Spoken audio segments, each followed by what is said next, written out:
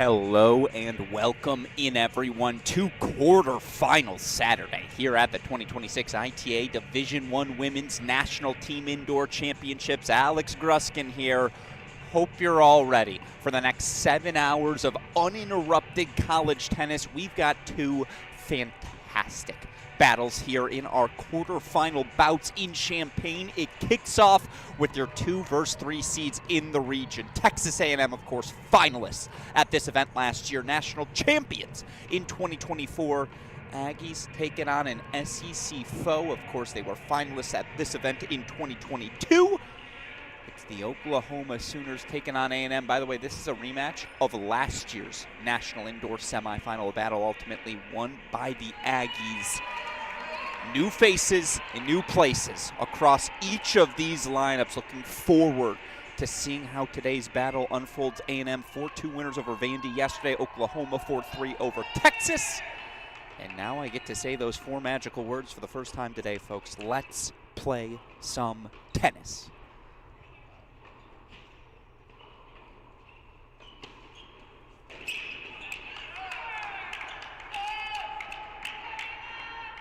Kicking things off here at the #1 doubles spot for Texas A&M. It's the pairing of senior Mia Kupris, junior Luciana Perez. This duo was awesome in the team's victory yesterday. A win over the #3 ranked pairing of CB Moore, Sophia Webster of Vanderbilt.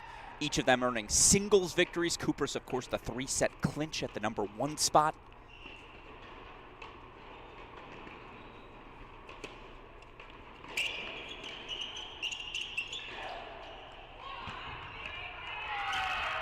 Not sure if you can tell. I'm amped.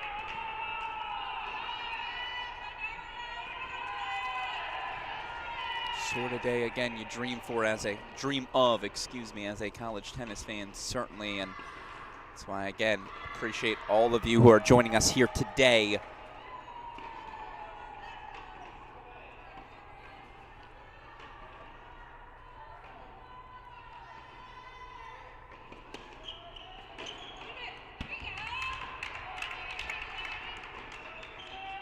Here at the #1 spot, of course, for the Sooners. Galaney, part of the #1 doubles team in the country, her and Gloriana Nahum, but they have split up that pairing here at the top spot.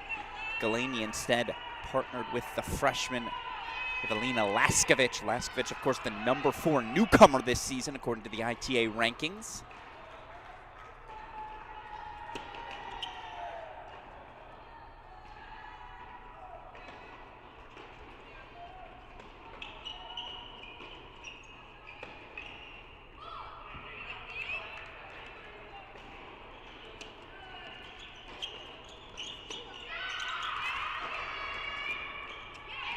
Yesterday was the best I've seen junior Luciana Perez ever play indoors. Obviously, look, this is a former junior French Open finalist, someone who's been a part of an NCAA championship team in 24, finalists, of course, last year, but indoors was always a struggle for her.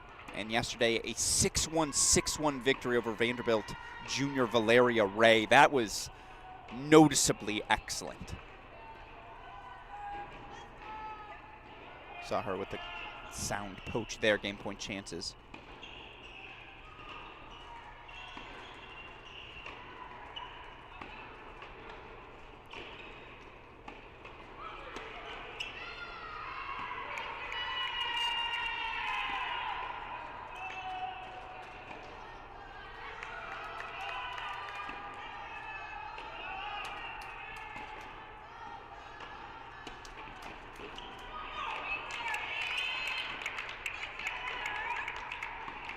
One love. Kupris puts the hold on the board, and we are off and running here in our quarterfinal. We go over to court #2. Again, want to introduce all these matchups, then we can start chasing, scoreboard watching. Of course, 3 sets played simultaneously. Whichever team captures 2 out of 3 sets going to take that invaluable doubles point one love lead. Of course, doubles point winners yesterday, 7-1 in our round of 16 matches. Only NC State was able to overcome the early deficit.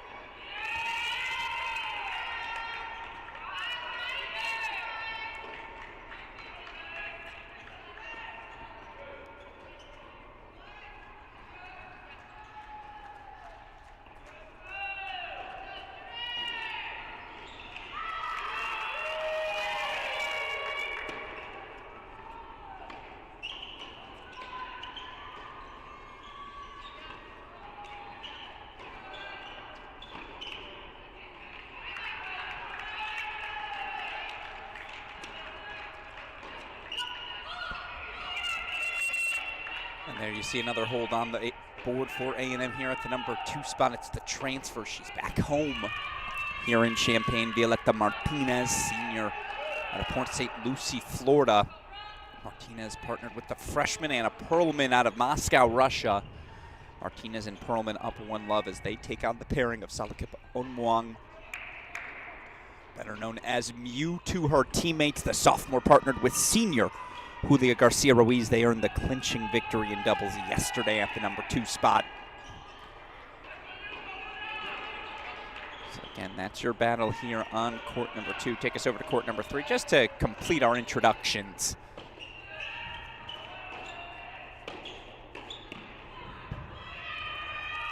Highest level maybe from anyone in the building yesterday, Darius Metanikov, the senior, was so, I mean, again, that matchup between her and Vijaya Kumar of Vanderbilt was probably my favorite matchup of the day. Just such a high level at the 5 singles position. The senior, of course, partnered with sophomore Lexington Reed. They take on the freshman Laura Brunkel, senior transfer Onyolomo Quadre.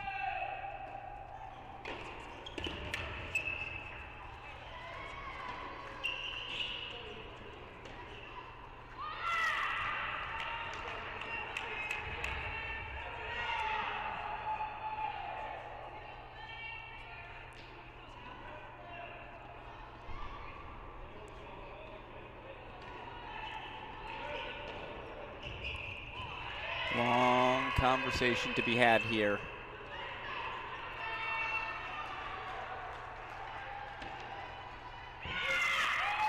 I'm looking for some sort of clarity. Is it about a challenge? The challenge come late. Again, ELC, electronic line calling, available to all of these players. They're going to make their own calls, but again, the challenge, the option there for them should they disagree.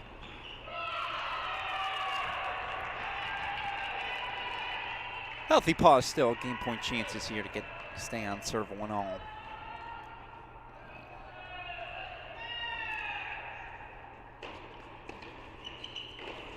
Yeah, there's your hold for 1-all. Smooth service games across the board. I see our first break point belongs to the pairing of Kupris Perez.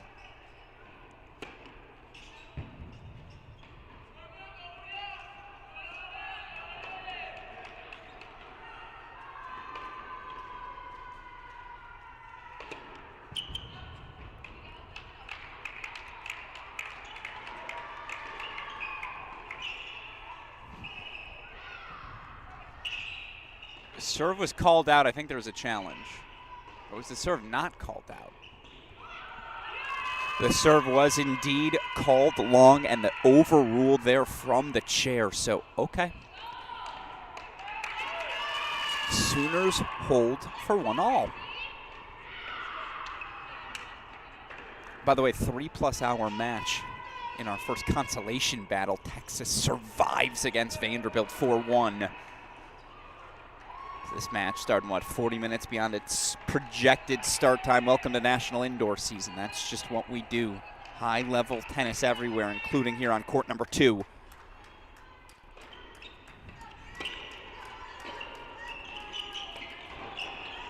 Middle solves the riddle. Nice pinch from Martinez. Another deciding point, break point chance for A&M.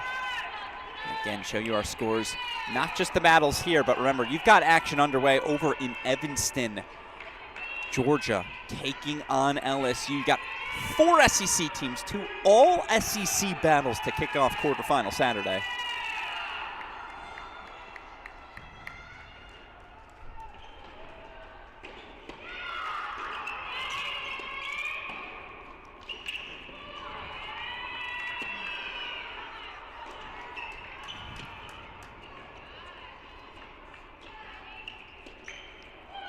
Yeah, I mean, that's a ball Garcia Ruiz makes, I don't know, 95 out of 100.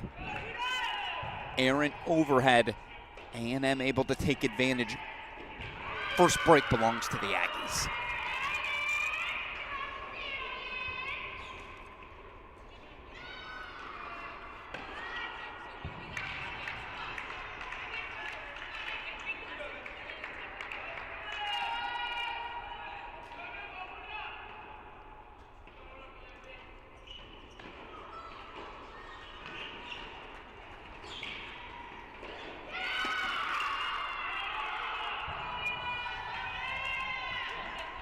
take us back over to court number 130 all spot now in the service game of Perez.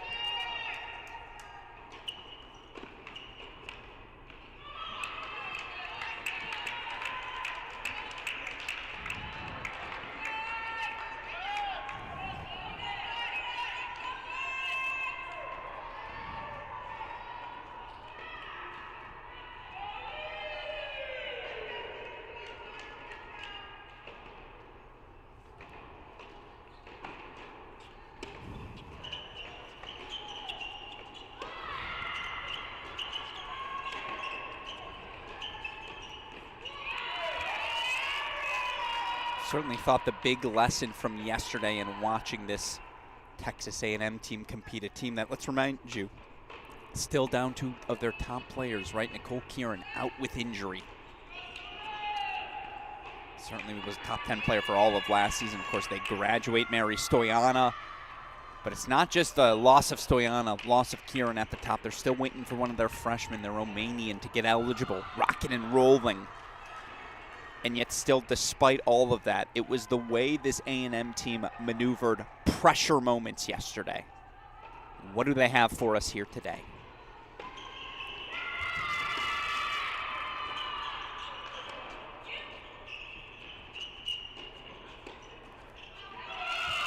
Volley sails long, and again, that's twice.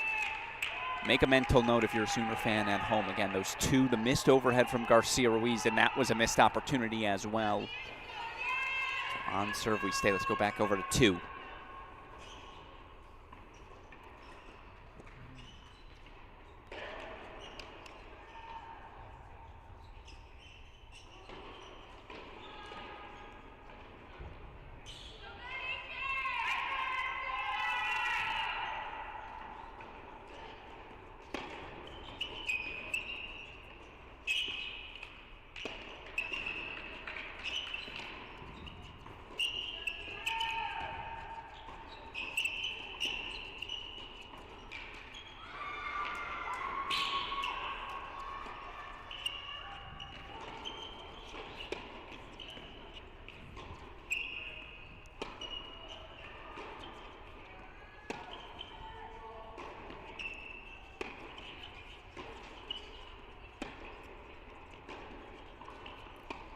Oh, that's ridiculous.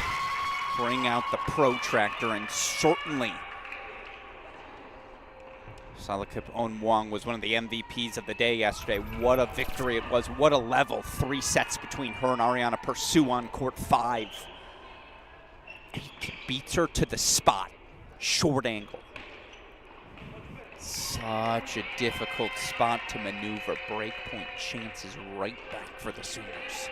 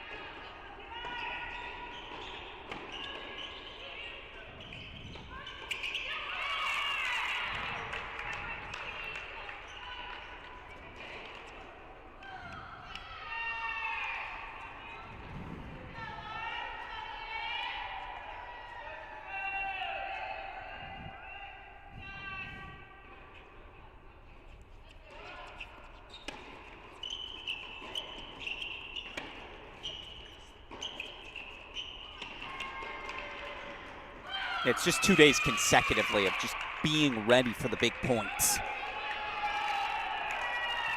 When the margins are as thin as they are between the teams this season, it's going to be who holds their nerve better. I really do think this is going to be a year about the mental battles, maybe even more than the physical.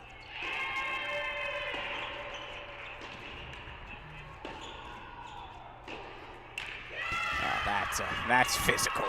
Brunkel connects, and of course, there's, look, a lot of history. Again, these two teams playing twice last year. Texas A&M, 4-2 victory in the National Indoor Finals. They earned a 6-1 win in dual match conference play. A&M taking the doubles point in both of those matches. But again, a lot of new faces for each of these sides.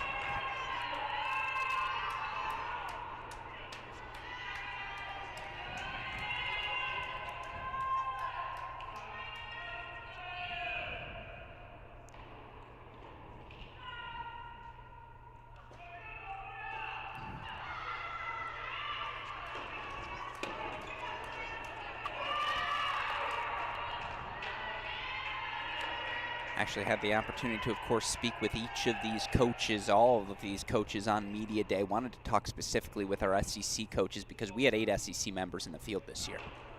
5 of them through, of course, to our quarterfinals here today, 2 all-SEC matchups. Auburn taking on NC State. I guess they're riding Han Solo today.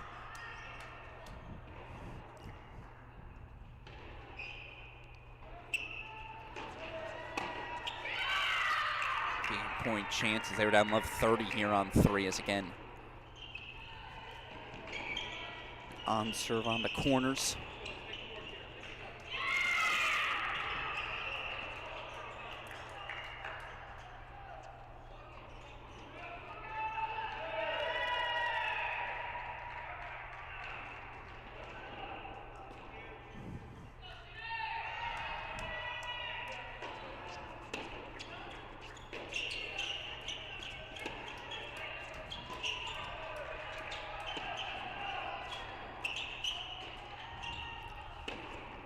Yeah, takes care of that one again.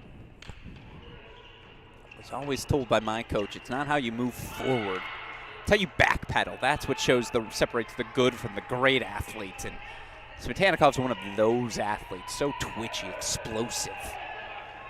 Snaps off the overhead. Here's another deciding point, break point chance for the Aggies.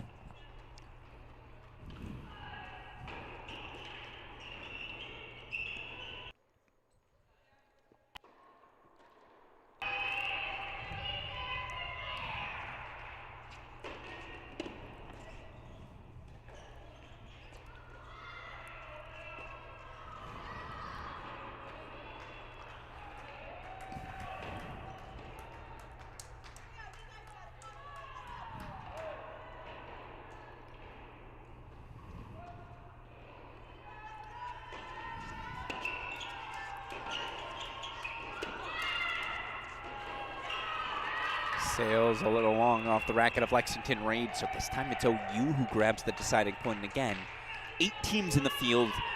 Feels like the SEC has hit a level that never before seen in college tennis. I want to tell you again, you can hear it from me or you can hear directly from these coaches. Let's hear from Mark Weaver, strength of the SEC in 2026. Yeah, it's loaded with SEC teams here. It just shows the strength of our conference. It's a great thing. It's exciting that every time you play an SEC match, it's going to be a battle, which we kind of always know and are used to. But in some ways I like it, in some ways I don't. I would kind of prefer to be at the National Indoors, maybe playing non-SEC teams, because we're going to be battling them out pretty much the end of February, all of March, April, and but yeah, it really speaks to what a strong conference we have. I think it's maybe the strongest it's ever been, and that's saying a lot. Saying a lot indeed. Takes back over to court number 1. It's a little look for Oklahoma here in the 2-all service game of Mia Kupris.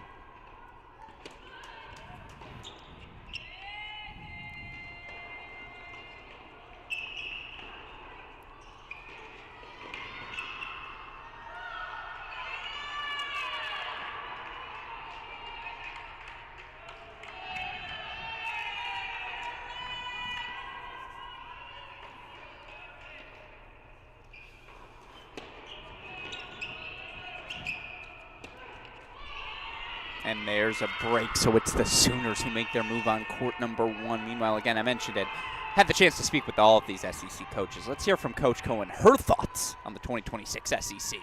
I mean, it's obvious. We're loaded from top to bottom. I mean, there's no easy out in our conference, and that's what makes our programs good, is that we compete against each other at the very top of college tennis. And if you win an SEC championship, it's just as hard as winning an NCAA championship. And I think that's a really big honor to be able to compete amongst that group.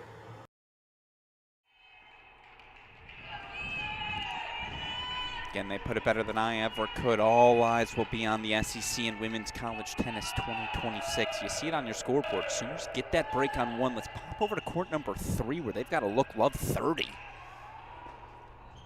Just fought off a break, pointed the pairing here of Quadre and Brunkel.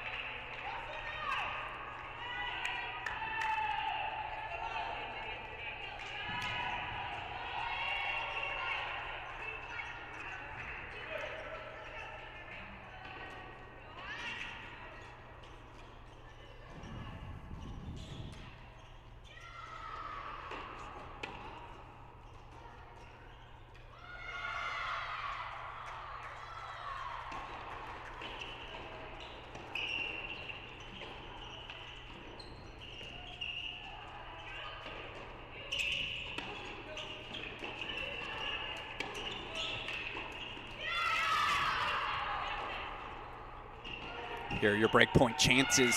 Sooners getting momentum, and this is what Coach Cohen, Coach Cobra, Coach Ortiz, this is what they've built down in Norman. It's a culture. They sense the moment. They play with momentum across courts. They are truly the ethos sum greater than the whole of the parts.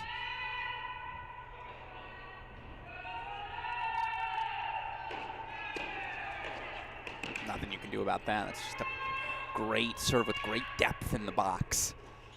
First break point fought off.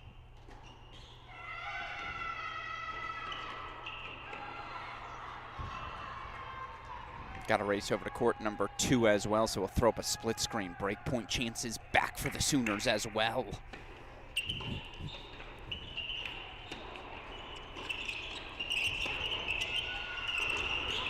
I'm telling you, the longer this match, the more I think if this match is over 3 hours, advantage Oklahoma.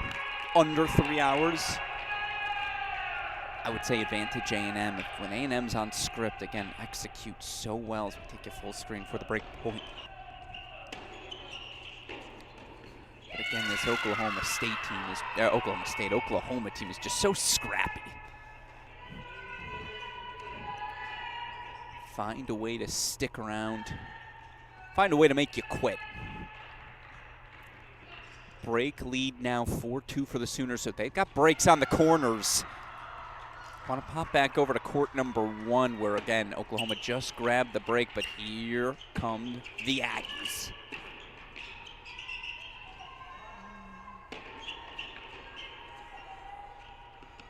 Oh. Thievery. Obviously, it's an overhead.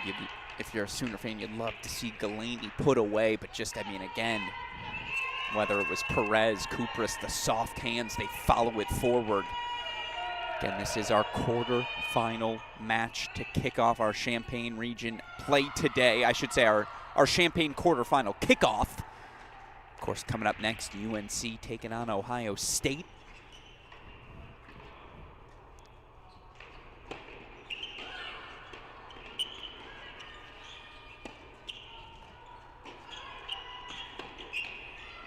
To break back. 3-all. By the way, let's show you that draw. My apologies for not doing so earlier. Again, this is where things stand as we get into quarterfinal Saturday's action. 5 SEC teams remaining, 2 from the ACC, 1 from the Big Ten. Consolation action, of course, 9 a.m., 6:30 p.m. matches today, so everyone's playing again. 3 matches guaranteed at these indoor championships, the ultimate litmus test for all of these top contenders. Where are you at here to start February? Kupis and Perez break back for 3. Let's go over to 3.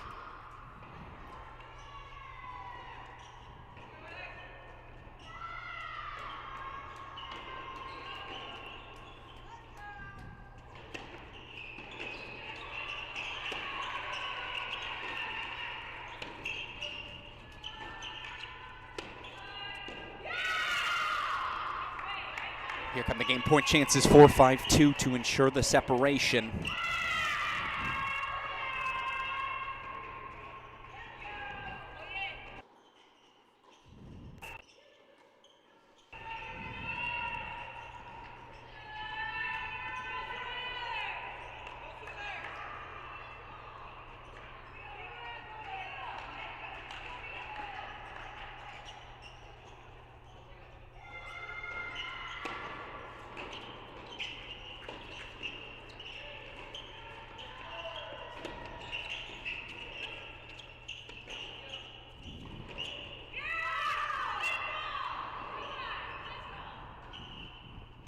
And it is the hold 4-5-2 break lead consolidated. Sooners out in front on 3. That's your only break lead, as again things have leveled at the top 2 spots. Go check back in at 2.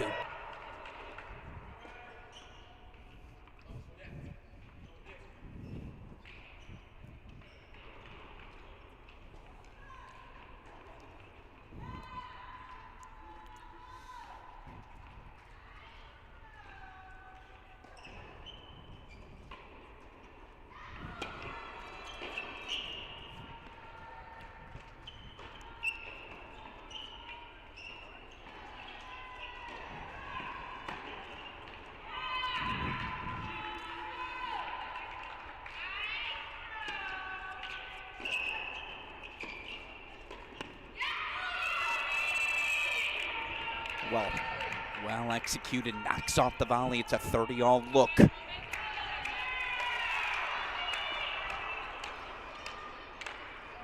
can do a quick split screen as again they're on serve here on courts 1 and 2. Oklahoma right back to 15-30.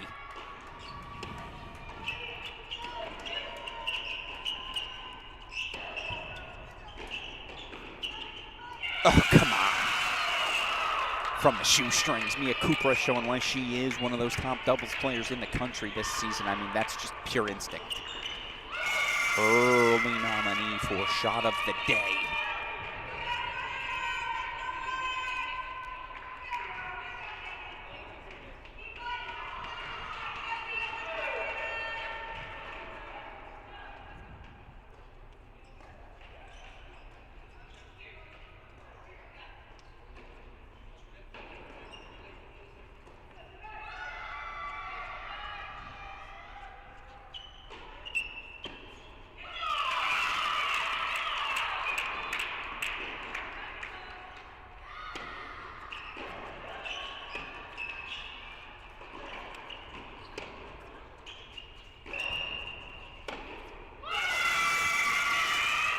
There's the hold for Oklahoma, so 3-all on court number 2. Game point chances on court number 1. Then I'm going to take us back over to court 5, or again, Sooners closing in 5-2, love 30. You know what? We can't even afford to wait. We're going to head back right over to court number 3. Excuse me, I called it court 5.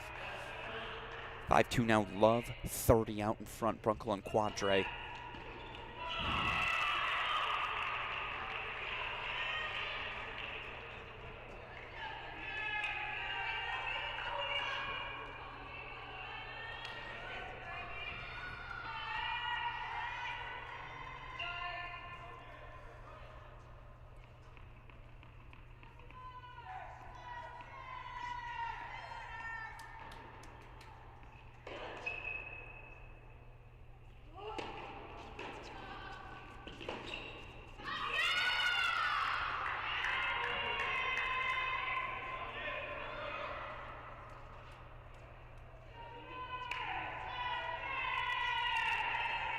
Match points coming up here for Oklahoma again. Brunkel, Quadre. You could play Onyolomo Quadre with anyone, maybe even me. try to find some success at the number 3 doubles spot. Again, they have just been on top of the net, playing downhill tennis. Don't let these Sooners front run, then you'll start booming at you. Match point chances coming up here at 2.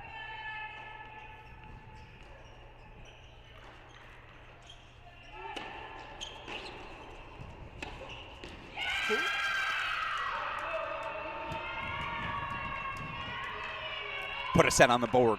6-2 belongs to the Sooners. Brunkel, Quadre making a case through these first 2 days. Hey, put us on the all-tournament team. They've been awesome.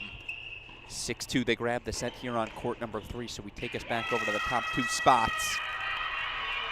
On serve 4-3 at 1, on serve 3-all at 2, but a miss-hit volley there from Mew.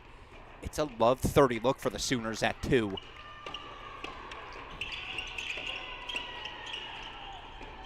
As always, by the way, this is where I get to ask. Overhead winner from Kupras. Who you got today? Who's advancing?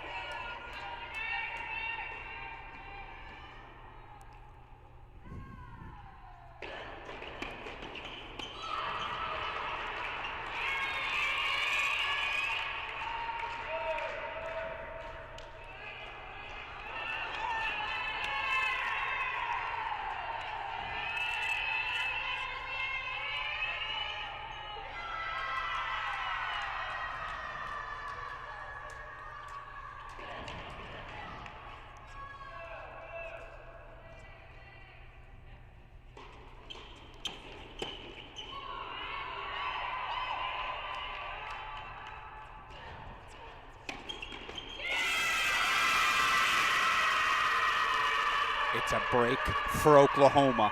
They've got their path to the doubles point. 4-3 out in front on court number 2. Take us full screen to 1.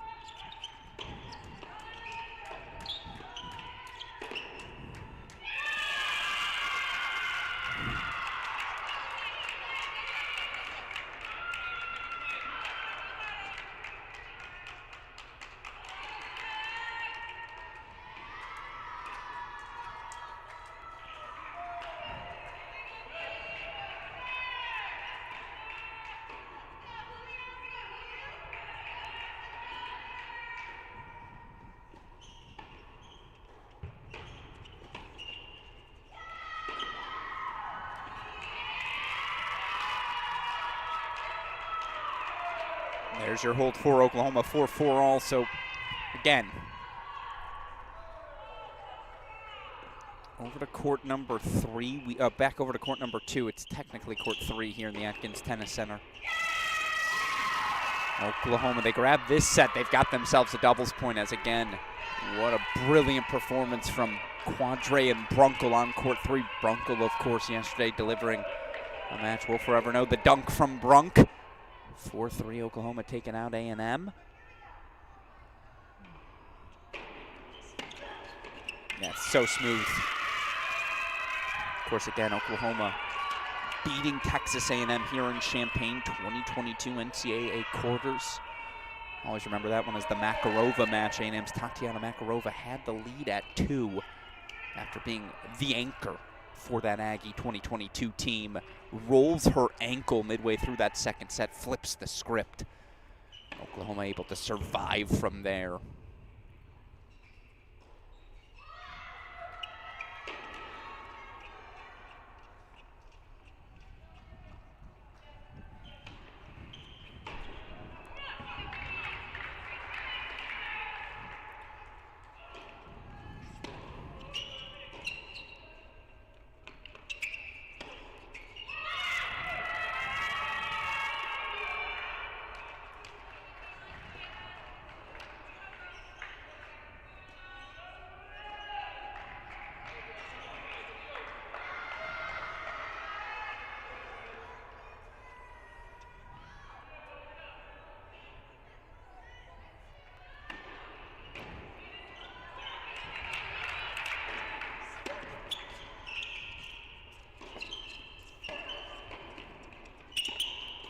I mean, again, it's just been the Muse show all weekend long. Yesterday, again, the 6-love third set win on court 5. Today, just taking over the net, finding forehand short angles. Sophomores ready to make that surge. You see out of so many special talents in year number 2. Sooners are going to have a chance to serve for doubles. I'll show you that scoreboard on court 1 for all 40 love. As they stay on serve at the top spot, we'll focus our eyes here.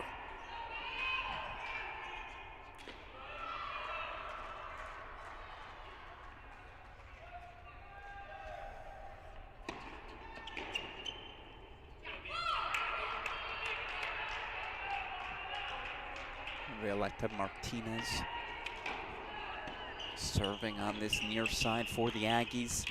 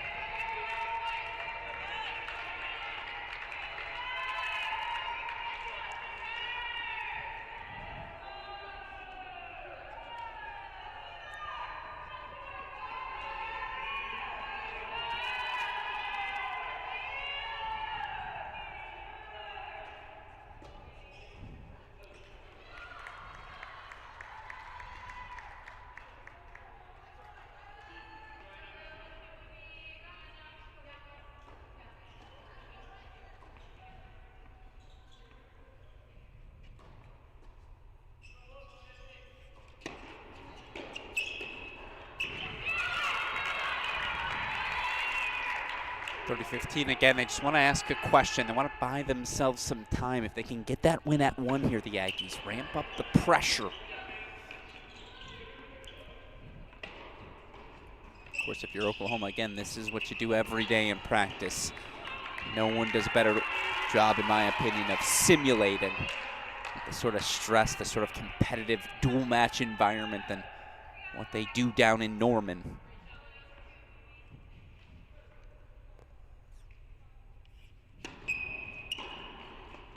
Good serve and the big targets. Game point chances to indeed ask the question.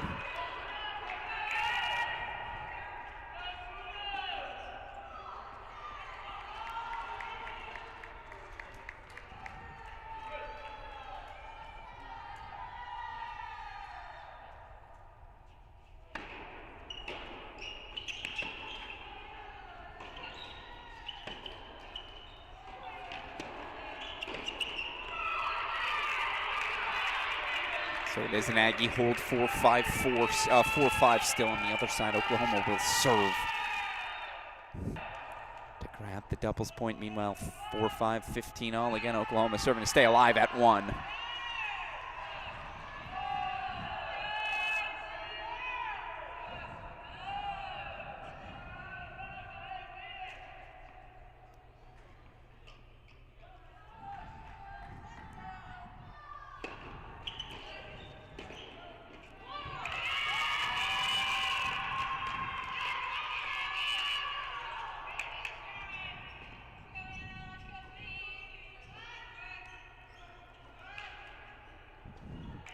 All right, they're out of the chair as you see Salakip Onwang, the sophomore, is serving for the Oklahoma doubles point. So over back to it we go.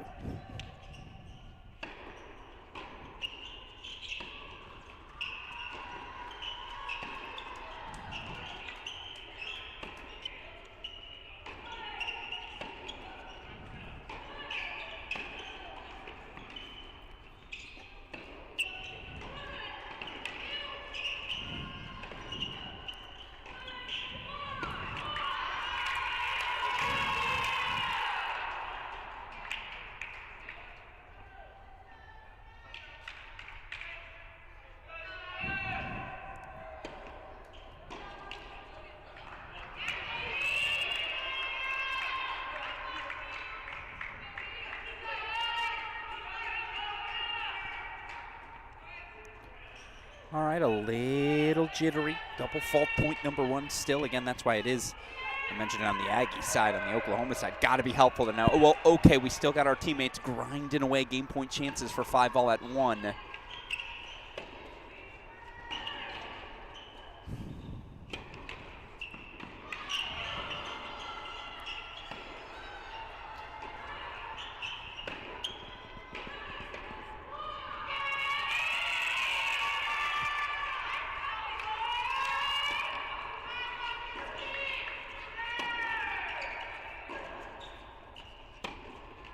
It's enough. It's enough depth from Perlman to just push Onwang back off her spot.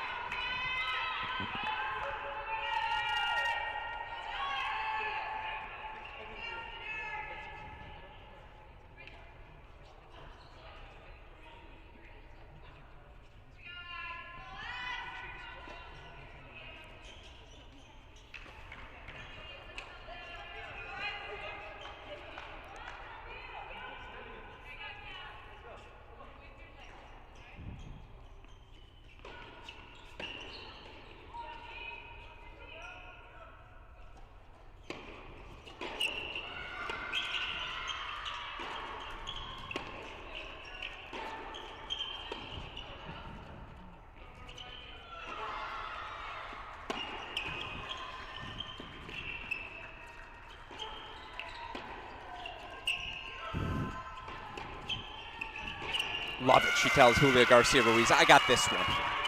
You relax.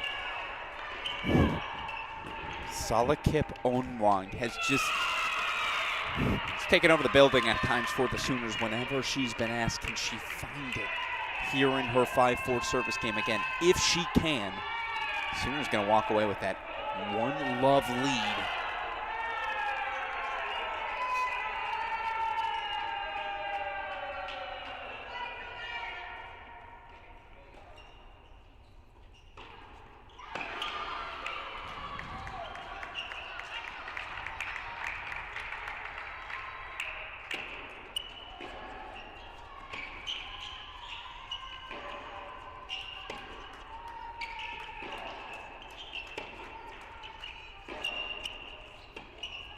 And it's just like they did yesterday, whenever pressed upon, whenever backs were against the wall.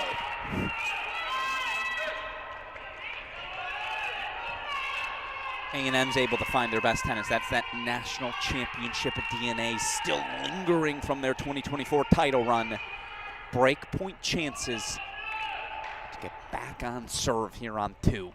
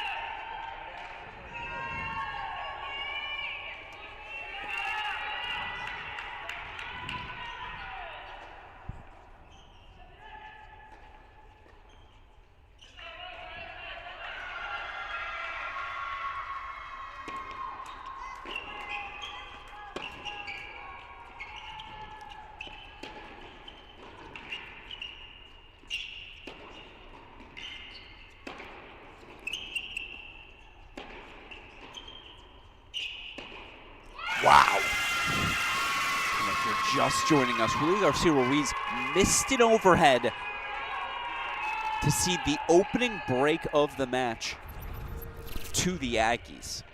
Made all 5 of them there. Saved the best for last as well. Fist in the air from Coach Cohen. Match points, Sooners.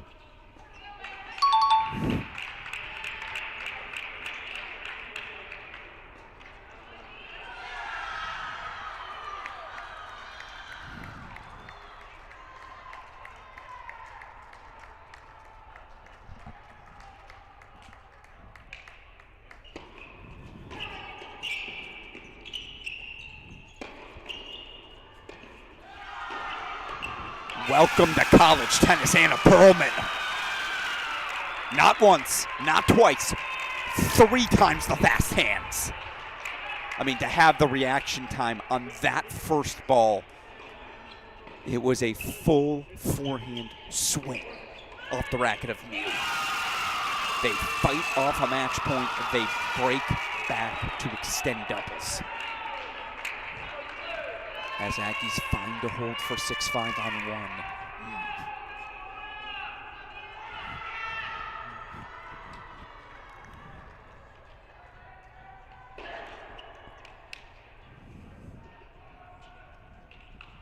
So now, how does Oklahoma respond as again resilient? Oh, they're right back to it. The most dangerous thing you can do, challenge one of these Sooners. All of the frustration from you unleashed within that forehand. I mean, that one, this is right below my broadcast booth. I think she hit that one 100 miles an hour. Just crushed.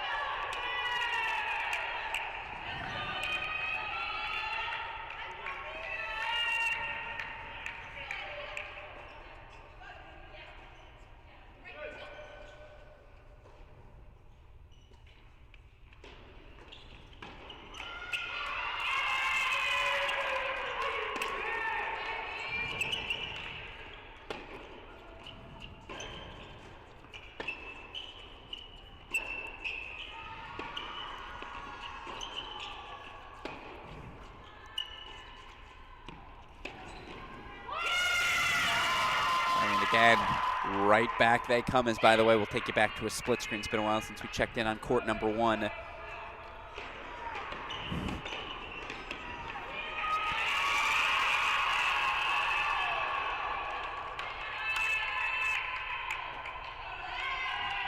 Aggies need them both. Sooners need just 1 game point. Chances for Galaney Laskovic to force the tie break.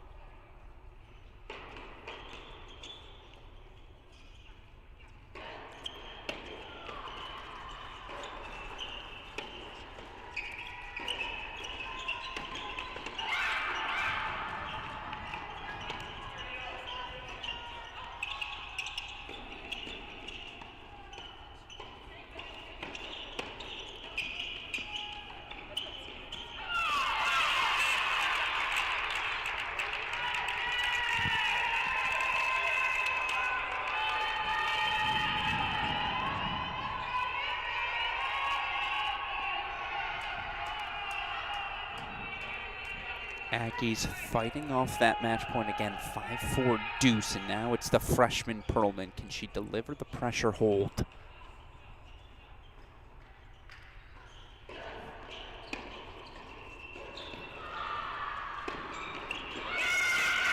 They'll have breakpoint chances to leap back out in front. Sooners 30-40 on court 2. They just keep swinging so freely.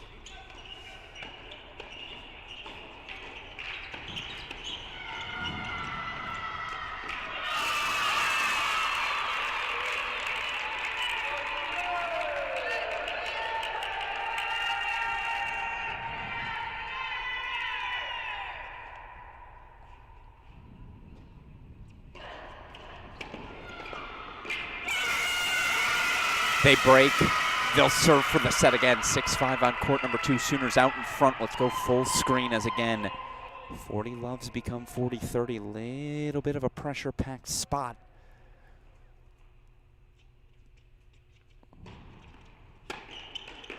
Deciding point, match point coming up in the service game of the freshman Laskovic.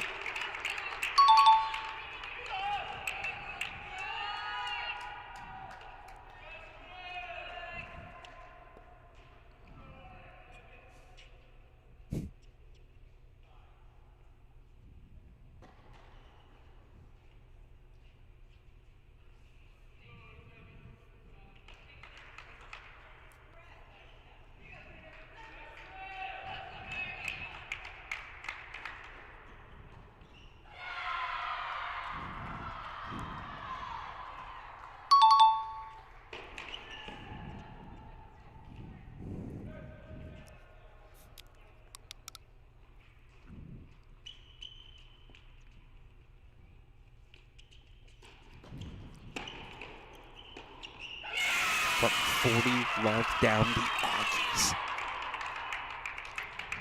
7-5 set at 1, and again, it's one of those, make a mental note, Kupris, Perez, staking their claim to that #1 doubles position on the all-tournament team, so it comes down to the matchup on court number 2. A 6-2 set for Oklahoma on 3. 7-5 set for the Aggies at 1. Inauspicious start as again serving for it. They start with the double.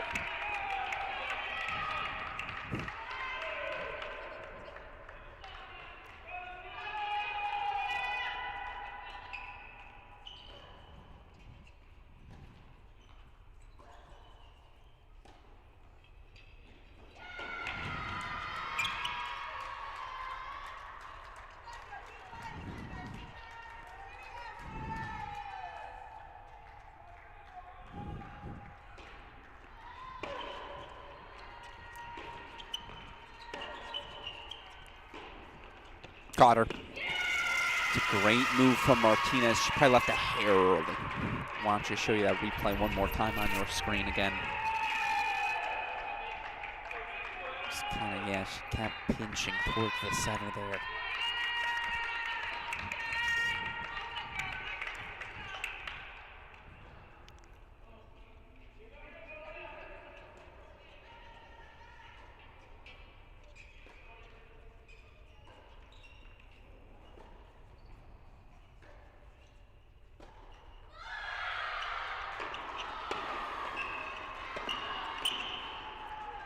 Oh, great wheels.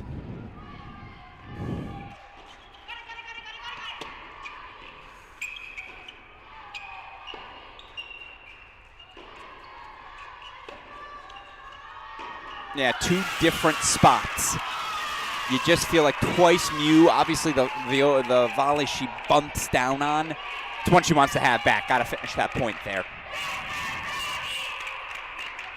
I think she could have made contact on that overhead. I think she just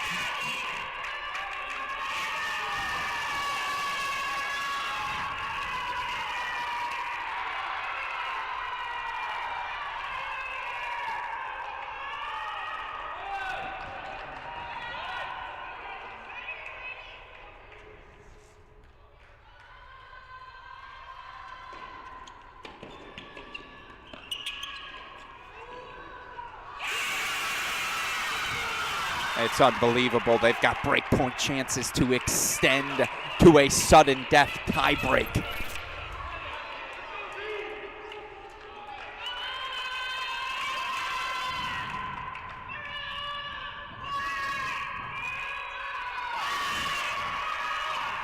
Starting to get real loud in here as again, Aggies sideline engaging in a way I'm not gonna lie, not accustomed to seeing.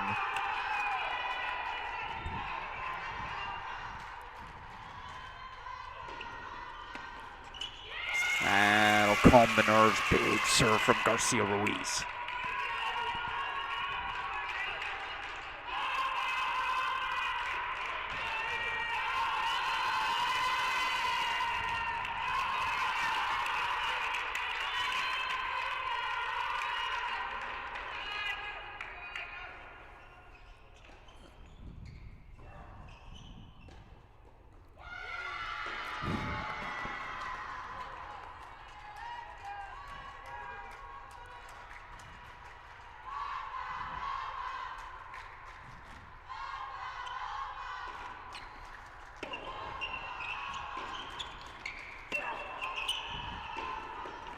Martinez just not able to get enough on it, and now the Oklahoma chants ringing throughout this Atkins Tennis Center. This is the energy. This is the speed they want to play at. It's another match point.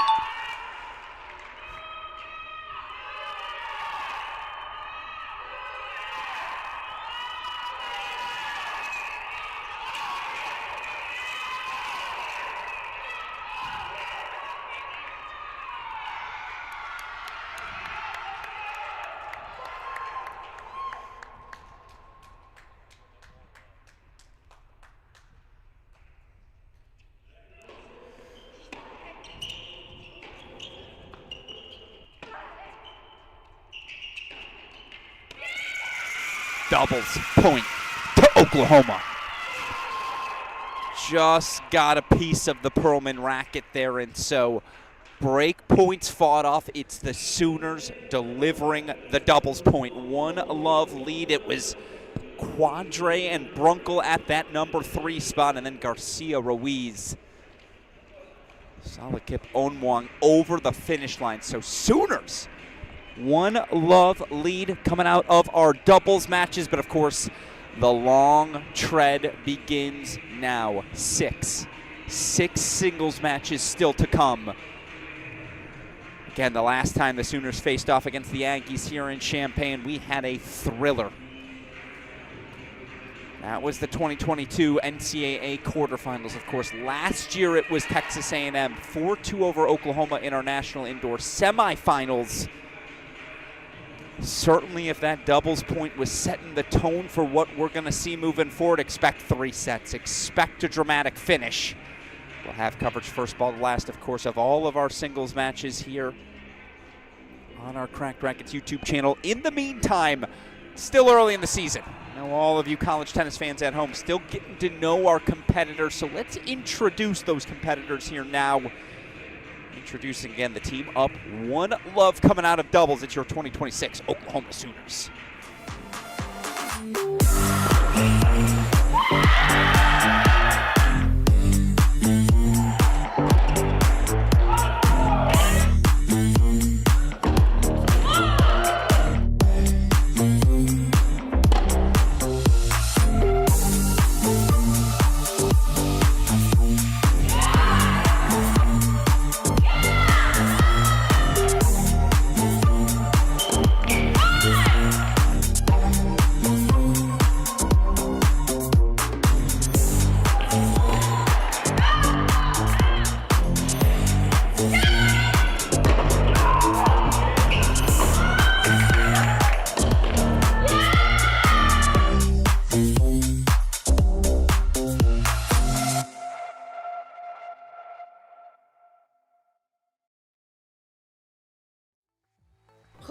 Garcia Ruiz, Mexico, senior, Boomer Sooner. Hi, Salatip Unwang. I'm from Thailand. I'm a sophomore. Go Sooners! Avilaskevich, Belarus, freshman. Let's go Sooners. Edema Medeva, Russia, freshman. Boomer Sooner. Loa Brunkel, Denmark, freshman. There's only one. Chloe Noel, France, junior. Go Sooners! Roshane Yohani, Australia, sophomore, Burma. Oyinlama Quadri, Nigeria, senior, Boomer Sooner. Lorena Naum, Benin, sophomore, Boomer Sooner. Mariana Cobra, associate head coach from Brazil, Boomer Sooner, let's go! Audra Cohen, head women's tennis coach. I'm from Florida. Boomer Sooner!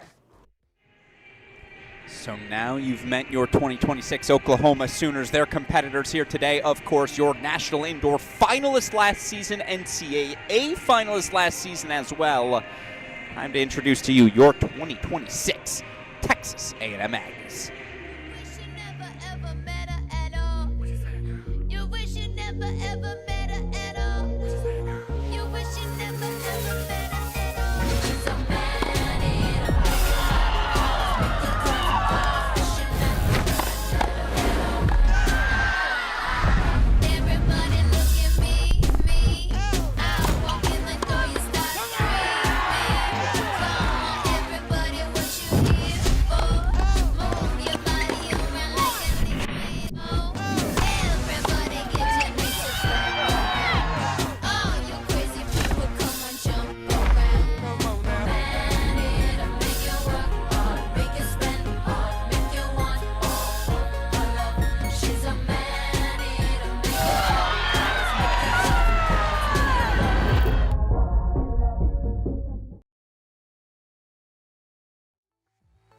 Mia Kupras, Edmonton, Canada, senior.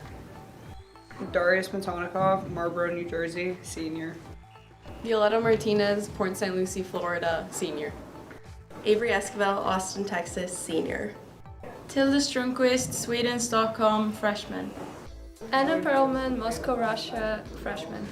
Lexington Reed, Orlando, Florida, sophomore. Luciana Perez, Lima, Peru, junior. James Wilson, Associate Head Coach, Bernie, Texas. Tommy Melnikov, Assistant Coach, Bradenton, Florida. Mark Weaver, Head Coach, Texas A&M, Shreveport, Louisiana. So now you've met each of our sides. Let's get you over to our 6 singles matches again. Oklahoma going to need to find just 3. If they can, they'll get back to the National Indoor Semifinals for AM. They're going to have to take the scenic route.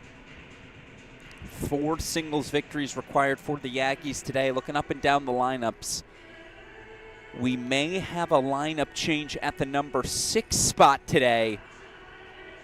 That swap Onyolomo Quadre in at the number 6 spot for the Sooners. Yesterday, of course, we saw freshman Laura Brunkel earn the clinch in 3 sets. We saw Brunkel in doubles as well. Fresh legs, they've got the option certainly to turn to. Why not if you're the Oklahoma Sooners? By the way, for those curious, over in Evanston, Georgia dominant. On their way to grabbing the doubles point, they've got a 1-love lead over LSU, but now again, the long road of singles begins here on court number 1. It's the senior Mia Kupras taking on the top 5 newcomer Ava Laskovich. One more time I say those magic words. Let's play some tennis.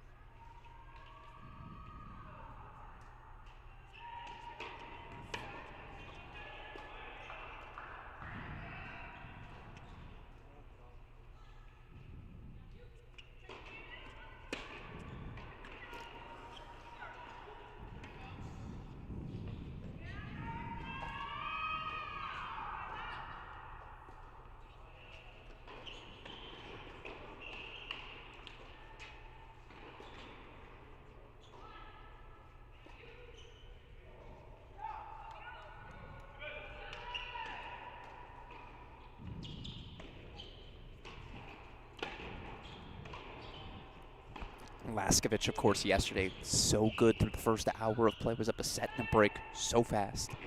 The number 2 player in the nation, Carmen Arrea, saw that match, though, slip away from her. I know how frustrated she was to not be able to get over the finish line today. Completely different sort of test in a Kupras, who's going to be getting forward more frequently.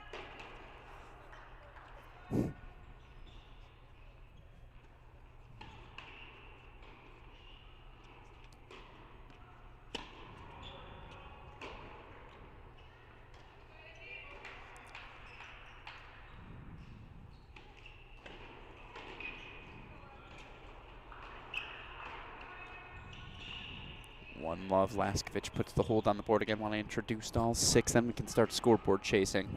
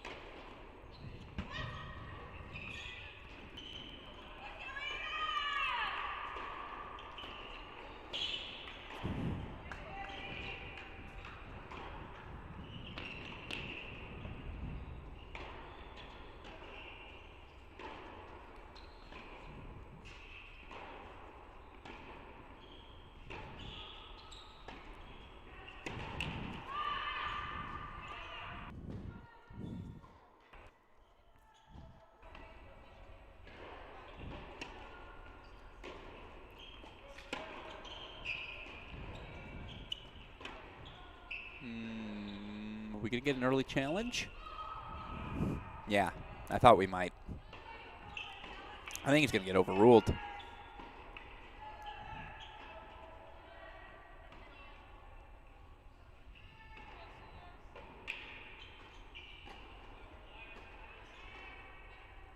Again, electronic line calling available. No, call confirmed. Okay, shows you what I know. Great to have that certainty that the ELC provides. 30 all here in the opening service game of junior Luciana Perez as she takes on senior Julia Garcia Ruiz. Best indoor performance I've ever seen out of Luciana Perez yesterday. A 6-1, 6-1 victory over Vanderbilt's Valeria Ray.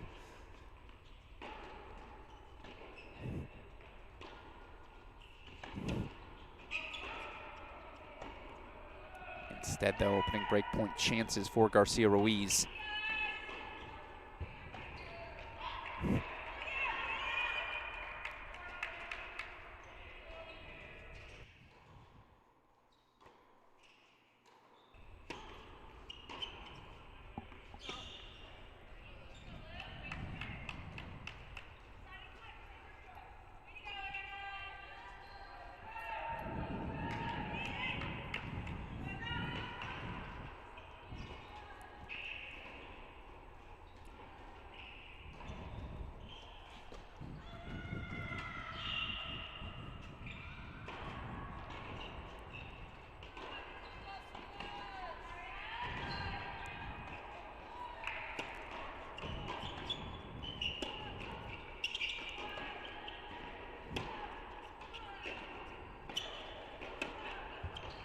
Missed it long, so the opening break does go the way of the senior Garcia Ruiz.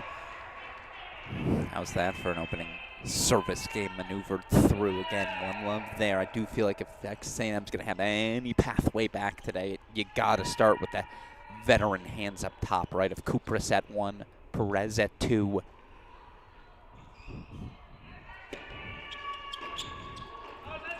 This one feels like a true toss-up. Chloe Noel, of course, the junior for Oklahoma, in and out of the lineup her first 2 years. She has been exceptional through these first 4 or 5 weeks of 2026. Noel already up the break, 1 love, 30 love as she takes on Texas A&M sophomore Lexington Reed.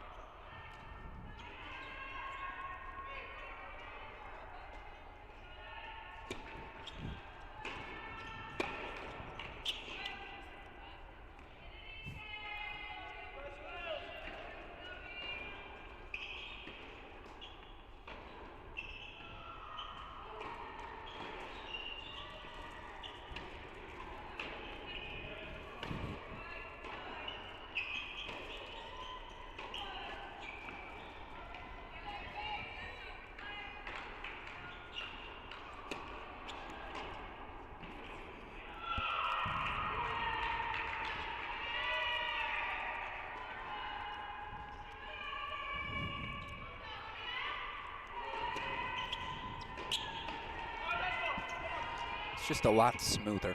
Everything's been in rhythm for Noel here. And yeah, Noel, tough one yesterday. Knocked out 3 sets by Christasha McNeil. It was an awesome match.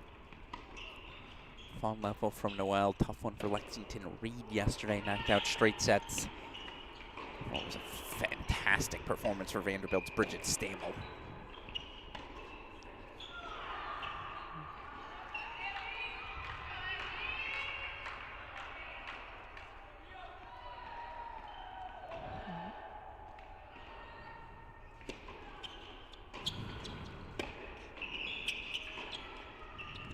Yeah, it's right off the back of the line from Lexington Reed, brilliantly struck. And again, that downhill tennis she's capable of playing. Big frame, the length she's able to extend into the ball with, line drive pace she can play. It's the serve and the first strike, developing those aggressive instincts. I think that's where she's a little behind where she will be at her best.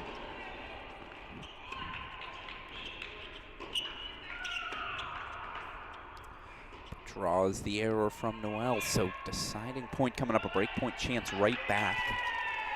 Show you those scores one more time as you do have a couple of early breaks for us to keep an eye on. Interesting, a little bit of a different lineup at 6 today. Wait, nope, that's not true. They played Perlman yesterday. Hand up, no differences for A&M in singles. No, it is different. I'm wrong.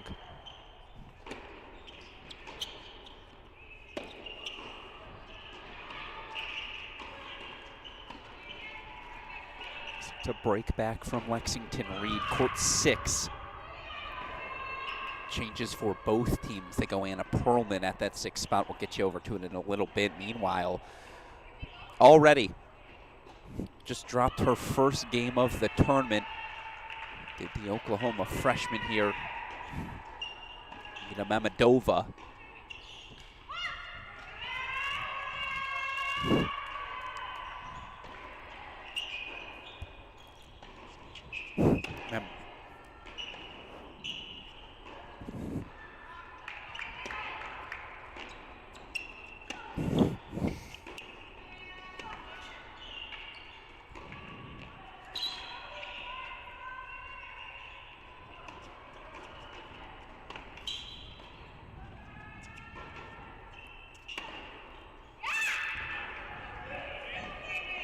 It's an opening break. You could tell how frustrated Martinez was yesterday in getting knocked out.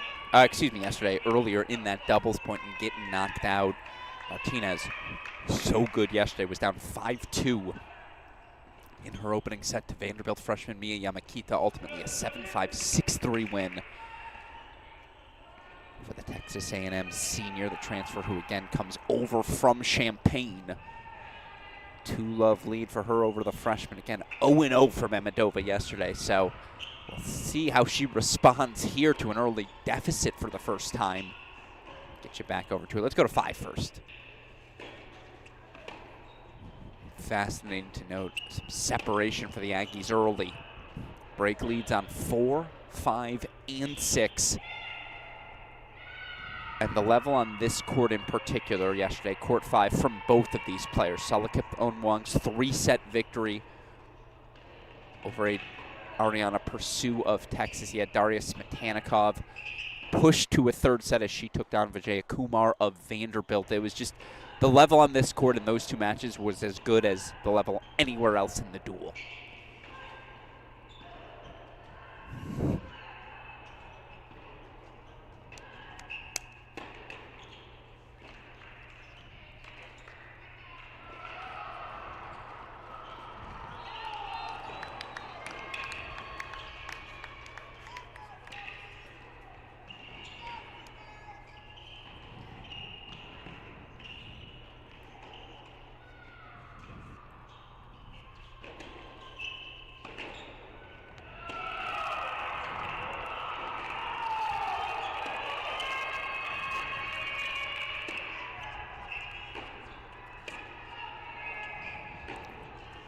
Again, that's what we saw from her yesterday. It's the ball striking capability of the senior. When she's on, it's to her level. Problem is, again, you're riding the roller coaster sometime with Smetanikov, the vacillations in level, but she's got breakpoint chances for double break 3-love. It's exactly what you want to see from your senior right after a drop doubles point.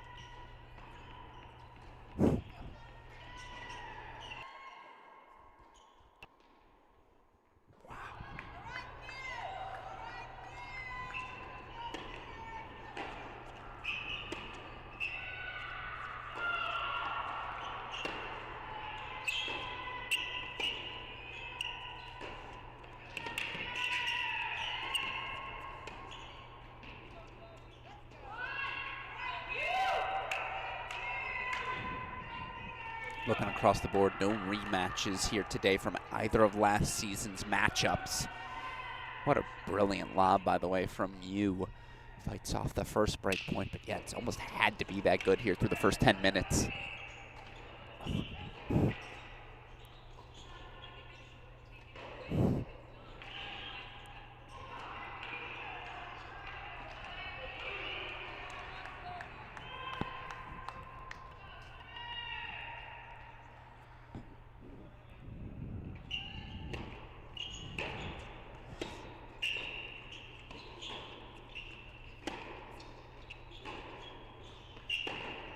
when she's swinging like that, it just sounds different coming off the string. Smetanikov double break, 3-love lead on court number 5 last but not least.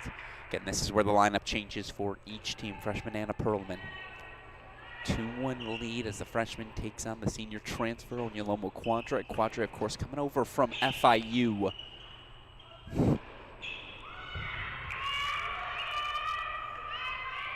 It's actually down the 2-love lead here. You saw just got the break back to get us back on serve in our opening set. Let's see what Quadre's got for us. Was obviously excellent in doubles. You wonder if that factored in at all to her decision, to Coach Cohen's decision to make that move to Quadre today.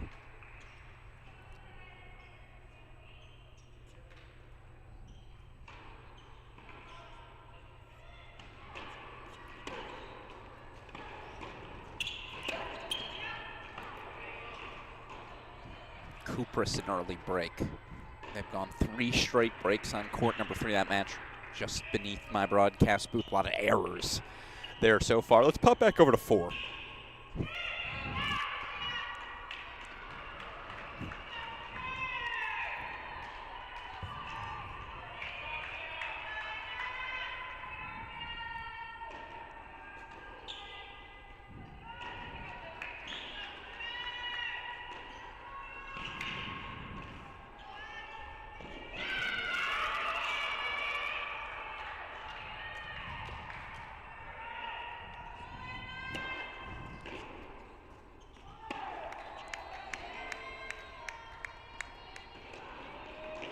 Cannot let Mamadova linger again. And yeah, I would be frustrated too. I get it. That was a gift from Martinez. Mamadova breaks right back to get us back on serve. And again, this Oklahoma team, 2022 NCAA National Indoor finalists. Semifinals of this event last year, knocked out those shockingly second-round NCAA tournament, of course, by Oklahoma State. How does a team rebound, recover from a moment like that? What makes this 2026 group poised for success? The opportunity to ask Coach Cohen exactly that question. Let's hear from the woman in charge of our Oklahoma women's tennis program. What does she see special about her 2026 group? Yeah, so every year is really different. I think all coaches can say that, and maybe the student athletes don't feel it as much as we do as coaches.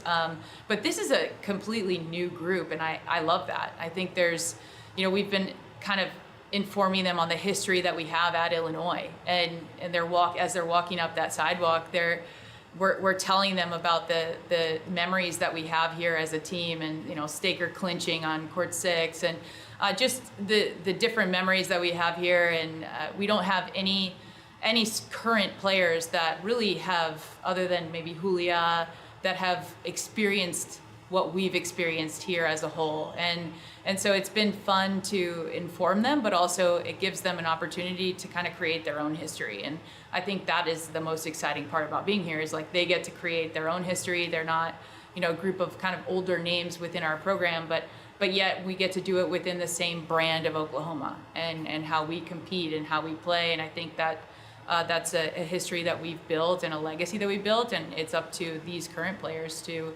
follow through with that. And we will see how they follow through indeed, as again, show you our early scores on all 6 courts. Starting to see some separation. Aggies with the break leads on courts 1 and 5. Chloe Noel gets that first hold on court number 3.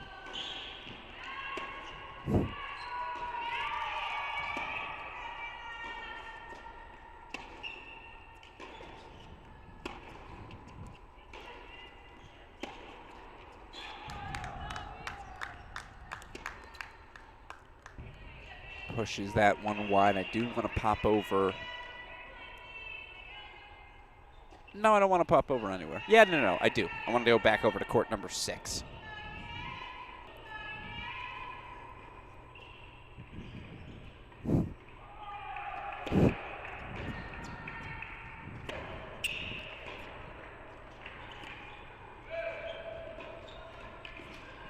Again, Onyolomo Quadre was a top 2 singles player each of the last 2 seasons over at FIU. Helped guide that FIU program to new heights. Now She's fighting for a spot in this singles lineup. It's a testament to the roster Coach Cohen has built down in Norman, but also talk about the luxury. I do believe this Oklahoma team, they think they should win on court 6 every match they play. Think about who's not in the lineup. No Brunkle, no Glow.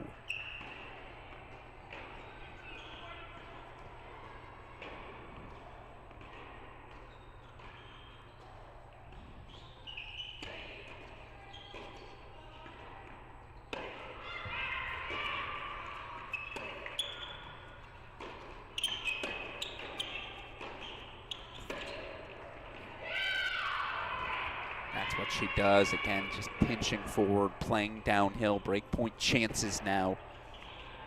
Make it 3 straight games for the Sooner senior on 6. Say that 6 times fast.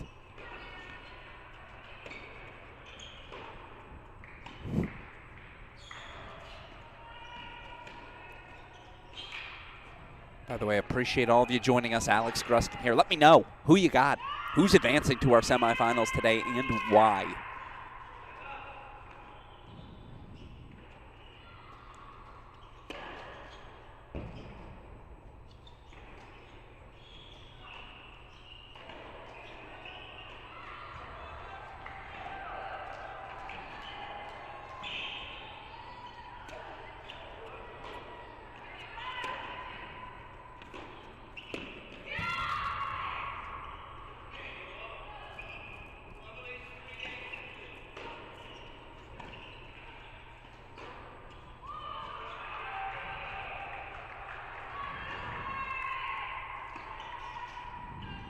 Three-two Quadre out in front, and there's an Oklahoma break lead, a complete flip.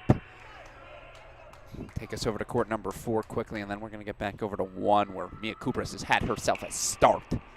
First things first, though, another deciding point coming up. This match, if this match finishes, in my opinion, it means it's 4-3.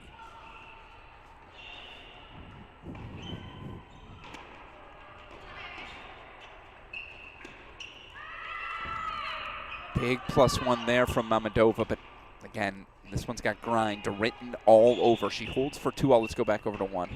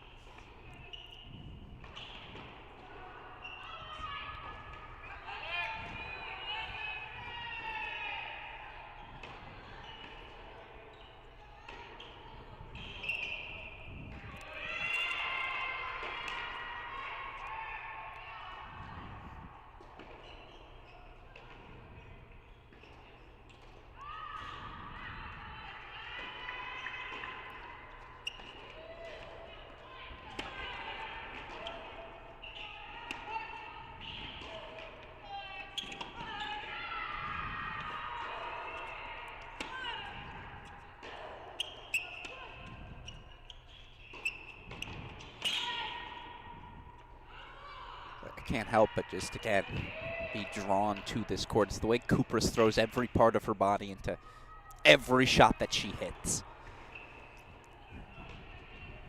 Gotta enjoy having the senior out on court for at least one more year, while we still do. Again, Laskovic, though, moving her side to side. Eva Laskovic, there's a reason she's a top 5 newcomer.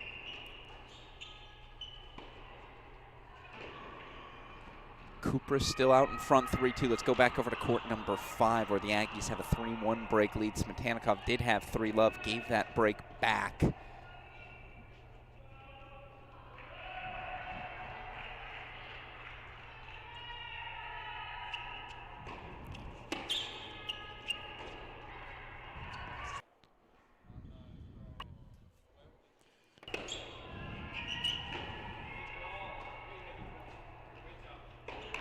Break point chances here for Smetanikov.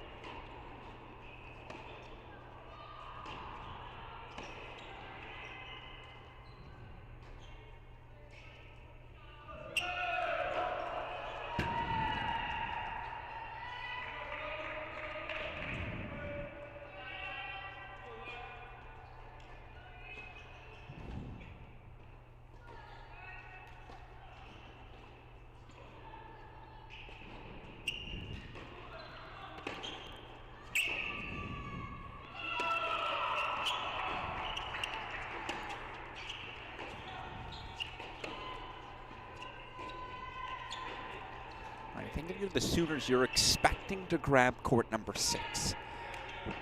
That's the only one where I feel like there's a clear-cut lean one way or the other. And again, no Nicole Kieran. They're still down there, incoming Romanian as well for this A&M team. They're thinner than they will become May.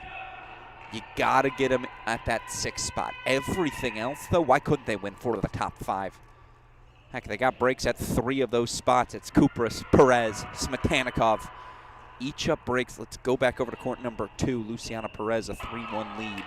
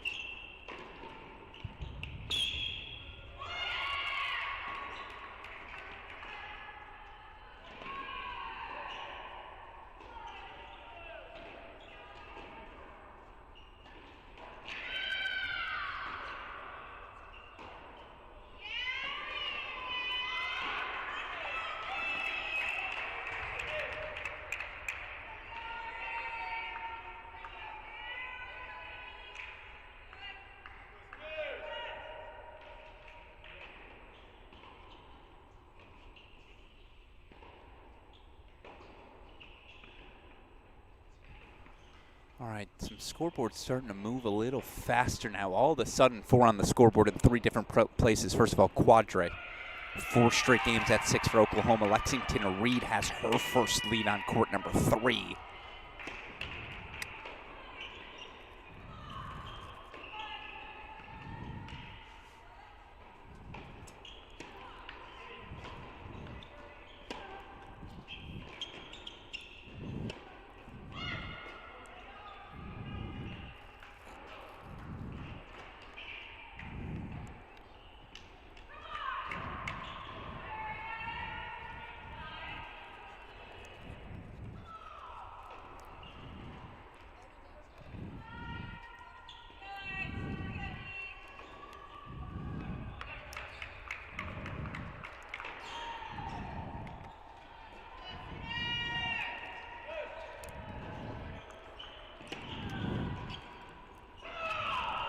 Game point chances coming up for Perez. All right, all due respect, let's go over to the aforementioned courts 3. And I'm going to hit up court number 5 as well. They're next to each other. They're right beneath my broadcast booth. I do think they're both worth monitoring. As that pass means Lexington Reed's got break point chances for 5-3. Smetanikov. Game point chances for 5-1.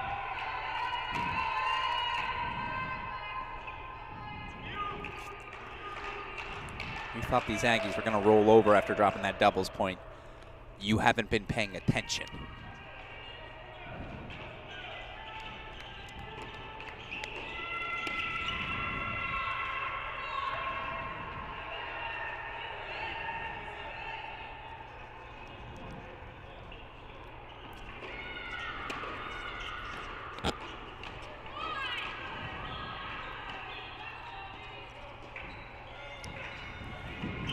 So Smetanikov gets 5-1, Reed gets 5-3. First 2 to 5 on the board anywhere. Who would you rather be through the first hour, first 30 minutes of singles play? Dare I say the answer is A&M. Too much championship DNA to expect this team to roll over.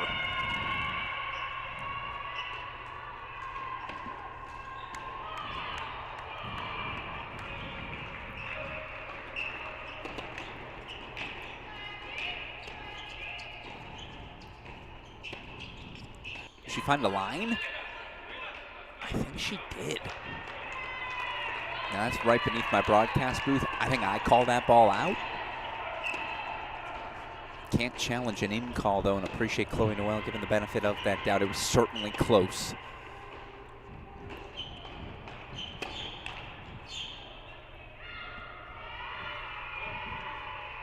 I cannot believe how well Smetanikov is playing. Again, it just feels like that ball is sitting right in her strike zone.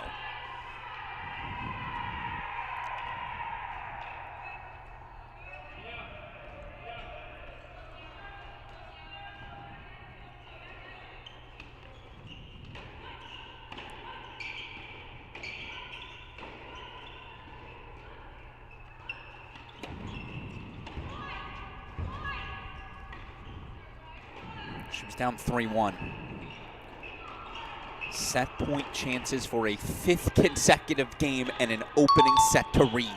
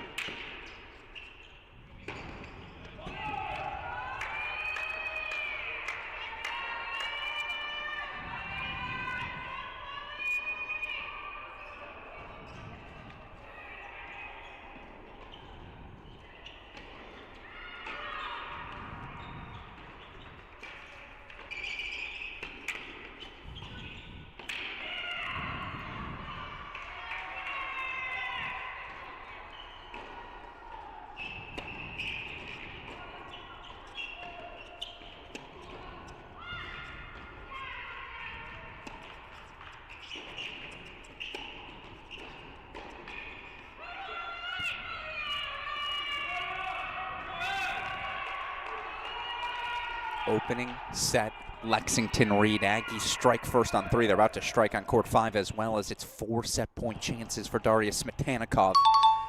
There's just a pace they're playing with right now, a clarity of game plan on every court, and then more than anything, it's the execution.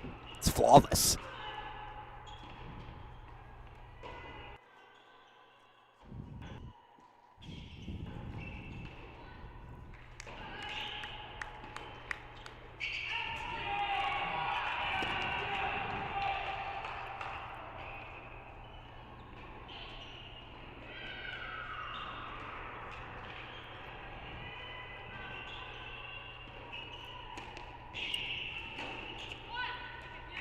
All right, it's something, and you got something in a couple of places right now for the Sooners. They do have a 5-2 lead, Quadre 5 straight games. Kupras break point chances for double break 5-2 on 1.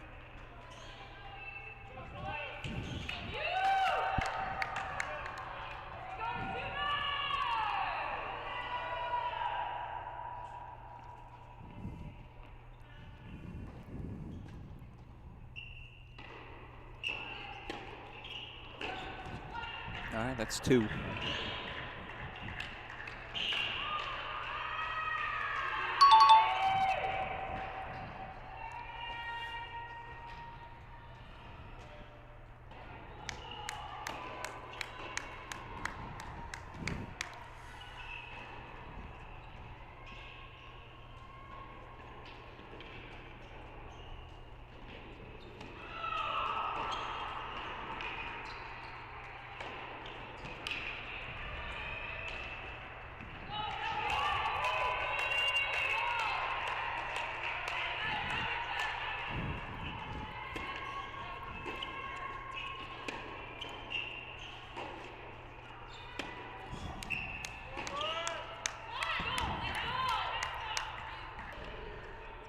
have to race over. Apologies, meant to keep us in a split screen.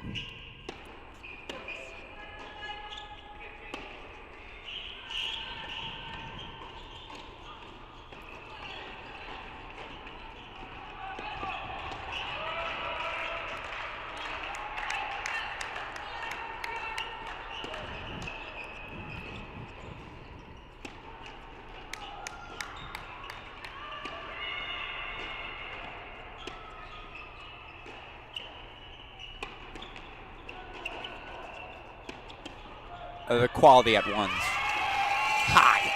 Very high. It's a casual 30-shot rally.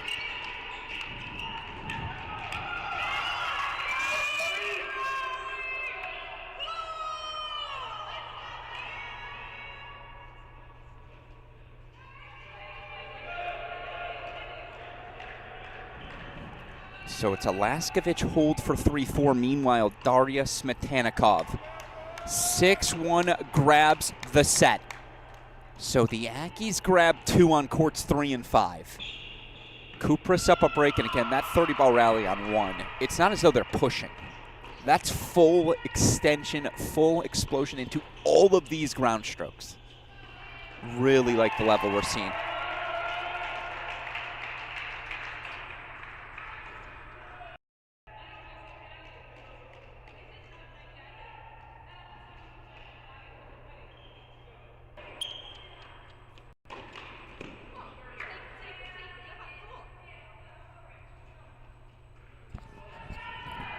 So again, right now, Texas A&M, they found their form. Really good ball striking on courts 3 and 5. The level from Smetanikov this tournament, we'll be talking about it, I'm sure. Ridiculous level on court number 1 again. 30-plus ball rally, and they ain't pushing. Full extension, the athleticism required is just a joke. Meanwhile, speaking of jokes, remember when Onyalomo Quadre was down 2-love? That was a nice prank she played on all of us. Set points coming up for the senior.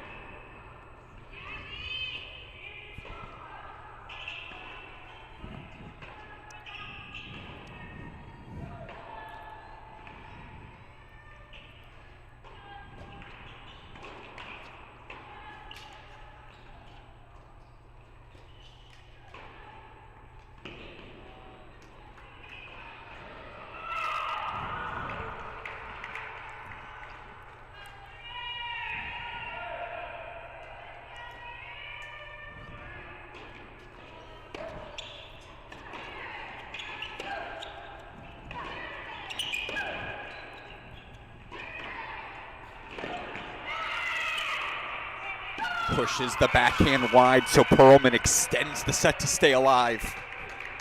Worth noting, though, Luciana Perez now has her break on court number 2. Boy, that really could walk away with 5 first sets, huh? On serve on 4. That's it. Now Quadre 5-3 again, still lingering. This is what the split screen was built for, and as always, this is why we leave the DMs open here in our YouTube broadcast. What do you guys want to watch? Which matches are you watching most closely? What's the most intriguing matchup to you? Most importantly, who you got?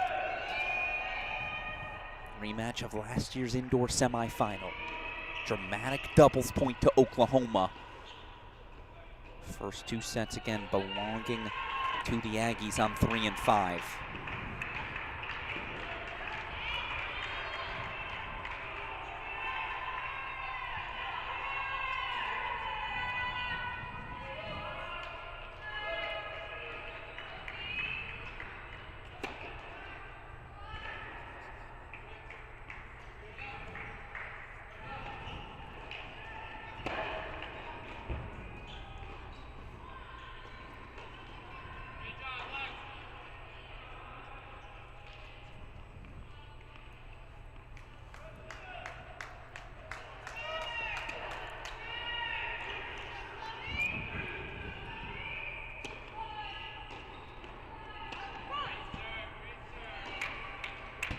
a gift from Laskovic. No doubt game point chances coming up for Mia.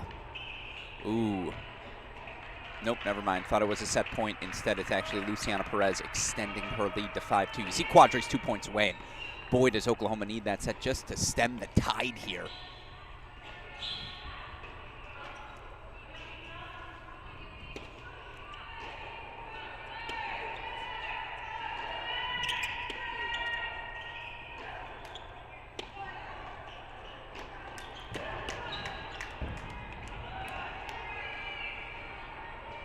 Can they gag the gig?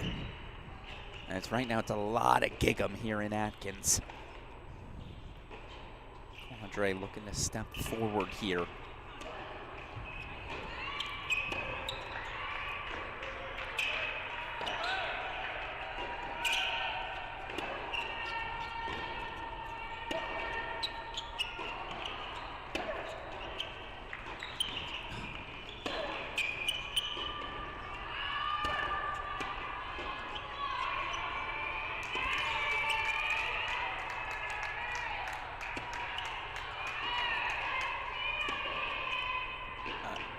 As well as I can remember watching Mia Kupras play. Just ready. Senior's ready.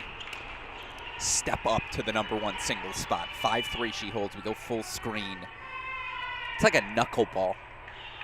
The Onyolomo Quadre backhand. It's like Tim Wakefield throwing that pitch. It just kind of hangs in the air uncomfortably. Not match points, my apologies. Set points.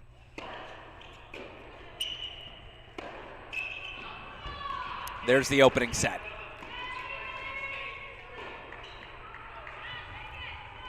Like a plant needs sunlight, Oklahoma desperately needing to photosynthesize around this Quadre opening set. 6-3, they grab it at 6, but they're in some trouble. Want to show you the top 2 spots. Oh no, an excuse to go to 1 and 2, fine.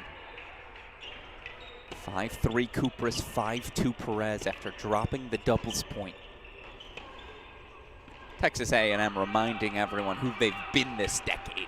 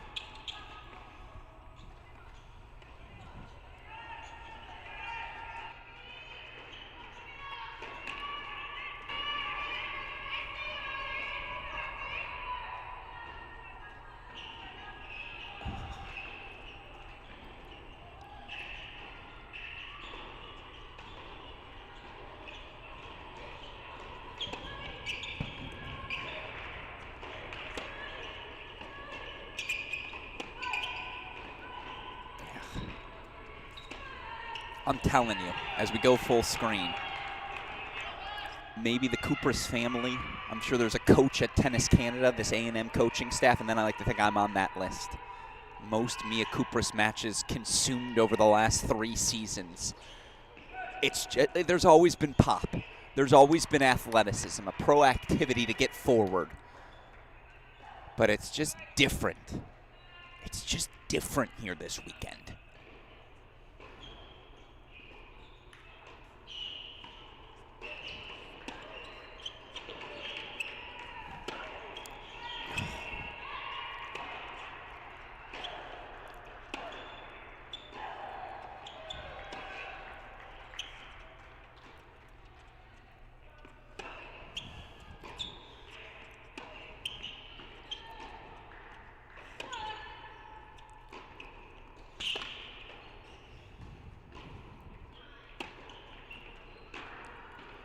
That's an ownership, a clear identity. She knows who she is. And I agree. Nicole Kieran, newcomers or not, Mia Kupras is making the case. I'm the one for A&M this season. Set points to make it 3 first sets Aggies. By the way, Lexington Reed setting a break. It's coming down to 4, isn't it?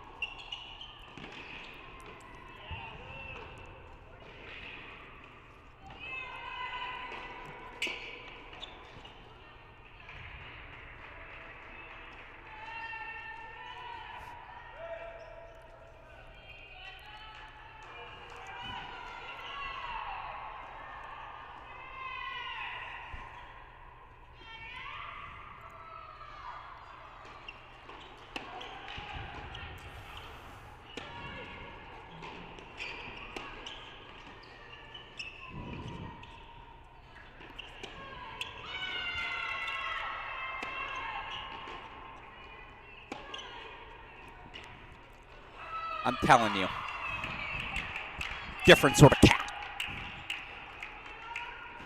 And that's a darn impressive set of tennis from Mia Kupras. Exploding into every forehand. If she's going to play like this, that's one singles tennis. I'm stunned. It's stunning to see what A&M has done here to start singles. It's championship guile. I don't know how else to describe it. As I'm trying to see where we have active tennis in first sets. Luciana Perez is serving for her opening set, so we'll take you back over to 2. 5-3 out in front as, again, show you all those scores. Aggies. 3 first sets, serving for a 4th, 5-4 on a 5th.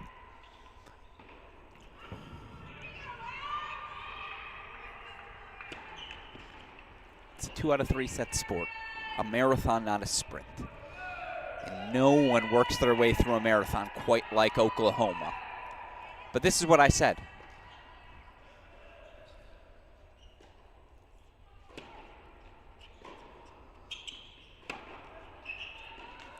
If this match goes over 3 hours, advantage Sooners. They want it to get choppy. They want it to get, dare I say, a little ugly. They want it to be about as much about the mental side, about the team camaraderie as it is about the tennis. If it's on script, if it's just about tennis, have you been paying attention the last half decade? Texas A&M's really good at that.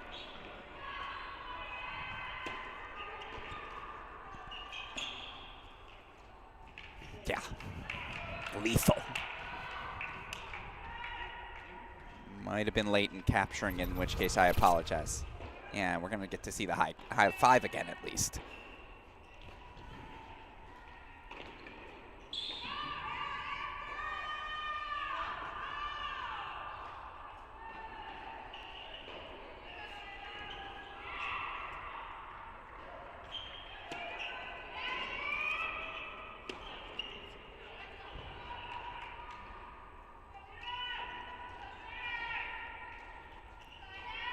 Set points coming up to make it 4 first sets to present that pathway to the Aggies.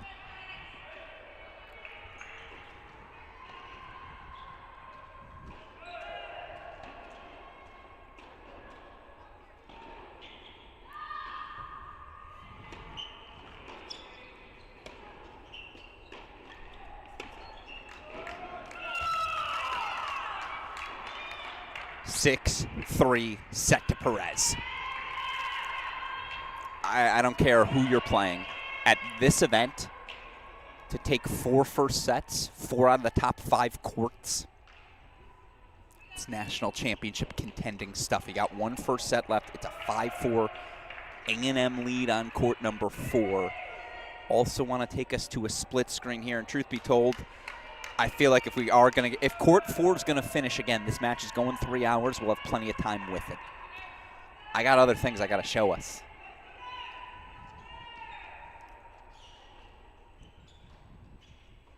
7 of the last 8 games going to Onyolomo Quadre on court number 6, but look at these set and break leads for the Aggies. These two right next to each other, right beneath my broadcast booth, and They just hear the pop coming off of the racket of Smetanikov. Reed.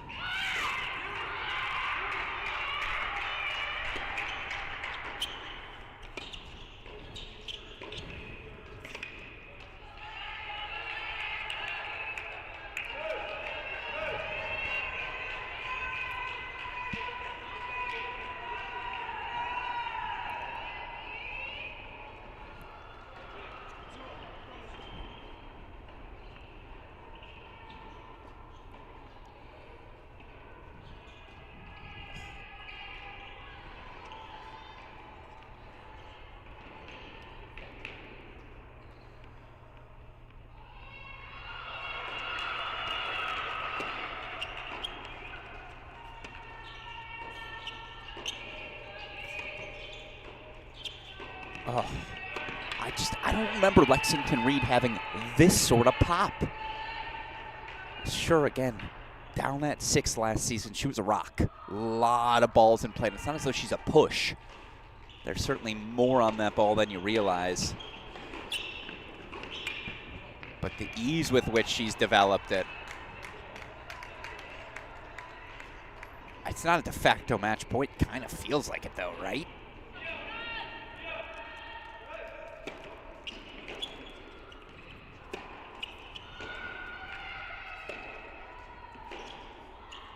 Much better. And again, camera lens a little deceiving. That's right beneath our broadcast booth. There is no doubt that leaked wide. Had to have it, did Chloe Noel. Keeps her alive. Speaking of had to have, let's go over to court number 5. Again, given her level yesterday, although it was a physical 3 sets, I can't believe this is what it's looking like here on 5. One-way traffic for Smetanikov, and yet A&M Senior facing break points now.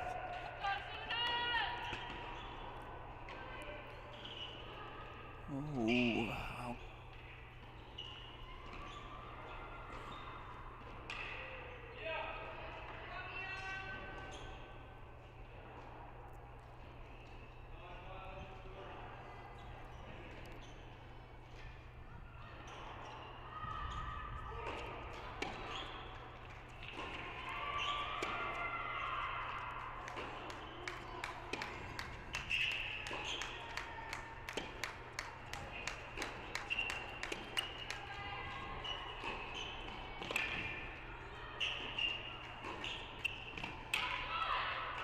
Yeah, she's going to challenge. I thought it missed long.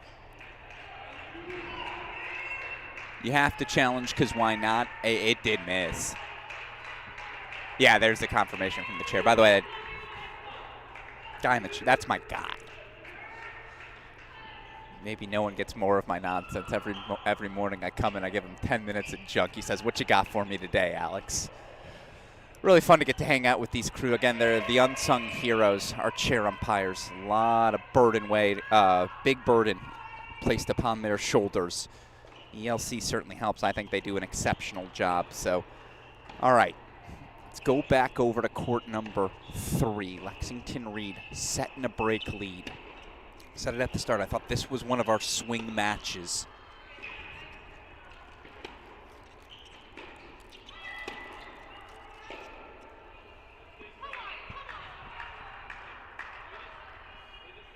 It's just been high percentage.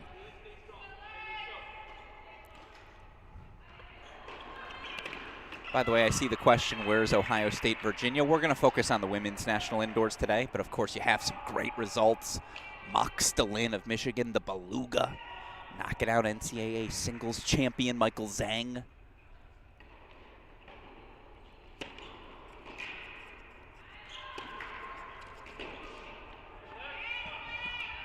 And what was ultimately, of course, a 4-3 Columbia victory in Ann Arbor. Again, number 1 Virginia taking on number 2 Ohio State on the men's side. That match officially in the books.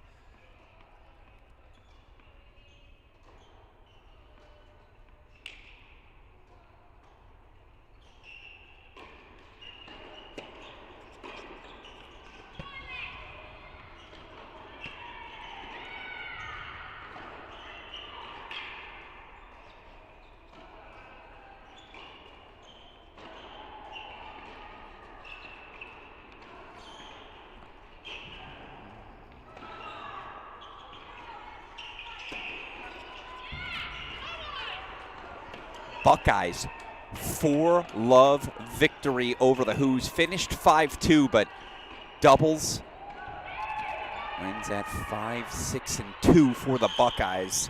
Wow. Meanwhile, you do see a Lexington Reed hold 4-4-2. So the Buckeyes are going to be your top seed at indoors next week.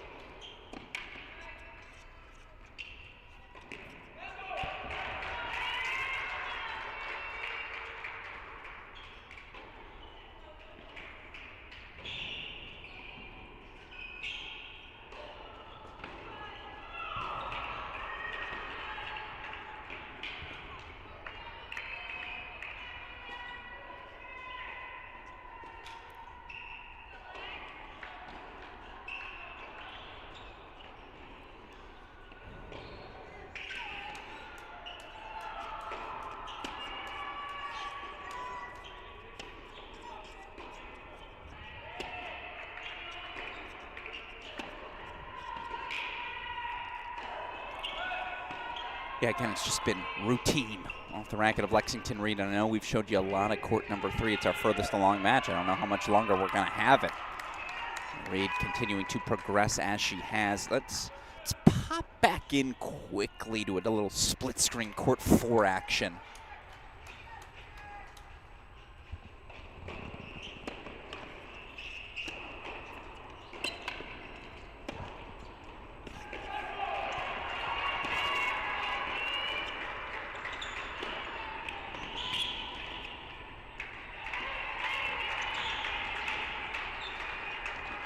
Yeah. We're going to get a challenge, I think, because how can you not? It was really close.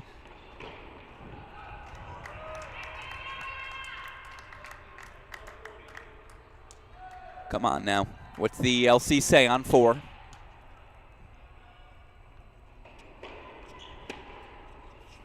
Dramatic pause.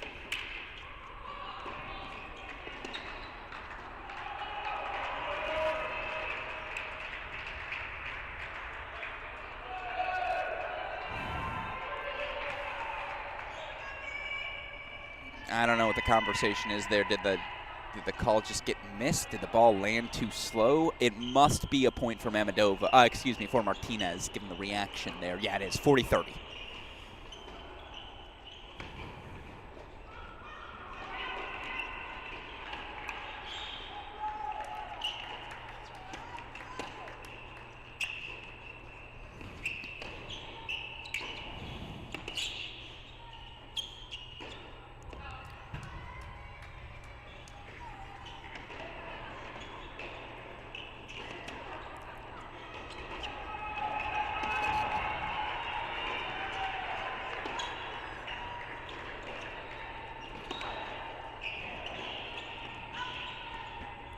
Yeah, no, even argument from Mamedova. Martinez holds 4-6-5. Meanwhile, Smetanikov says, I'll take the break back, please.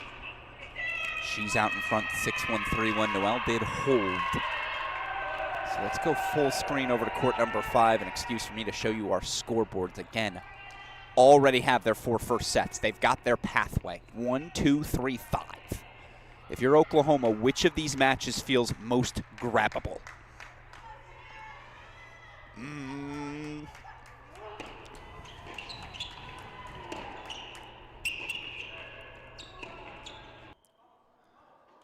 Typically, I'd say here on court 5, it'll get back. There we go.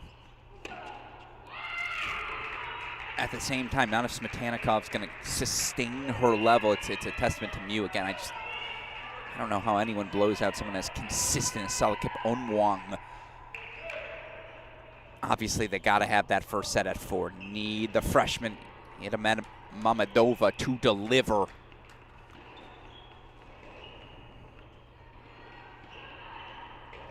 Point chances for Laskovic at 1.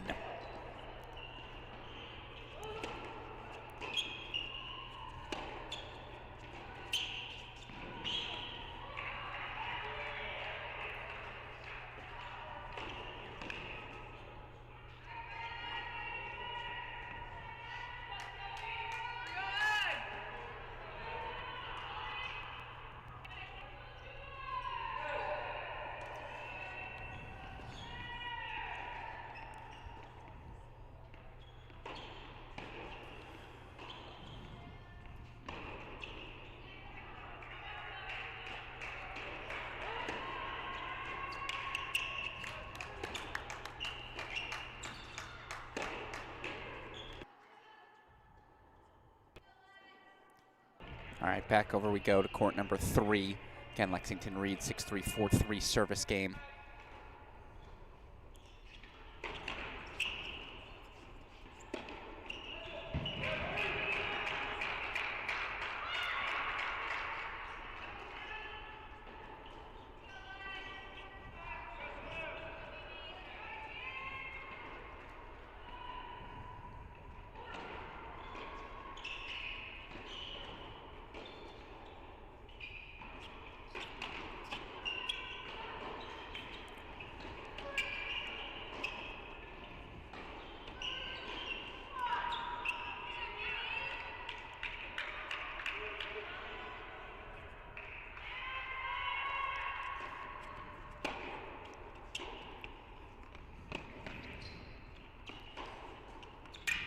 Oh my God.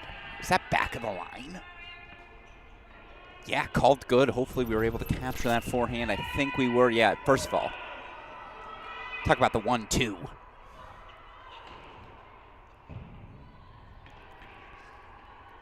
Line combination. Game point chances for 5-3. I am thoroughly impressed.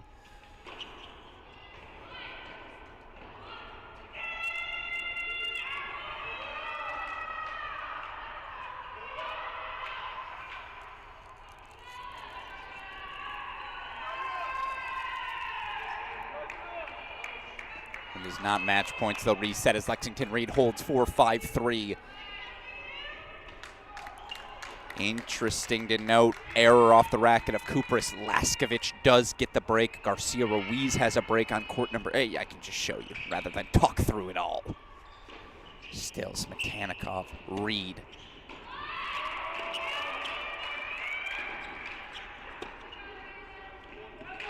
Yeah, that's better.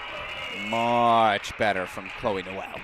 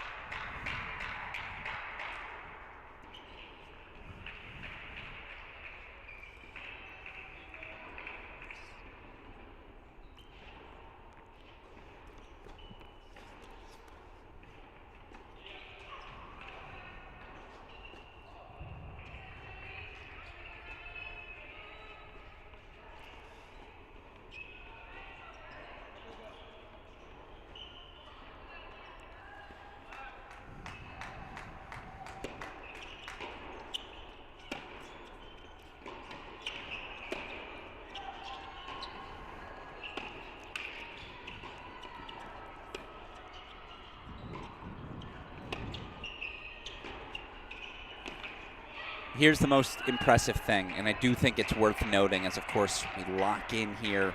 What was it, at 12:45 start, so 2 hours into this one. When's the last time you heard a boomer? This Oklahoma team, known for their energy, their charisma, they've been silenced, and that's a credit to the Aggie performance.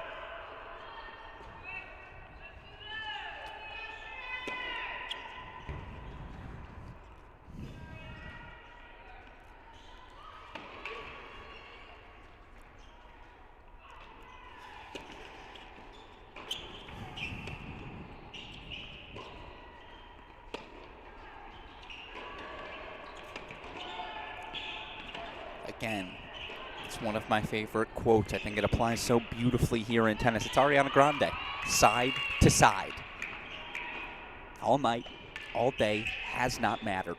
It's the same patterns for Lexington Reed. They've been pristine. Sets up 3 match points.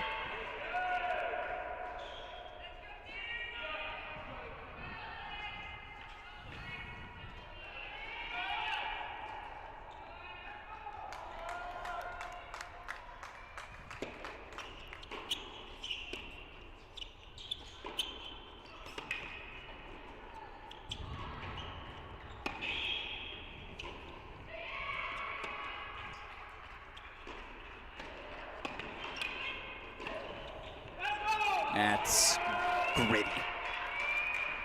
That just tells you again, that's a point Chloe Noel quits on these last 2 years. It speaks to her continued development. Really impressive. It's one match point fought off. Aggies try to level the match. Mew grabs the break back on 5. Things tightening up.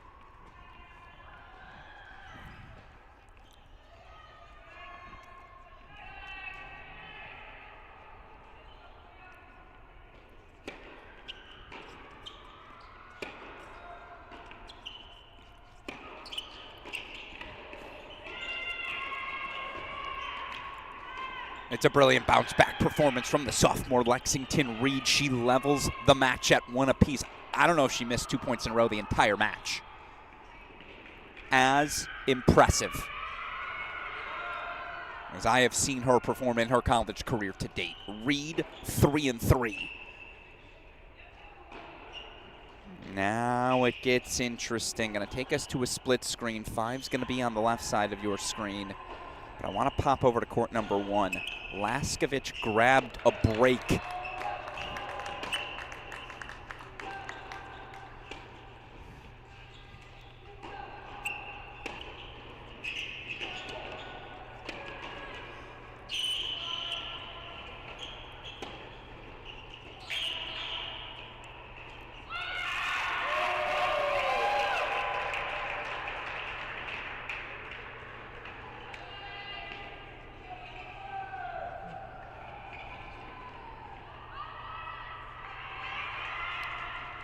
By the way, 5-1 Oklahoma's Memedova leaves the, you know what, why tell you when I can show you?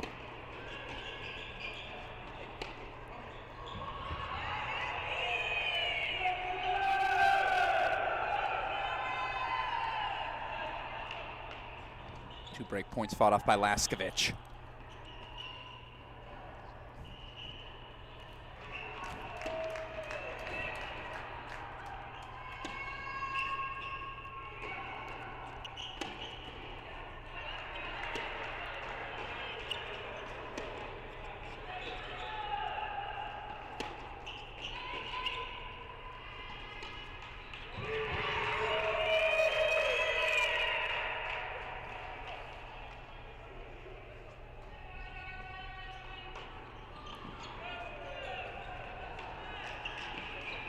So deciding point coming up for Laskovic. I've been really impressed by the newcomer. Anytime you have a freshman at 1, it's just a massive ask. I don't care how highly you were ranked, how touted you were as a recruit coming in. That's Moxie. Earning her stripes, the freshman.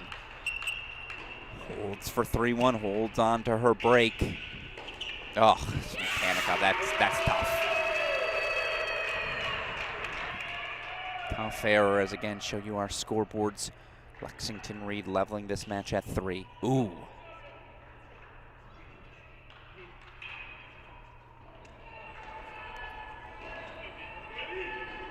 And a set that's been pretty much on serve the entire way. 5 set points for Memedova. Maybe, just maybe, this is the catalyst for where an OU rally begins.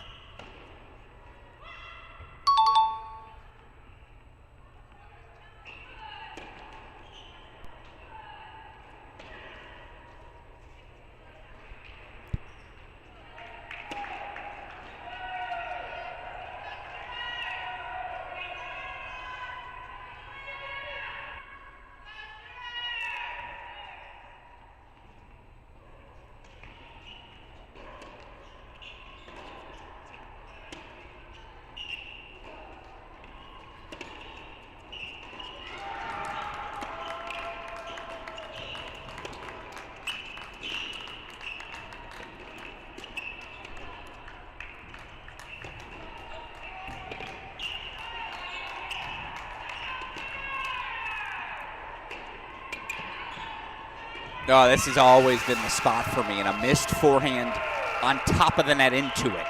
A missed overhead wide. Smetanikov should be up 4-2. That's a gift to Salakip Onmoang, and just like that, the sophomore levels the set at 3 apiece. Meanwhile, look, again, Oklahoma's making their moves.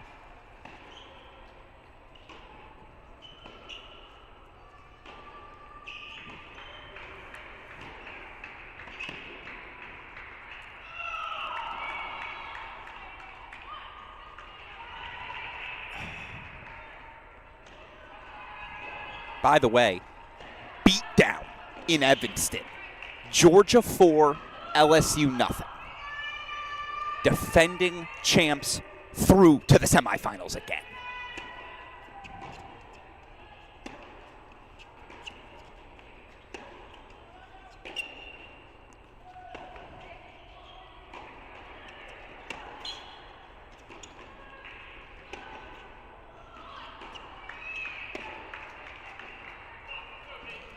All right, sure. Violetta Martinez down 5-2 in a set yesterday. She won't roll over.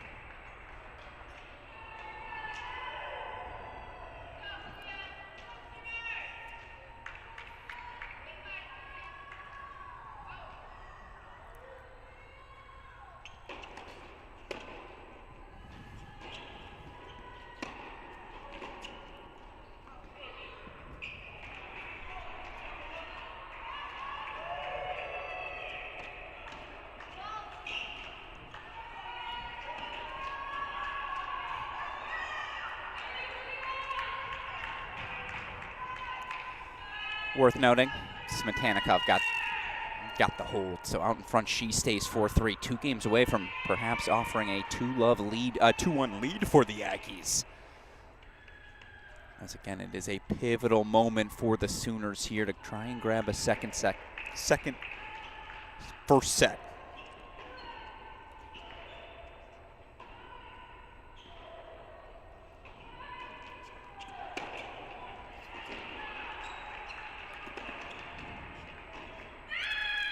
And there it is. The Dova.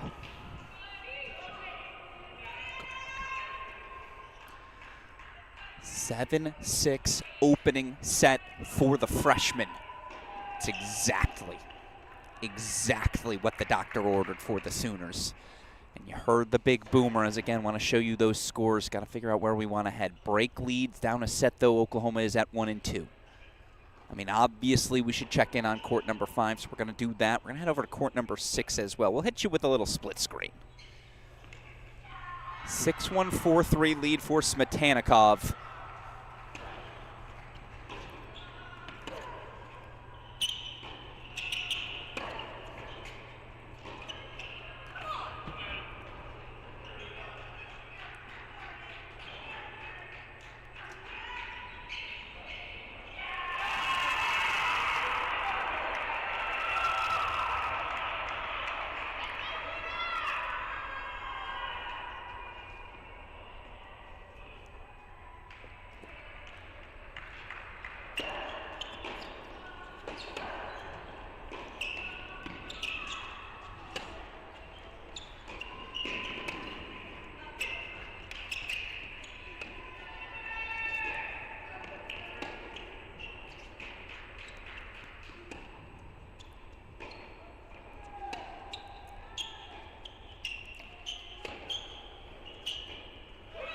It's a good first point from Smetanikov. She's got the firepower advantage. She's the one I'm watching most closely, certainly, as I just think, again, that is one of those swing matches. I thought 3 was a swing. That's 1 to A&M. 5 as well, given the level of each of them. The sort of pressure Smetanikov's been putting on Mew from the start. Meanwhile, again, this is a really nice set from the freshman Anna Perlman as well. Texas A&M, your reminder, still no Nicole Kieran. That's one of the top 10 players in the country.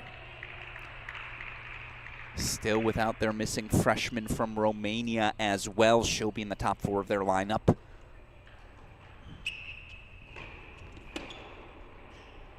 .335 start, by the way, officially reported for Auburn NC State. We'll have that match separately on our Crack Rackets YouTube channel.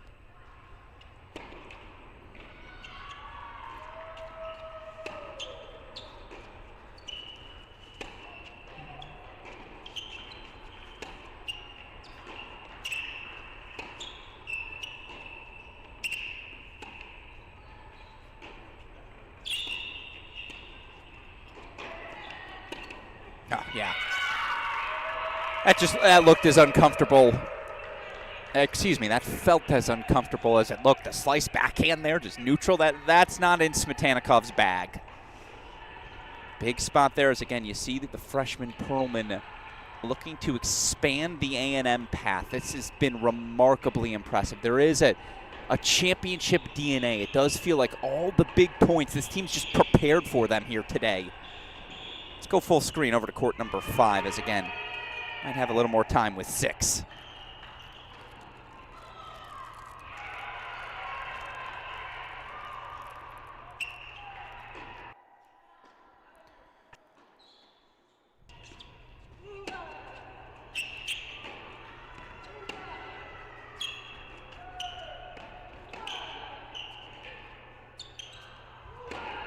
That's a little better.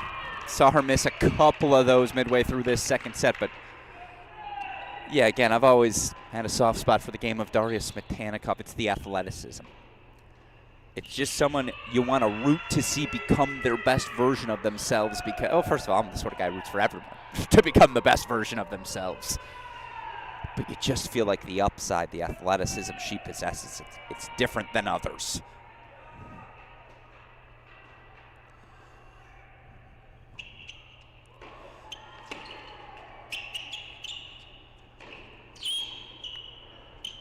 Great response. That's a different sort of court positioning, a different sort of pressure. And again, show you our scoreboards everywhere. Garcia Ruiz ceding the break back to Perez, however, in that Perez 2-3 service game.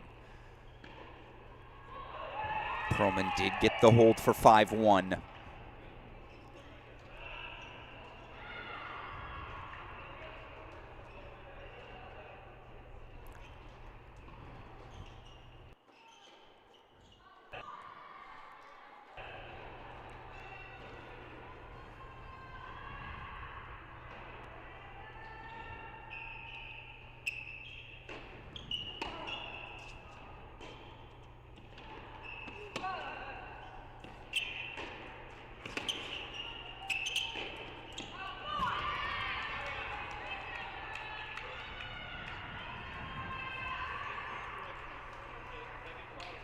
Breakpoint chance for Smetanikov. She breaks, she serves for the match, and there's just the pace she's been playing with. Again, the most surprising thing is how well, it's not as though Mew hits a soft ball, and it just feels like it's been right in the strike zone for Smetanikov every time.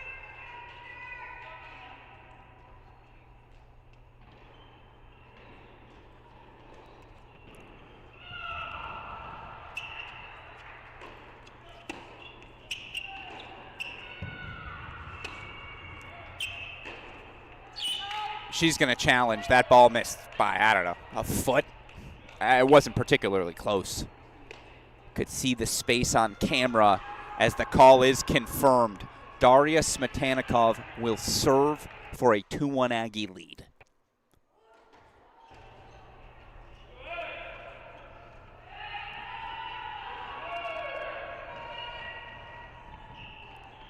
Perlman to serve to force a third set on 6, expand that A&M pathway, give them a set on all 6 singles courts.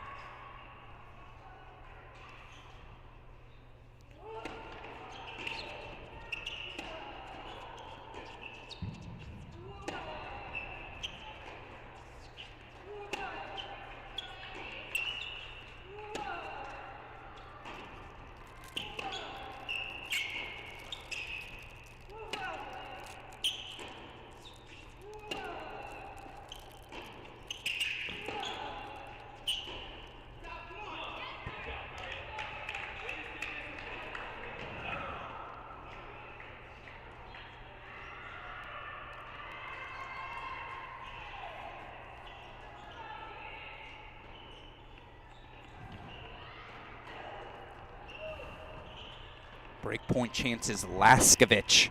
Garcia Ruiz grabs that break back on 2. God, I hope we get some 3-set battles up there.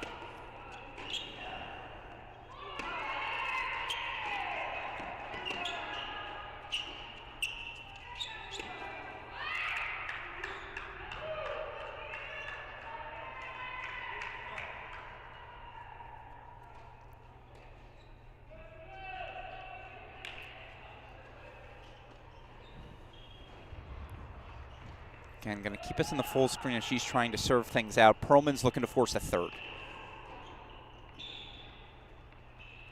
Get you over to it. I'm keeping my eye on it. Don't you worry.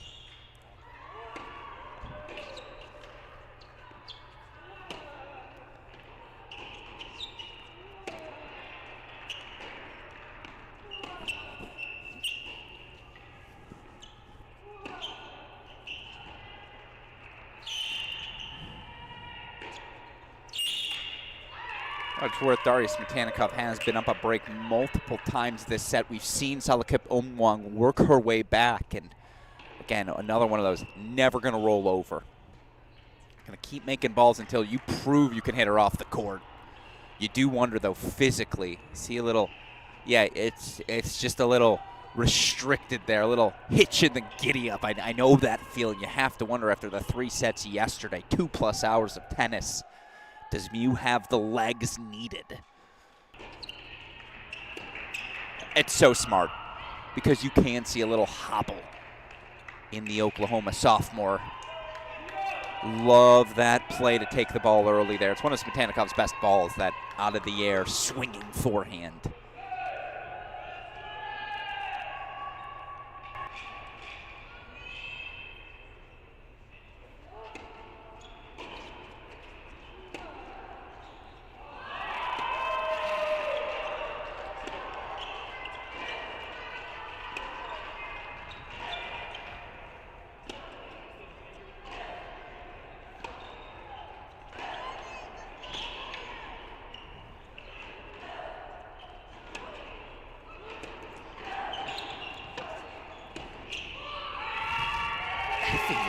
Racquets can play. All right, that is what a top 5 newcomer you'd expect to look like. Breaks for 5-2. She'll serve to force a third. Meanwhile, match point for A&M senior Darius Metanikov.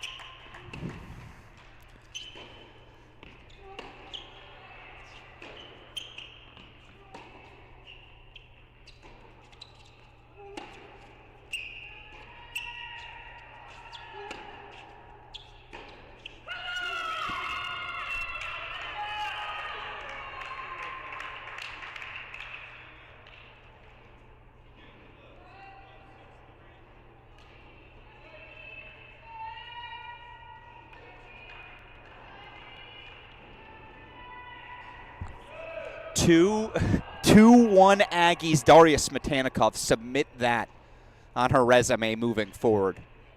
That's damn good performance. 6-1, 6-3, she grabs it. So, okay, 4 matches to go. For the first time today, the Aggies have the lead. Let's go over to court number 6 now. Set point chances, Anna Perlman to just open the floodgates, let it rain for these Aggies. 4-2 win over the Sooners last season in the semifinals.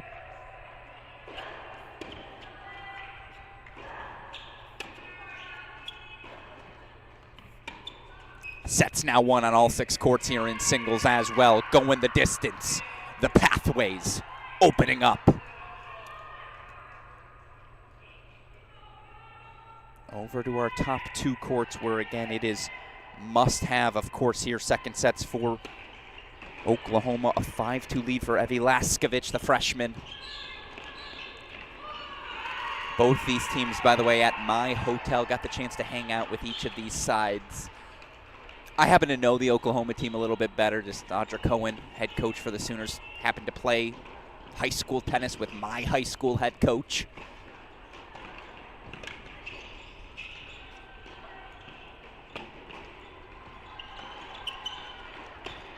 I bring that up to say I got to be around this A&M team, though, for an extended period for the first time. They're fun. They're scrappy.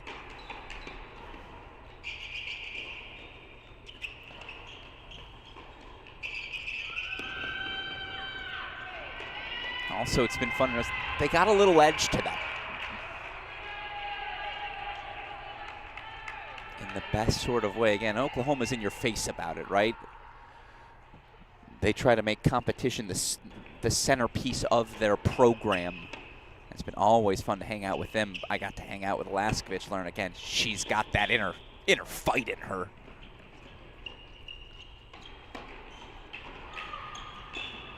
Down a set, needing to survive. I'd want my senior Garcia Ruiz out there, right?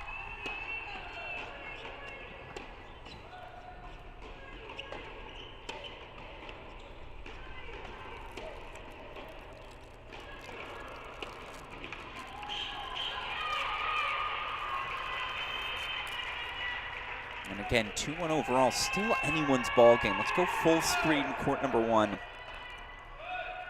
Mammadova 7-6 2 love, obviously. Sooners got to get her off the court in straight sets.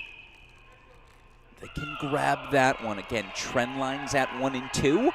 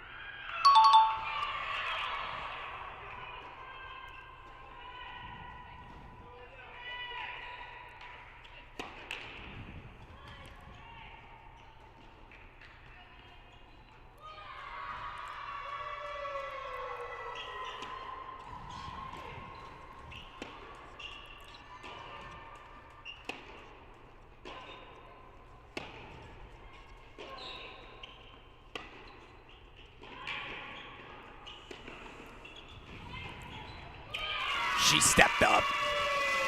That's what they were hoping they'd get from Evie Laskovich this season.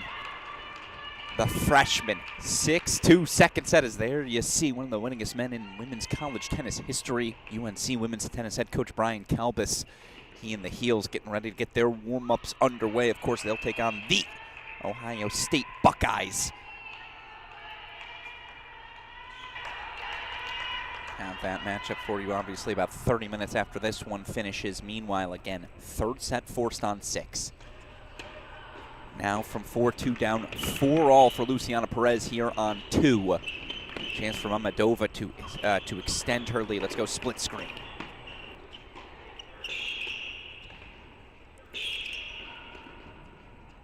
No, she missed that wide, didn't she? I thought that missed wide. I think we're going to get a challenge. No, no challenge. I think that was just a question to the chair umpire there. Hey, what'd you see? It clearly leaked, clearly.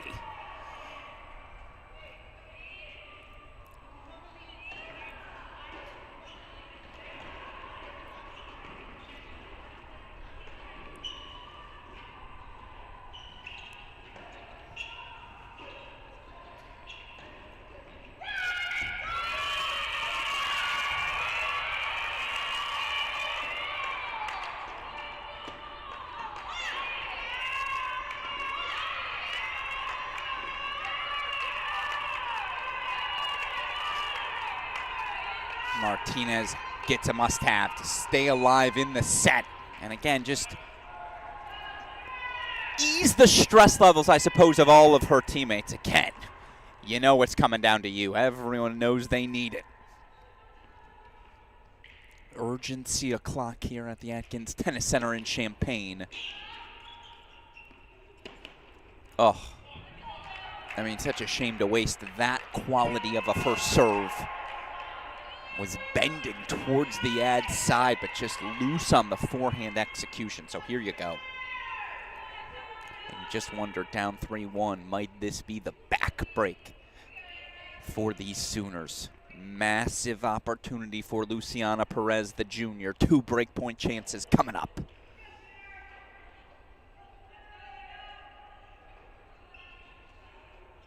Again, one of these days, Audra Cohen, former NCAA singles champ, is just going to say, give me the racket. I'm playing this point.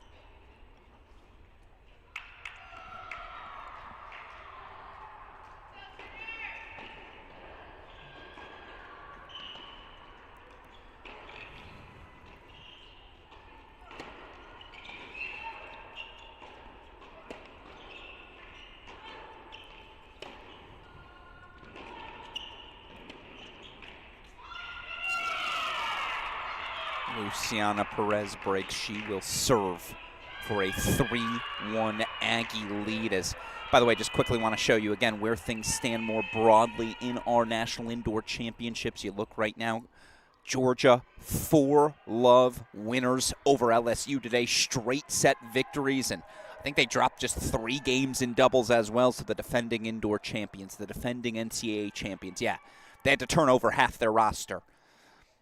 Head coach Drake Bernstein has that team humming. They'll await the winner of Auburn-NC State, a matchup that's starting in the next 10 minutes over in Evanston. Meanwhile, again, coming up after this one, Tar Heels, Buckeyes, collision course.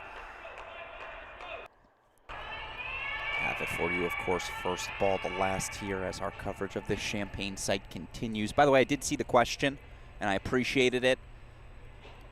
Looking for consolation coverage. You can follow all of those matches individually.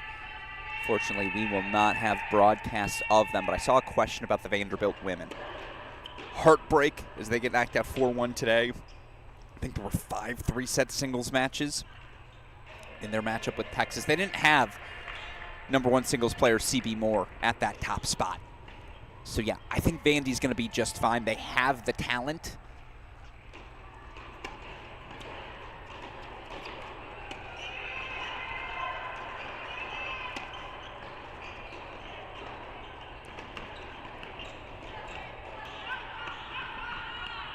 Of course, everyone in college tennis knows you ultimately almost have to learn how to lose this sort of match. The one they played yesterday against A&M, the one they played today against Texas. You have to learn to lose that match before you can ever learn to win it. Have to understand what goes wrong in that moment, what those pressures feel like.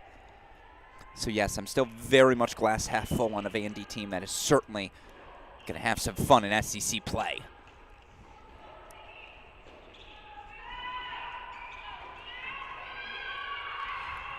But enough on that monologue. Again, we lock back in.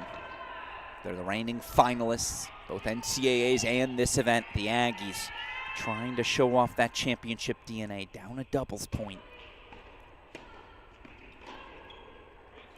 Chance to now make it 3 consecutive straight set singles victories. Luciana Perez, the junior, 3 points away.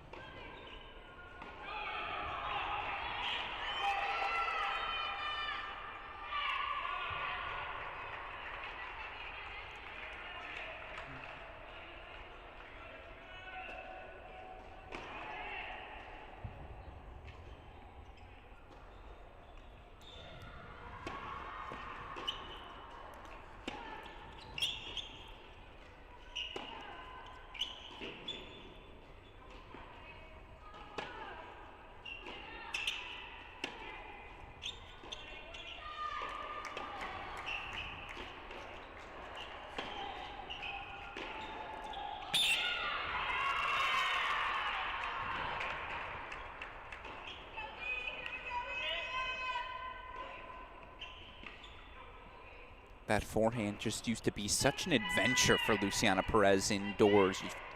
Certainly the bigger backswing, when pressured by pace, it can get a little loose on her. But again, these first two performances, 1-1 yesterday, 2 points away here. Can the junior deliver the Aggies a 3-1 lead?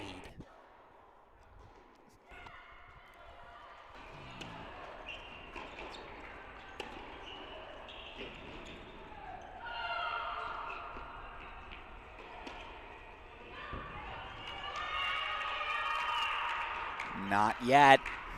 Break point chances, and I'm just warning you, if Garcia Ruiz gets the break back, you're going to hear about it from the Sooners. Just need something, anything, to get the rally going. Meanwhile, again, Aggies can just keep them quiet here. Can they protect their leads?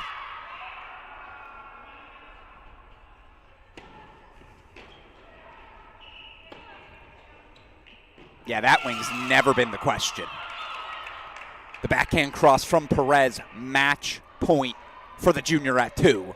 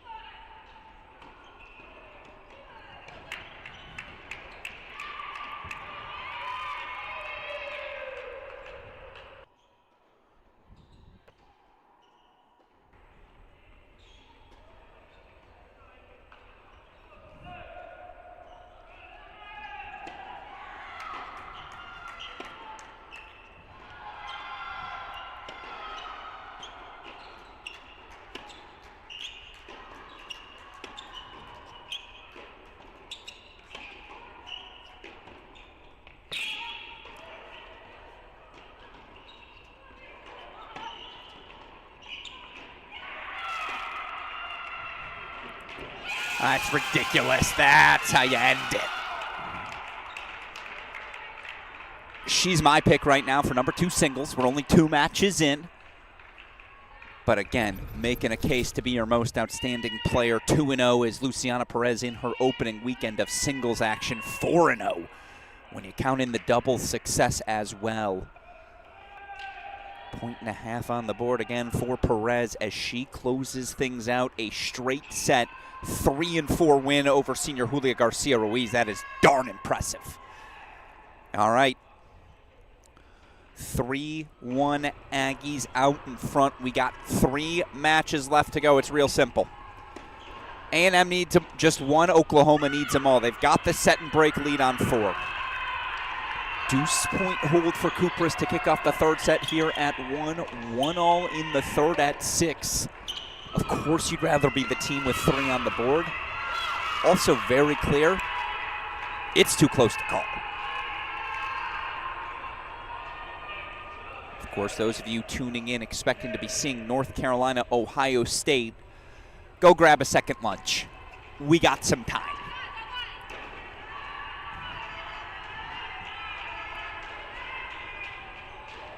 Match we have not spent enough time watching because I knew we'd have some time with them here. Let's go over to court 6. Breakpoint chances for the freshman Perlman.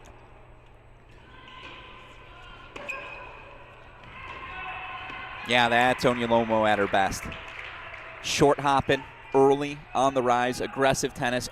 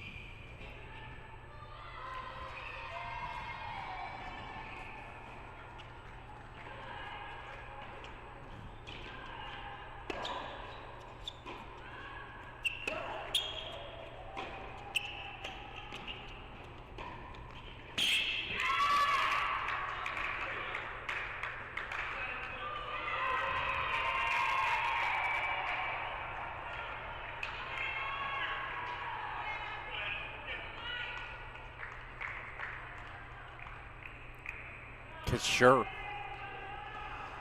we need more drama, right?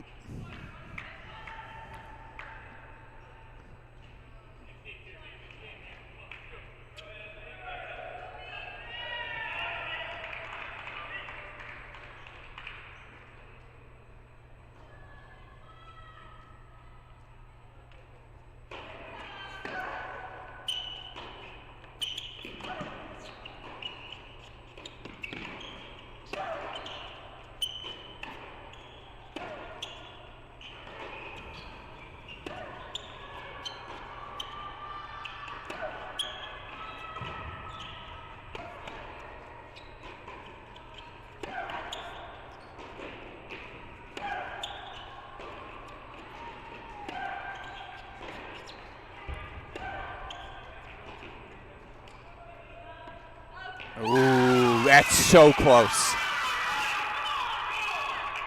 Of course we're going to get a challenge. I thought it was long. Yeah, needed a challenge, though, to confirm. God, was it close. How about this? An insert into the singles lineup today. The freshman Anna Perlman. 2-1 out in front.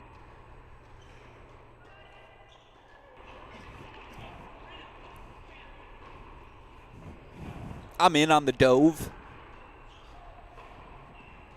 Mammadova has just been, she just doesn't miss.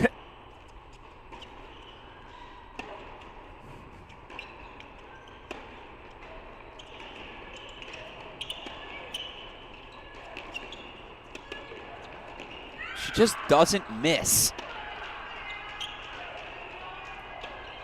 It's going to be so interesting to see where this Sooner lineup ultimately ends up. You do feel like once we move outdoors, maybe a slot Chloe Noel a spot or two lower in the lineup. Again, they still got Gloriana Nahum just hanging out at that number 6 spot. Obviously, you saw Laura Brunkel yesterday, the freshman, 3-set win to clinch at 6. They have 8 legitimate options and a lot of parity 1 through 8 as well.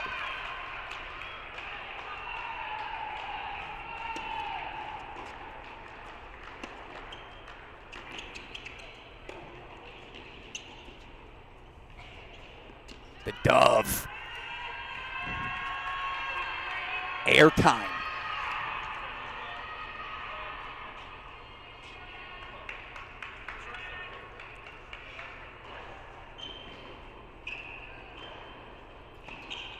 Kupris break point chances. I do think Laskovich will end up at 1 for Oklahoma. You can lock that one in. Of course, both of these teams nowhere near their final form. Yeah, good pause.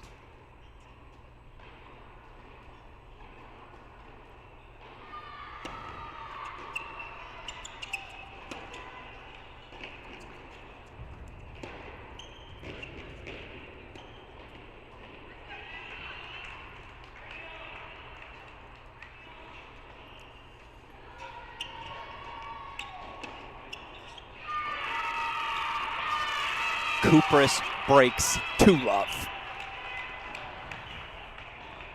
So they've got breaks in third sets on courts 1 and 6. Mammadova 6 points away from narrowing the deficit ever so slightly, but again,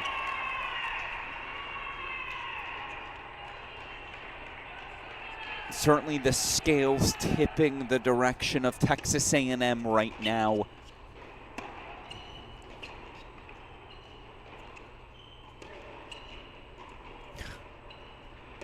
The Dove.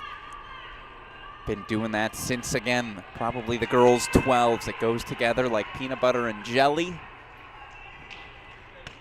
Pizza and pepperonis. Drop shot slob.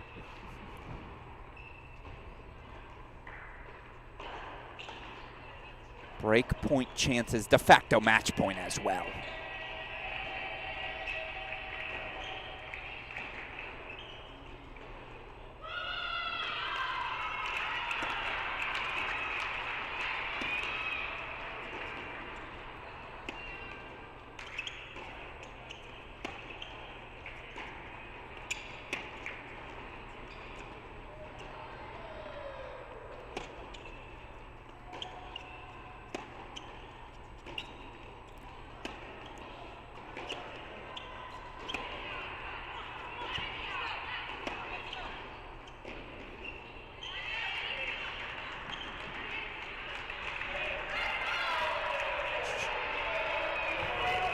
I don't know how much longer we'll have it, so let's go full screen. Deciding point coming up here. Can Martinez keep herself alive? There you see Associate Head Coach James Wilson. Did a heck of a job here on this odd bank of courts. Again, helped guide Lexington Reed, Daria Smetanikov to those straight set wins at 3 and 5 respectively. Of course, that third point on the board. Straight set win for Luciana Perez at court number 2. Can the Oklahoma rally begin here at 4?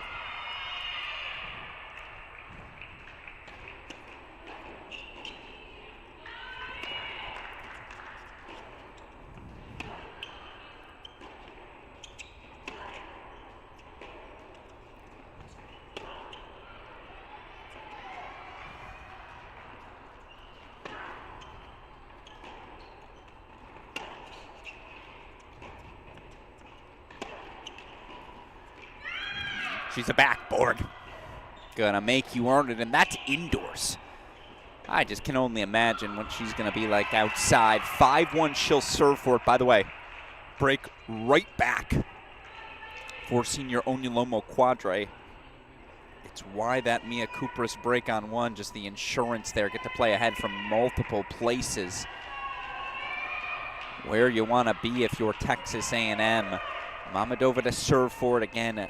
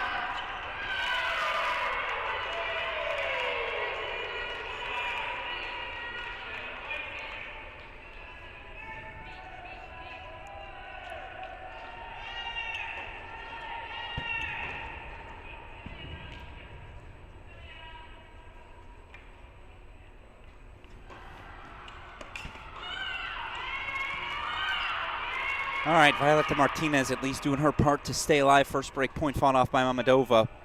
3-love Kupris. 2-all deciding point. Let's pop over to it in our big screen.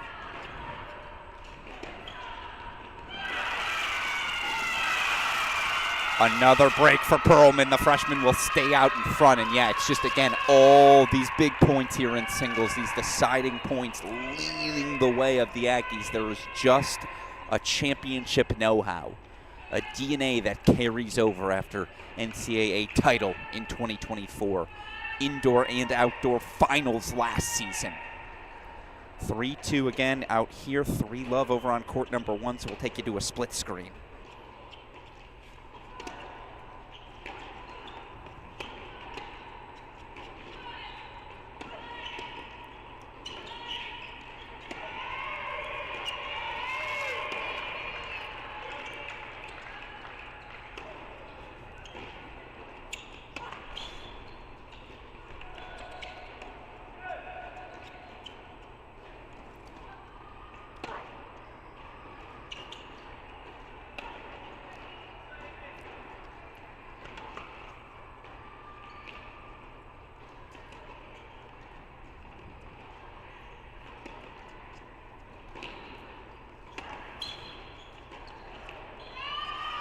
Yeah, how much gas is left in the tank? You see Martinez frustrated with herself. It does feel like playing Mammadova is quite literally personification of death by 1,000 paper cuts.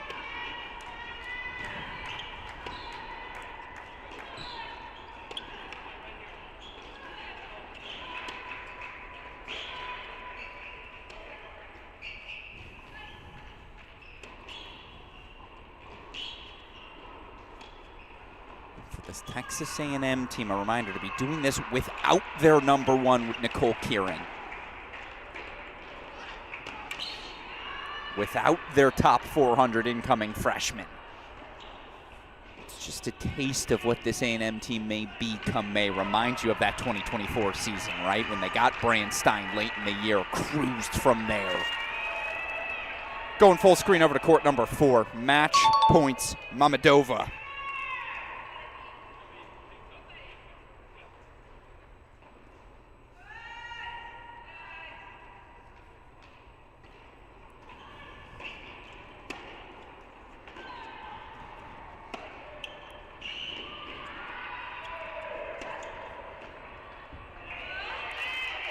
That's one of those frustrated.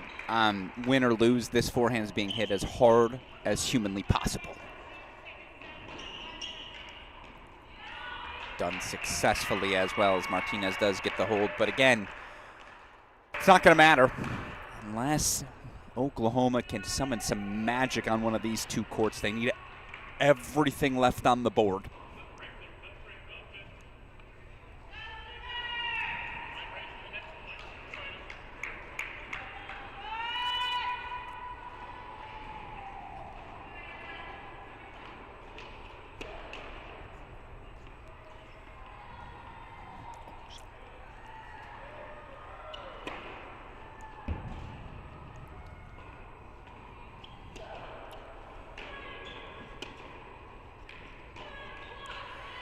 Yeah, that's the bet for Evie Laskovic.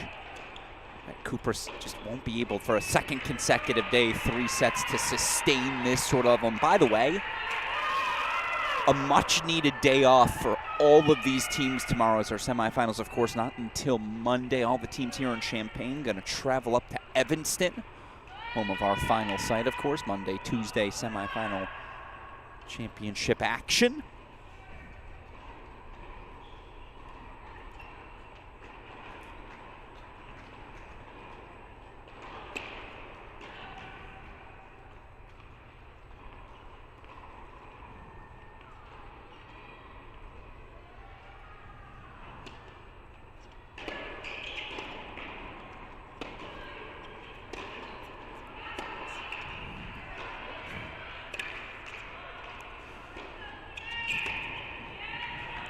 Break back from Quadre.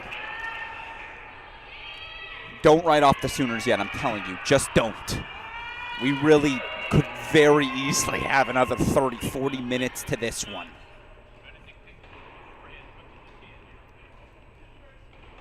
For what it's worth, we are now over the 3-hour mark. My prediction was over 3 hours. I favor Oklahoma. Obviously down 3-1. They would have to summon some serious magic. Starts with a rally on court 4. Show it on the right side of your screen. No, let's go triple box.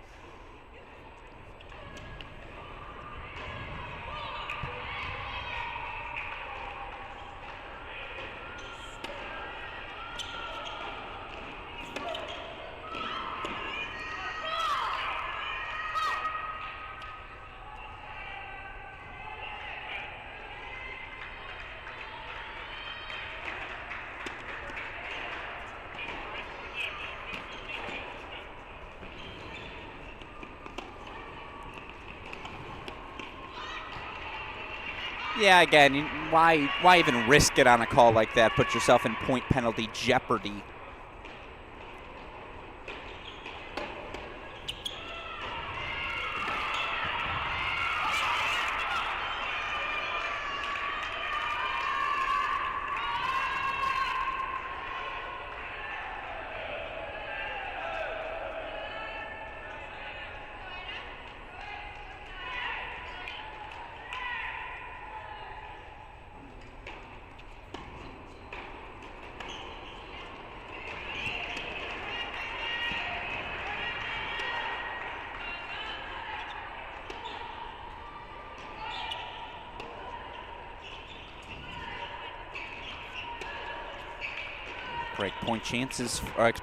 game point chances for Martinez to at least stick around on court.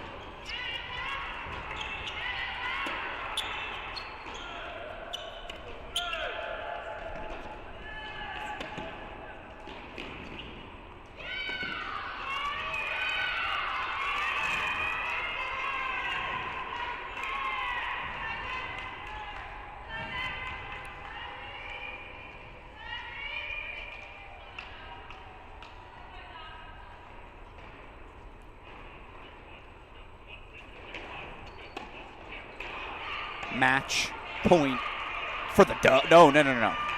Get your eyes right, Alex. It's a hold for Martinez. I was tuning in again. All black kit, the Sooners on your screen.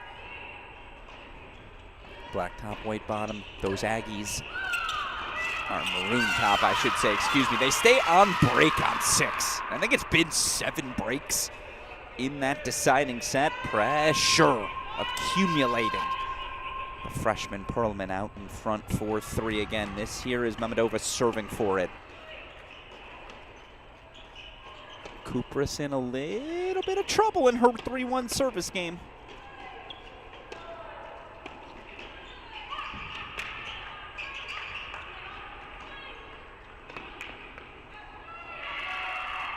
I don't know how these two have these sorts of legs left. Athletes.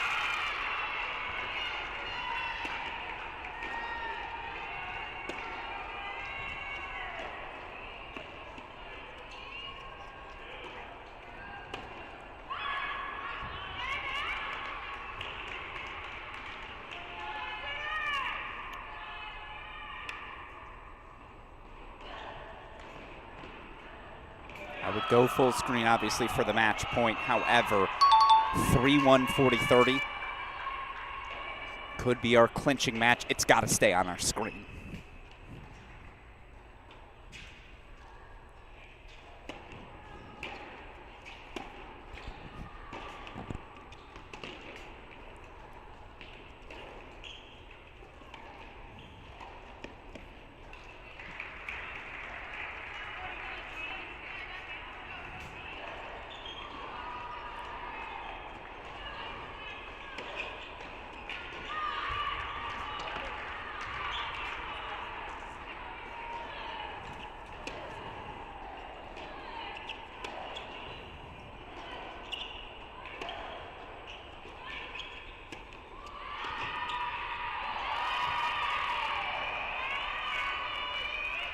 Deciding point on 1 coming up.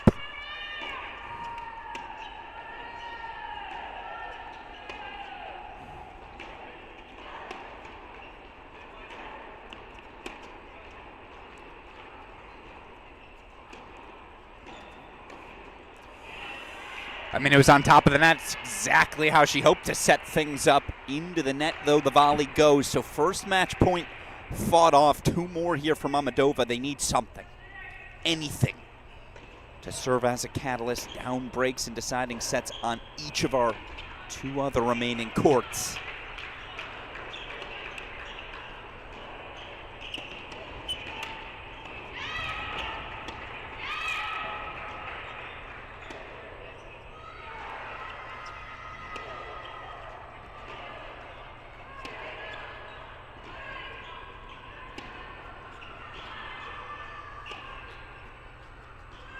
Long conversation, obviously, here on court number 4, so we're going to pop over to that deciding point.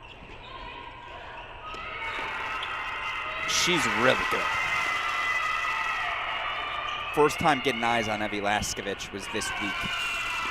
And again, I know she dropped the match to number 2 Carmen Orea yesterday, but to be up a set and a break on the number 2 player in the country in one of your first significant weekends of action told me all I needed to know. It's just so easy. Everything off the racket of Laskovich. So easy. Back on serve 3-2, and yet we might be robbed of a finish in that one. Let's go split screen. Actually, they're back for the match points.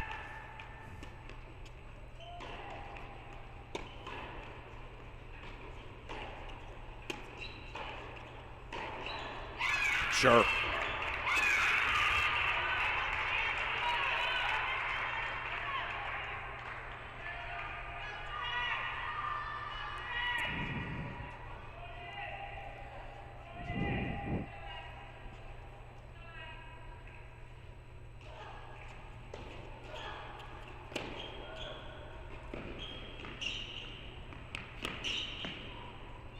Gutsy. Perlman a game away.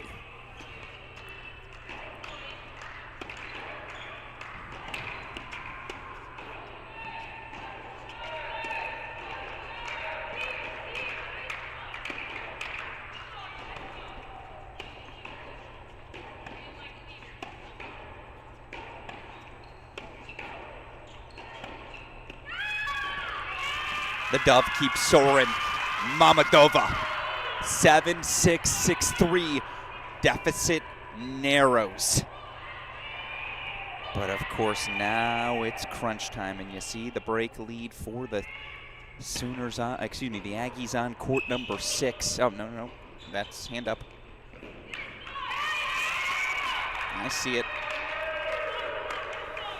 Scoreboard should look correct now. 3-2 Oklahoma narrows the deficit. It was a 4-2 result between these two teams last season. 4-2 A&M earning the victory, propelling them to the National Indoor Final. Semifinalists back in 2023 as well. Obviously NCAA champs in 24. This is a team that's used to competing in championship weekends at these national events.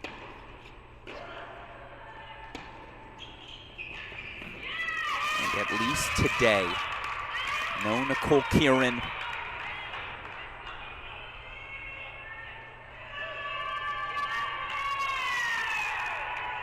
They're still without their incoming freshman, again, a former top 400 player in the world, and Ilinka Amare, and certainly once she gets eligible, it's a different sort of beast.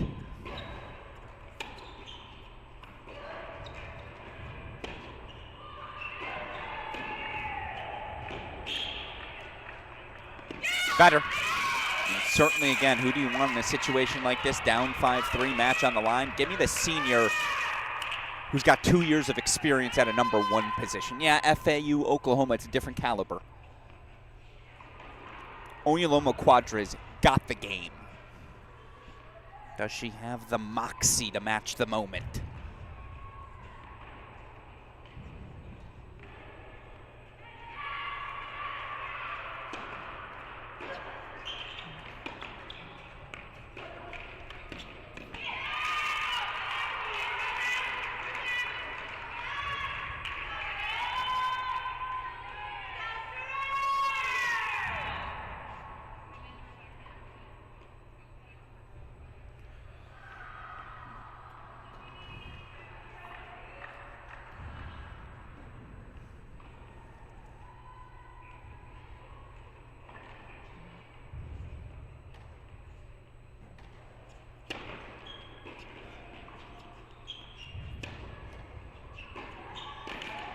Sure. And you think about historically what this specific court has meant in Oklahoma women's tennis history. 2022, third set taker, Emma Staker, sending the Sooners to the championship in the NCAAs with her 4-3 clinch over Duke. You think about yesterday, the dunk from Brunk, or a Brunkle the clinch. Can Quadre summon upon that magic today?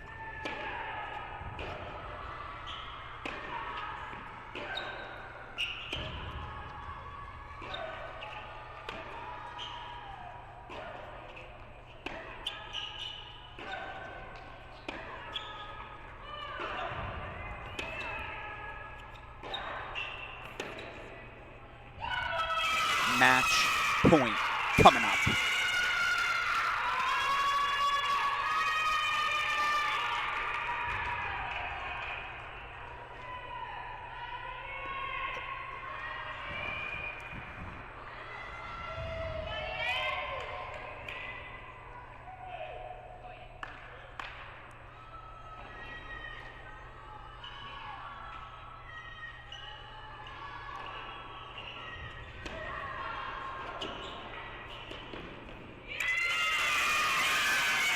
Match point fought off. They stay alive at least a little longer. Still, of course, we will come back to it as the freshman Anna Perlman serves for a spot in the semifinals. Meanwhile, breaking a hold for Laskovic. Back to 3-all here in the decider. Don't let them linger. Do not let Oklahoma linger. You do and they'll pop.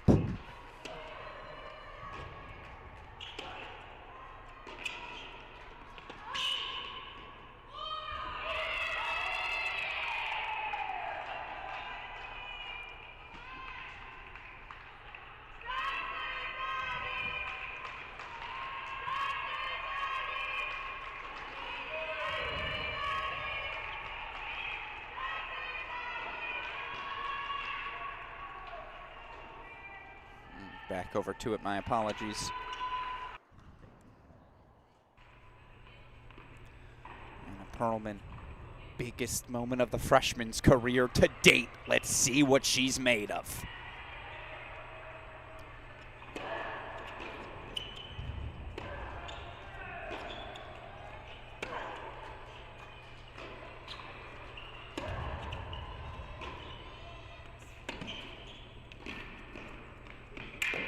All right.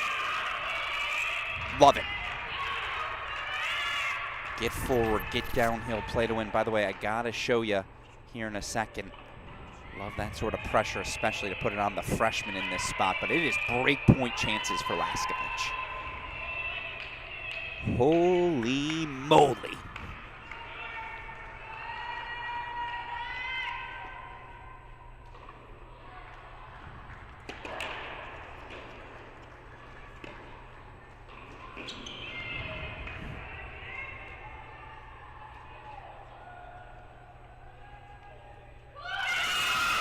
That's a nice response.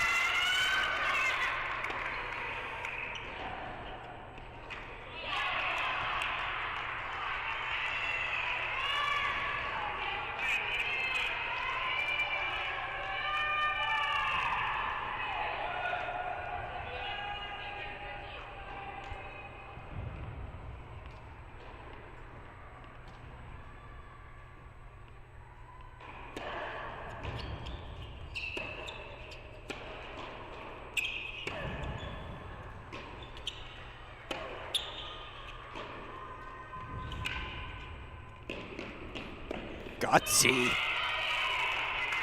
Gutsy, gutsy, gutsy. It's the move. It's the play. Who's getting to the net first? As Kupras fights off a couple break points in what is, again, a sneaky, pivotal 3-all service game. It's why I'm keeping it on our screen. I am well aware what's going on 6.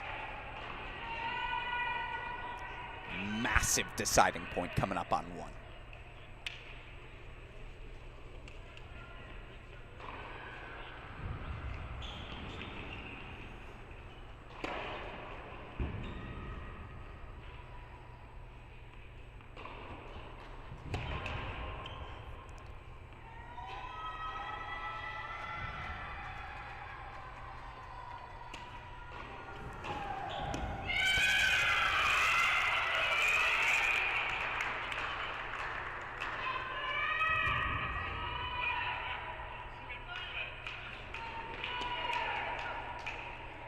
A Kupras double fault. Again, it is her second consecutive 3-set match, second for both.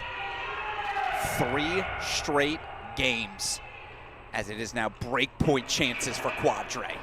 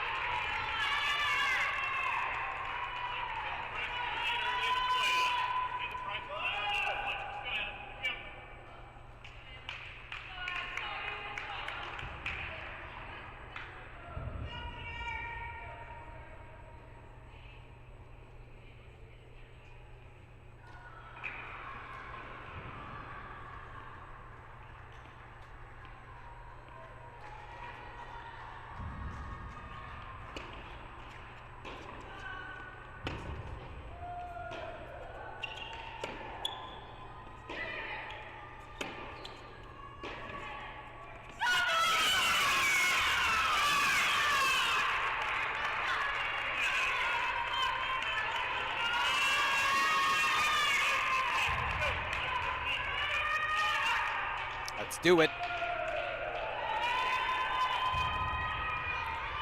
Match point Aggies.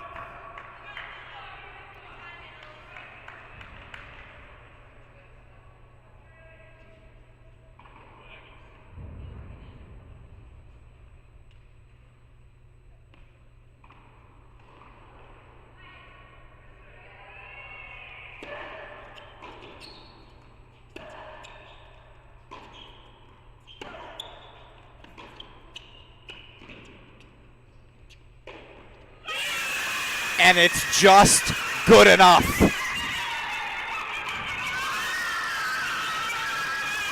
Earning her Aggie stripes today, the freshman Anna Perlman. A diamond in head coach Mark Weaver's eye for certain, as Perlman delivers and the celebration is on. Once again, the Aggies back to the semifinals. Third time in the last 4 years you can say that at this event. But this time they did it without Mary. This time they did it without Nicole. As there you see the smile on the face of Mia Kupris. Yeah, all that's left to do, celebrate with your freshman. She's earned it. Anna Perlman, 6'4" in the third. Texas A&M grabs it 4-2. That's the good stuff. That's what you show up in Champaign to see as a college tennis fan. It's a championship DNA, a moxie about this group. You reach an NCAA and individual final last season, NCAA and indoor final last season. Obviously champions the year before that. They just know how to win these matches. A credit to Oklahoma dropping four first sets as they did. Things looking lopsided in a couple of places. Could have easily been rolled over in this match. Just so thoroughly not the case, as by the way, you see immediately Ohio State UNC out on court to get warm-ups underway. Of course, we'll have our next semifinal for you in about 30 minutes. Joining me here on the other side of the quick break, we will have Texas A&M head coach Mark Weaver or senior Daria Smetanikov.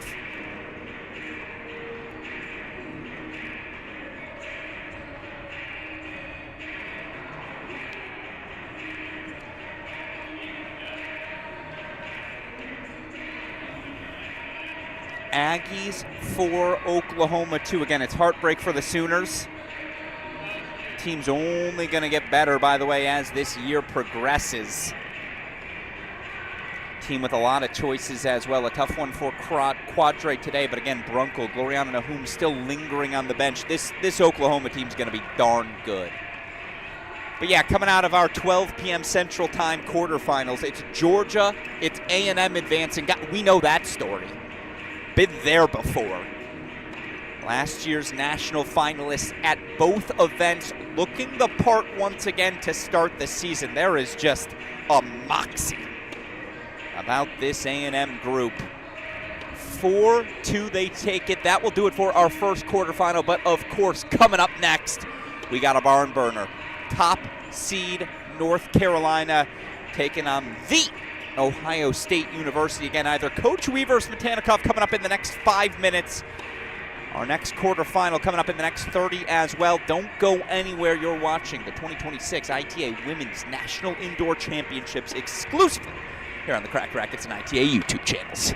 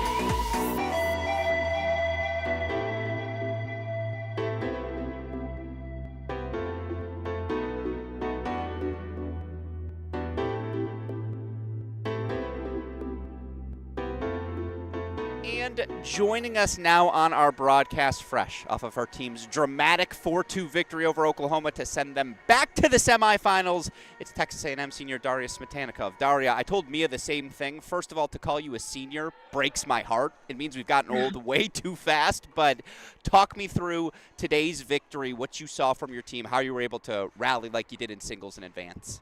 Yeah. I mean, it was a really tight doubles point, as y'all saw. It was crazy tight on court 1 and 2. And then we came into the singles knowing we kind of have nothing to lose, just play all out.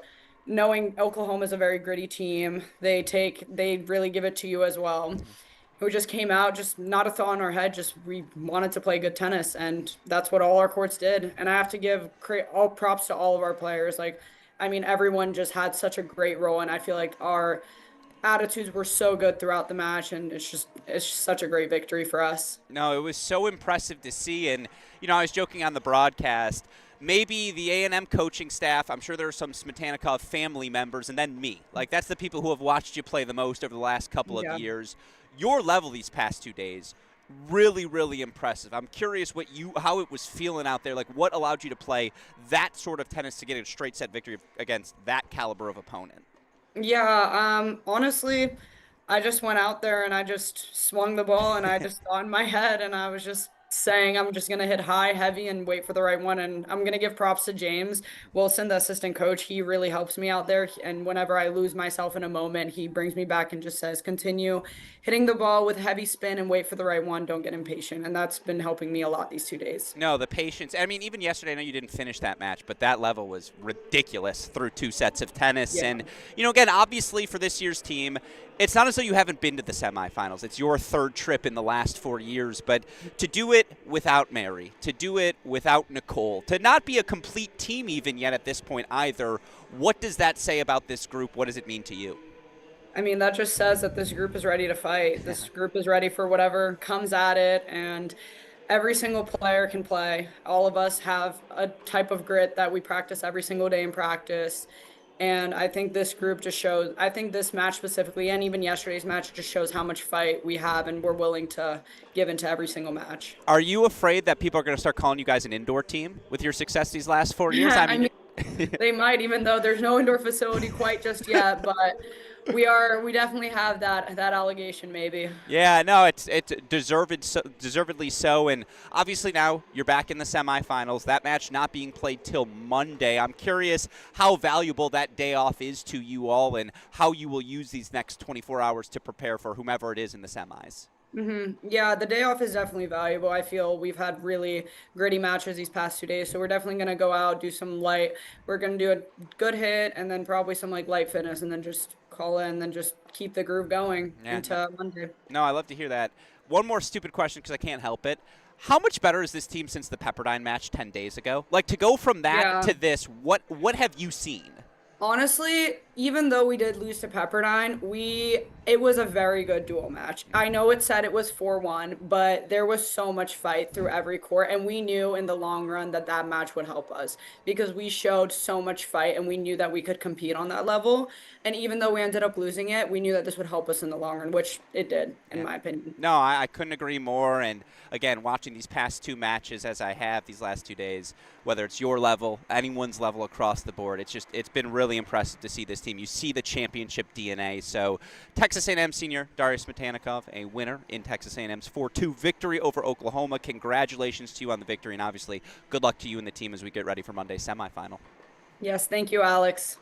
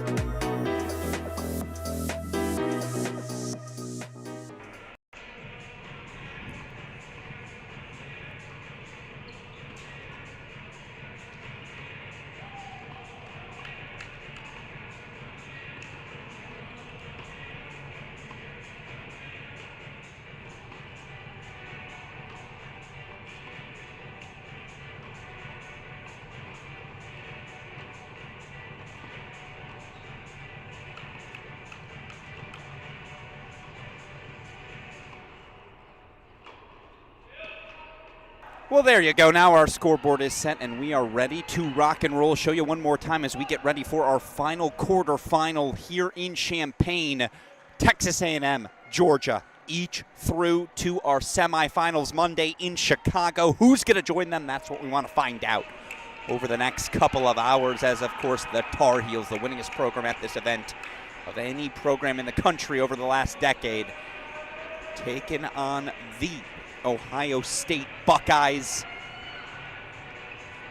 Got a battle on our hands here, folks, today. Good matchups across the board. UNC, of course, 4-love win yesterday over Illinois. Ohio State survives 4-2 against Duke. And are advancing to a matchup with Texas A&M in Monday's semifinal. Get to say those four magical words one more time, folks. Let's play some tennis.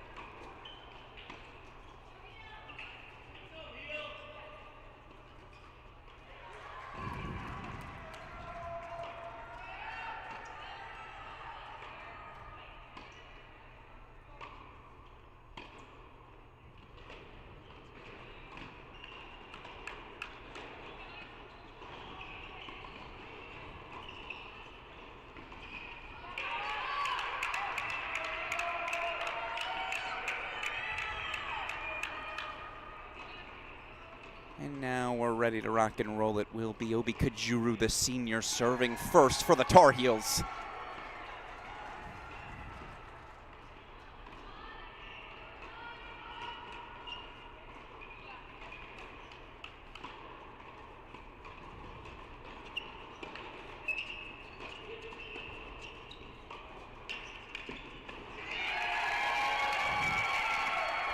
Kajuru, of course, partnered with the sophomore Susanna Maltby. You know what's really nice? When in your doubles lineup, you can have two of the top 6 teams in the country. This pairing is number 5. 2 doubles pairing for the Tar Heels will get to 6.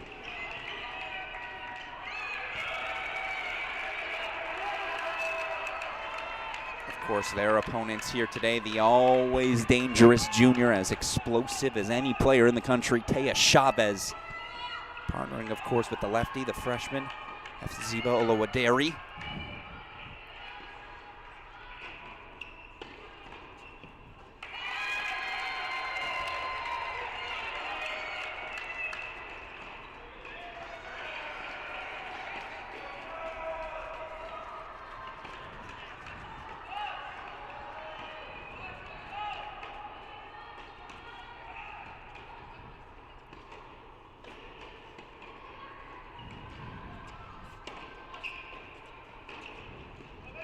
That's how you start. Kajuru finds the line. It is a 1-love hold for the Tar Heels here on court number 1. Again, want to introduce all 3 of our doubles matchups here. This is your other top 6 team in their lineup, the number 6 team in the country, the reigning USTA Collegiate Wild Card champions. It sent Lannis Hamilton, Reese Brantmeyer to the US Open this past fall, and now they're playing 2 doubles. What a luxury. Taking on the pairing of sophomore Luciana Perry, freshman Flora Johnson.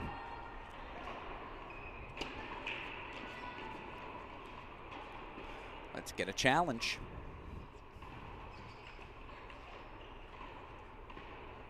Yeah, confirmed.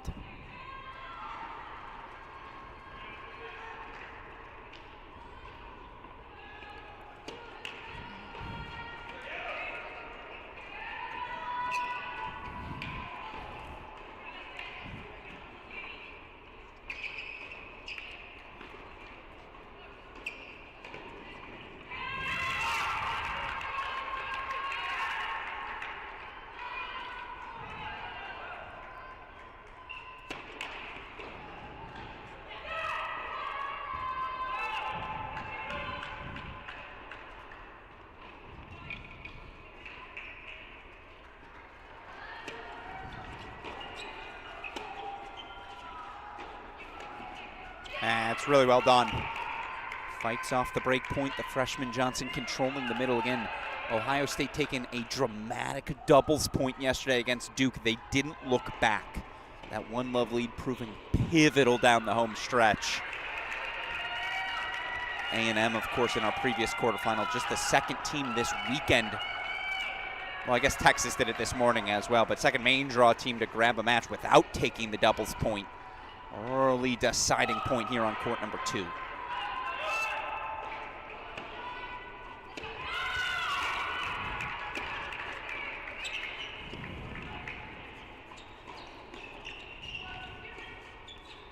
Yeah, problem is it's like playing Alabama football.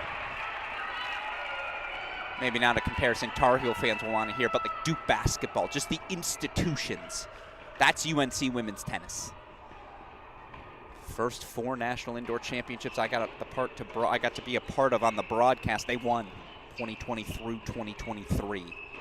Obviously, you had that 2024 heartbreak. Brantmeyer hurting her ACL, out for the season last year. Heartbreak, 6 match points in their quarterfinal loss to Virginia. 6 team match points come and gone. Tar Heels have the squad certainly to bounce back here in 2026. And here on court number 3, again, what a luxury to have talents like Tatum Evans, Anna Fry here at the number 3 spot, taking on your Buckeye clincher yesterday, junior Audrey Spencer. Partnered with the freshman, the newcomer, Sofia Sis-Ignatiev.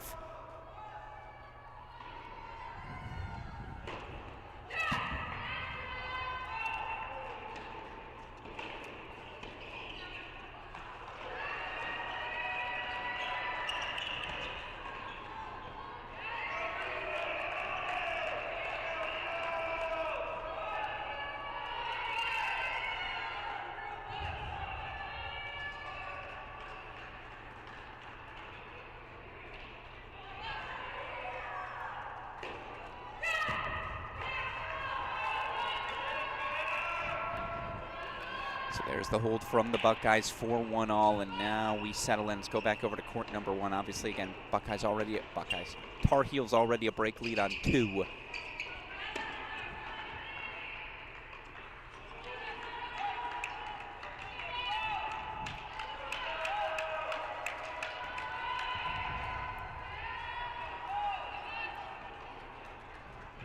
Deciding point coming up, and every time they say just go to Kajuru, they have a plan for these moments.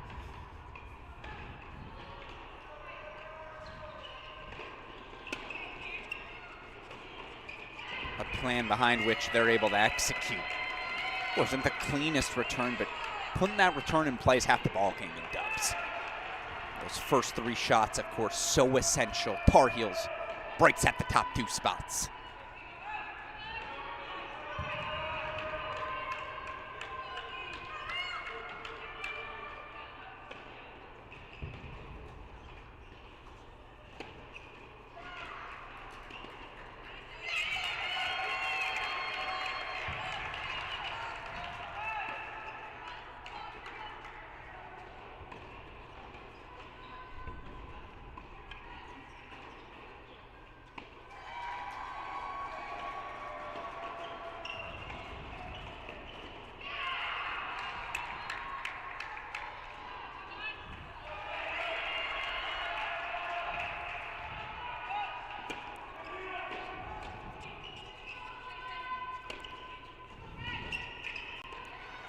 And again, 2 top 10 teams in the country. I know head coach Brian Kalbas is convinced his team is not nearly where they will be in doubles come the end of this season, missing that critical piece, right? Junior Maddie Zampardo transferring over from NC State. Her and Susanna Maltby, pro success this past summer, this fall. That's just a piece lingering in the background for the Heels.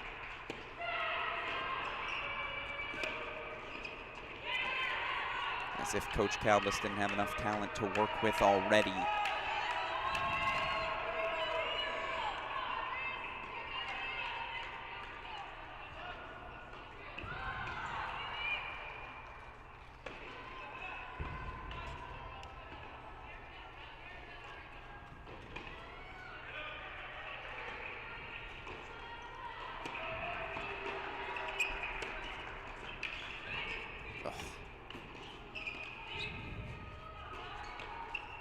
It's a great read to follow forward behind it. A good slice as well from Maltby, but a little juice there from the freshman Oluwadere.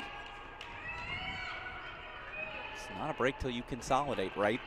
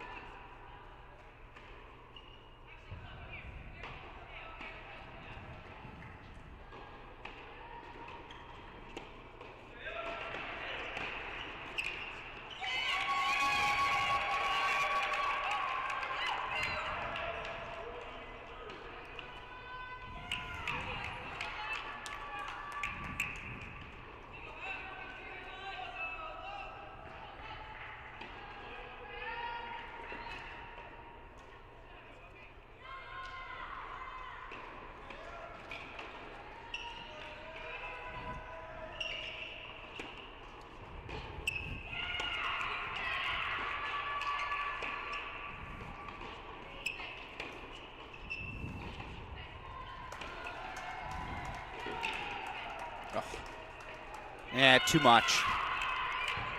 I was just getting a nice, again, getting a little cute, right? Stubborn almost in that half-court, cross-court backhand battle. Didn't need all that. Of course, right back come Oluwadarian Chavez. Deciding point coming up here on one. Who's going to take the return? You imagine the junior, right? No, they go to the freshman.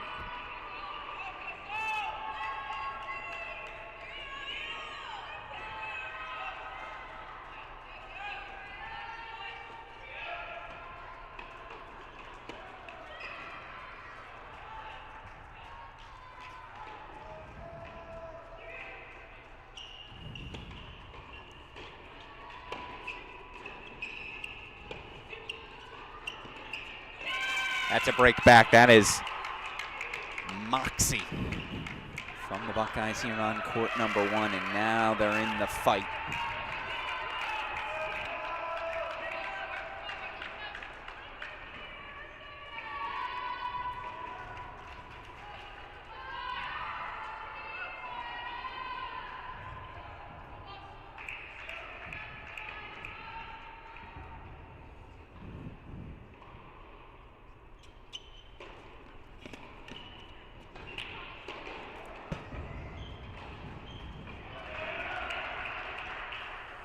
Another challenge on a serve, because why not? I thought that one was pretty clearly long. Yeah, pretty clearly missed.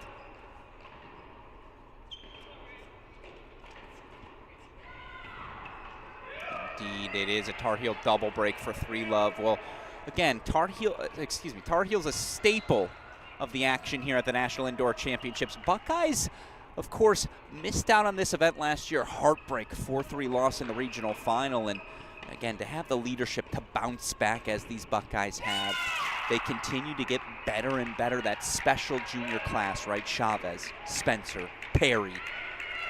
Wanted to ask head coach Melissa Schaub about that very group. Thought her answer, again, it tells you why these 2026 Buckeyes, they're ready to play at a national level.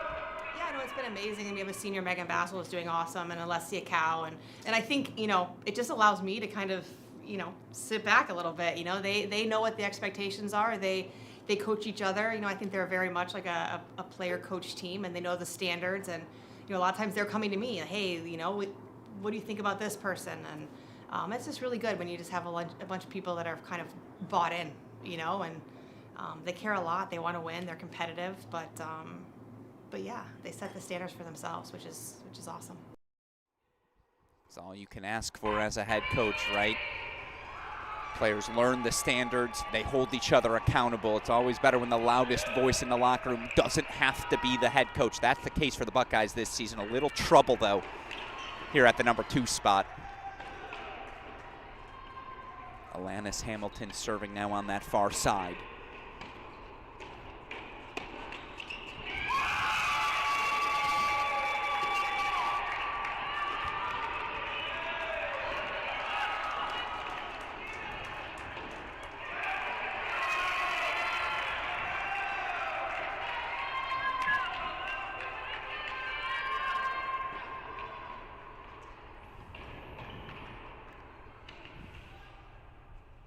Got to race over to court number 3. Believe we've got a deciding point coming up as Brantmeyer and Hamilton split the middle.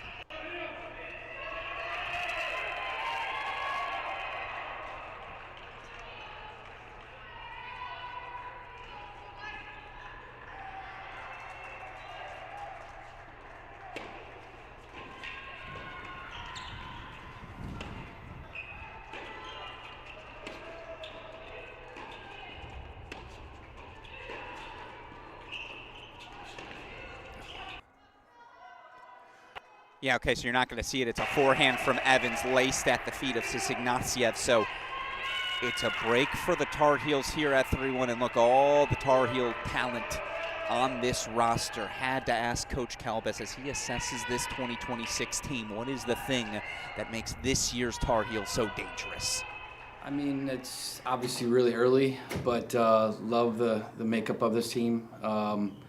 We obviously have a tremendous senior who has meant everything to our program, and to see how far she's come as a freshman, playing number 1 on the NCAA championship team, to now winning an individual title, and after 3 surgeries, just really proud of how she's kind of developed herself into, had an amazing career and leading this team. So we have a couple of really good transfers. So in Maddie and Obi, and then a brand new person that came in, Anna Fry, who's really added so much, to our team. But the juniors with Tatum and Thea and Alanis, and we just have a lot of depth, and a lot of, last year we didn't have a lot of depth, so this year we have a lot of options to see what we can do. But there's a lot of really good teams this year, so just excited to be one of those teams that could potentially compete for the whole thing. No, absolutely.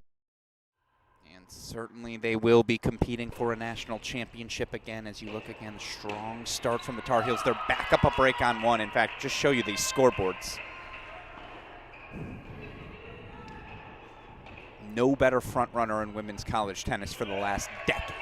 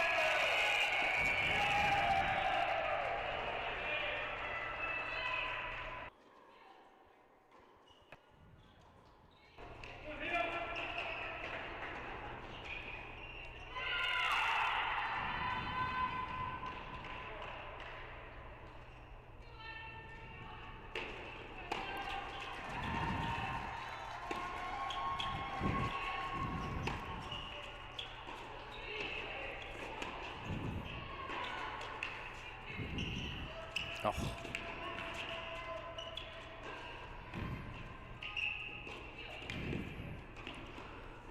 It's just, what are you supposed to do?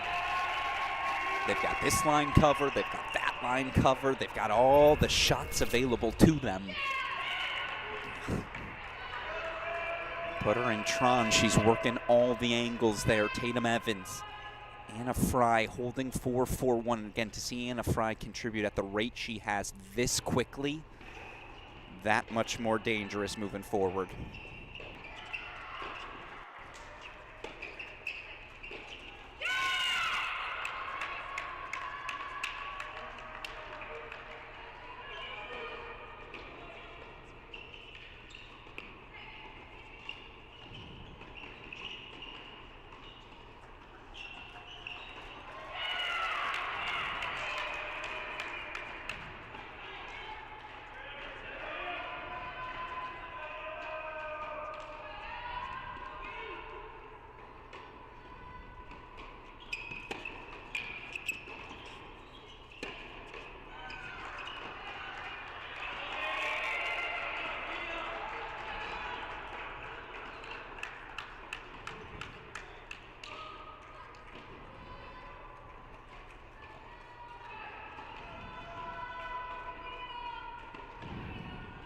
4-1 Heels on court number 2 as again you see them extending that lead, going full screen.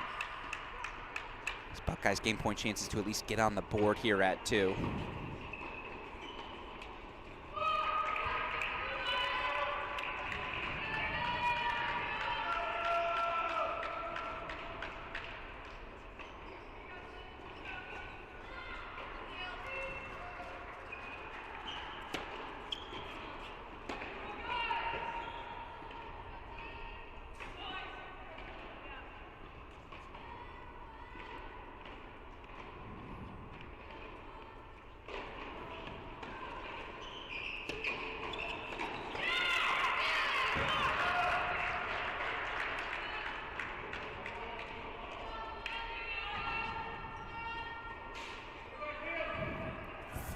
Here on court number 1. Again, back over we go to court number 3.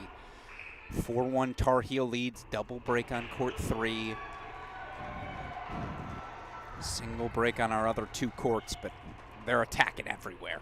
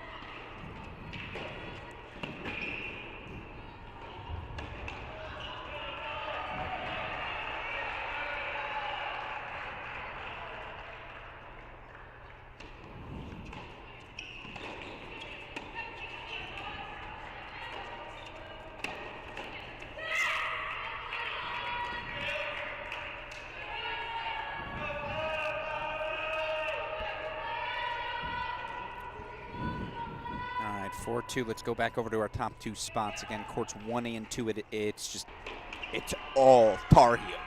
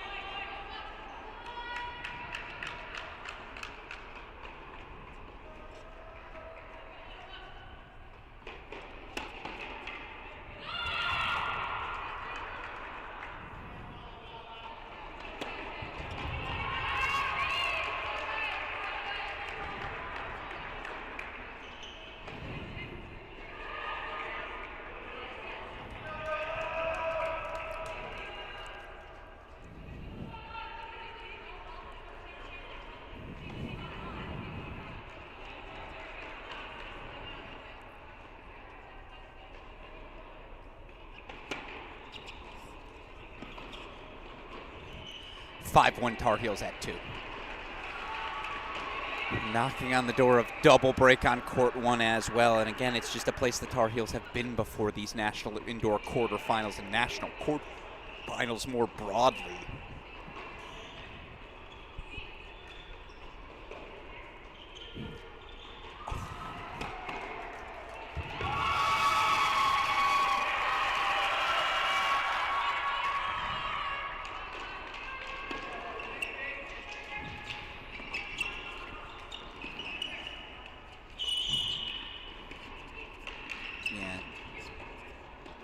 Ugh, that's so good. It's just feathery. The hands are, yeah, you see them joking around about it again, whether it's Brantmeyer, Hamilton, Reddy, in the moment any sort of ball floats.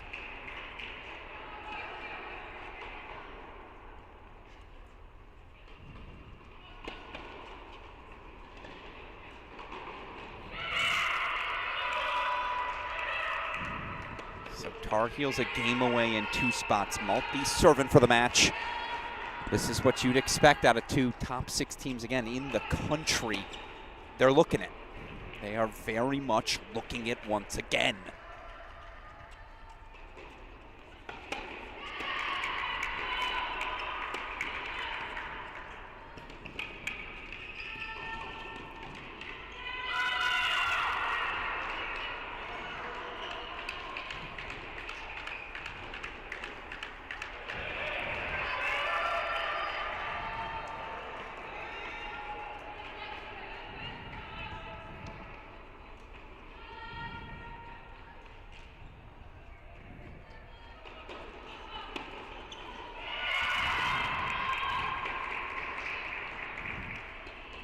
Yeah, it's really well done from Kajuru.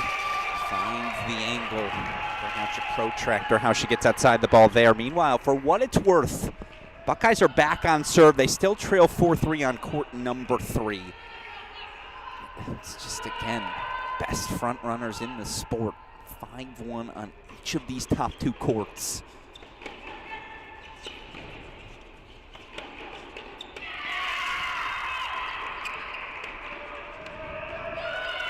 Point chances, though, for the Buckeyes in 2 spots.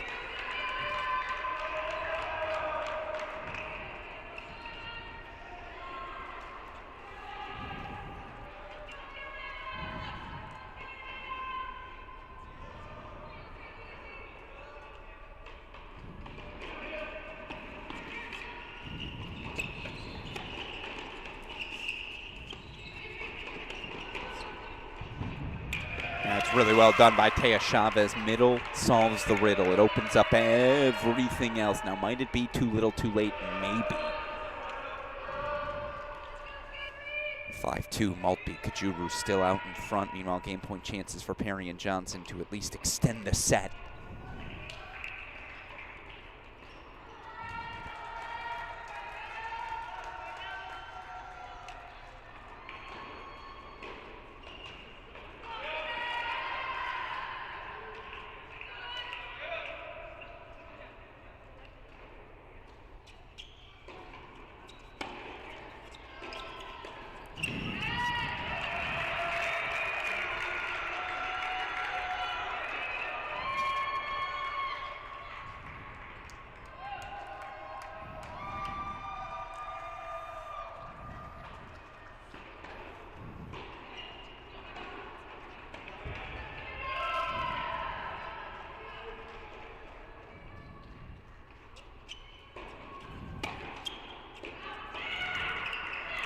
Yeah, Brantmeyer just overcooks it on the match point. Still, Tar Heels will have it at least 2 chances to serve for this set on 2. They're already trying to close things out on 1, so back over to it we go. 5-2, and I believe first point here goes the way of Kajuru and Maltby. Indeed it did. Alex Gruskin here, winner of this, to face Texas A&M in Monday's semifinal. This opening 30 minutes of doubles, all Carolina.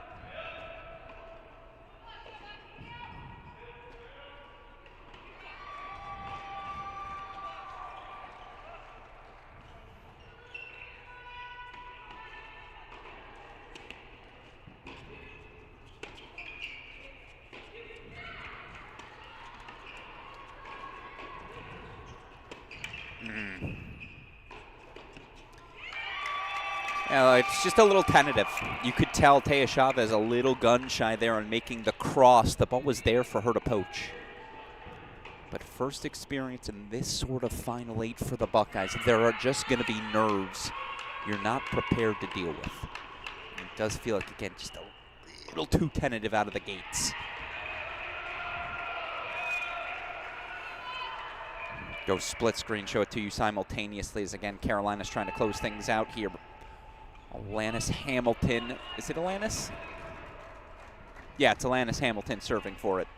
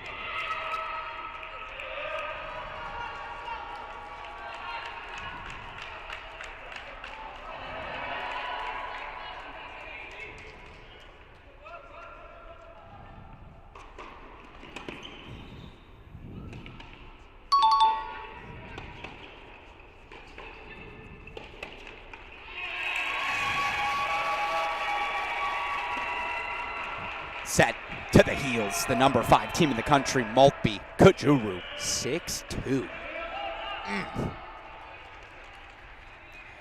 Impressive, impressive stuff. Meanwhile, here we go. Match points to grab doubles.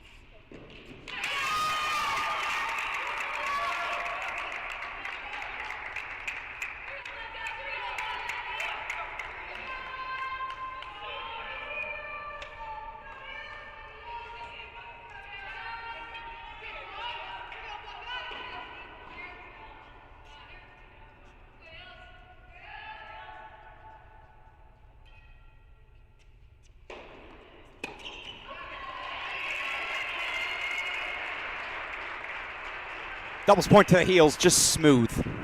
Never in doubt, smooth.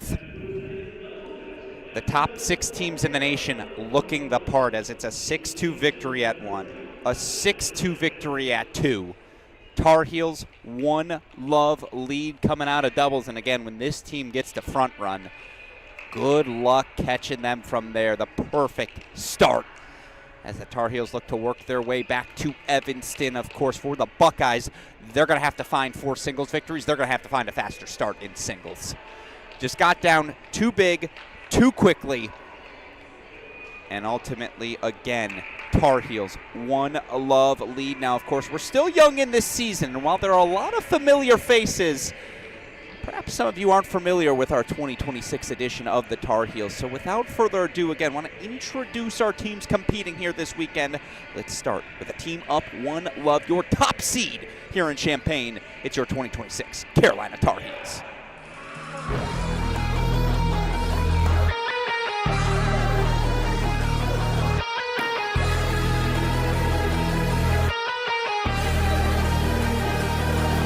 In a club with some wines and I pipe down. Shawty got me out too high. I be stepping on them in some white ones. Can't control, I think I'm too fly.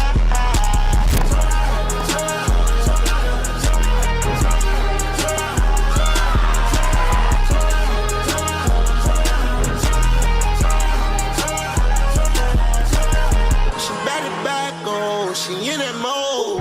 I rip her tracks out, she gotta go. I hop up on my bike, just piecing out the L's. It's not about the way, yeah, this way you go.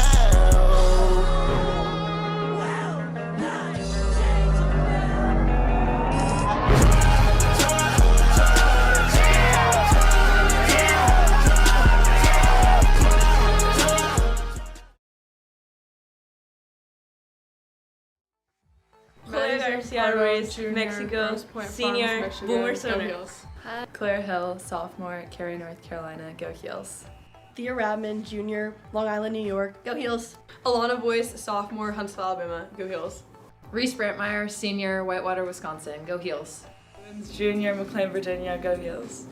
Mary Grace Renard, sophomore, Asheville, North Carolina. Go Heels.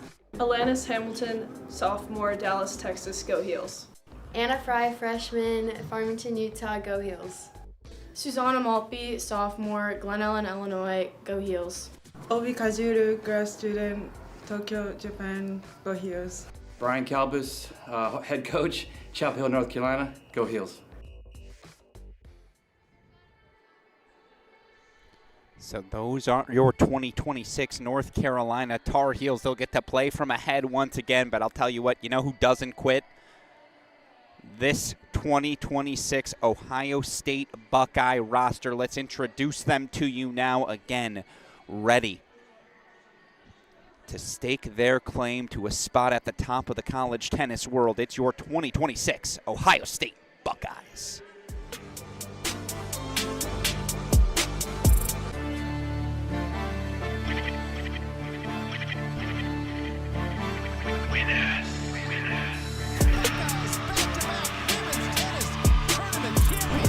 I don't give a if you love me. I don't give a if you like me. Asking me how did it feel. Can't say it didn't surprise me. Last time I looked to my right, you was standing beside me. How can some people I love hang around who try me? Let's go. What did I miss? What did I miss? What did I miss? What did I miss? Let's go, let's go. I'm whipping around like 600 acres. Let's go, let's go, let's go. You just better not ask for no favor. Let's go, let's go, let's go. It's love for my brothers and debt to a traitor. Let's go. She might decide to say no to me now, but say yes. Luciana Perry, junior. Taya Chavez, Saskatchewan, Canada, junior. Go Bucks. Flor Johnson, London, freshman. Go Bucks. Luciana Perry, Pittsburgh, junior. Go Bucks. Nao Nishino, Tokyo, Japan, sophomore. Go Bucks. Alessia Cow, Vancouver, Canada, junior. Go Bucks. Hefzibah Oluwadare, Stirling, Scotland, freshman. Go Bucks. Sophia Cisse, Manhattan, New York, sophomore. Go Bucks. Audrey Spencer, Olathe, Kansas, junior. Go Bucks. Megan Basil, Columbus, Ohio, senior. Go Bucks. Irina Cantos, assistant coach, Ohio State, OH. Adam Cohen, associate head coach, OH. Melissa Schaub, head coach, Ohio State. Go Bucks. And now we've met our two sides, and now we are ready to rock and roll. 6 singles matches ahead. Again, the Buckeyes need to find 4. Carolina, just 3 semifinal spot. In Evanston on the line. Show you our 6 singles matches as we get rocking and rolling. Here on court number 1, Luciana Perry taking on Reese Brantmeyer. Top 5 battle for us to enjoy. Roll the balls out. Let's play some tennis.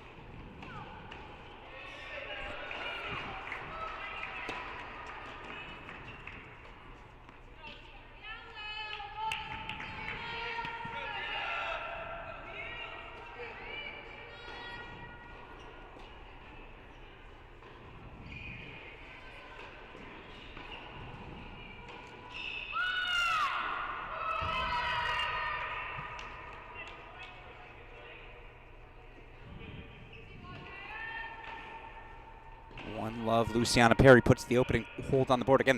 They just have to get off to a faster start than they did in doubles. Have to.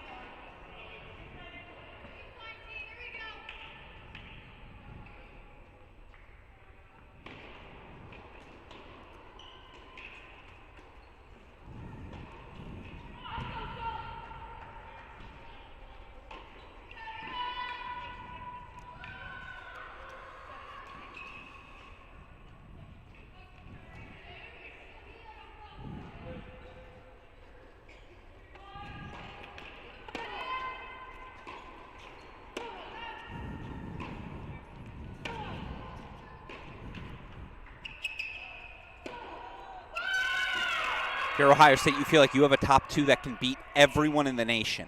Here's the problem. Again, Luciana Perry's 3 in the country. Her opponent, Brant Meyer's 1 in the country. Taya Chavez is 13 in the country. Her opponent, Obi Kajuru, 7 in the country. Strength versus strength. Here at the number 2 spot, it is Chavez who breaks. 1 love lead here on court number 2.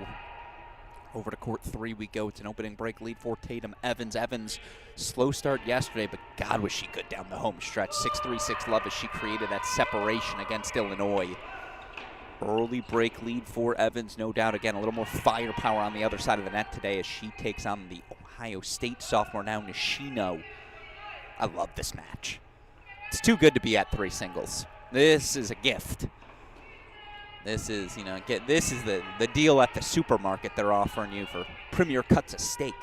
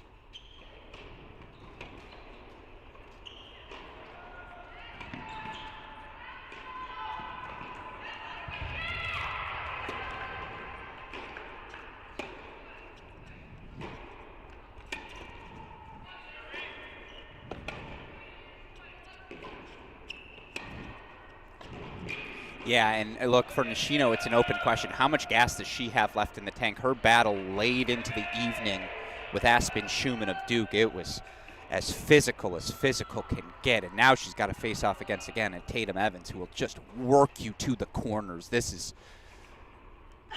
all recipes towards UNC.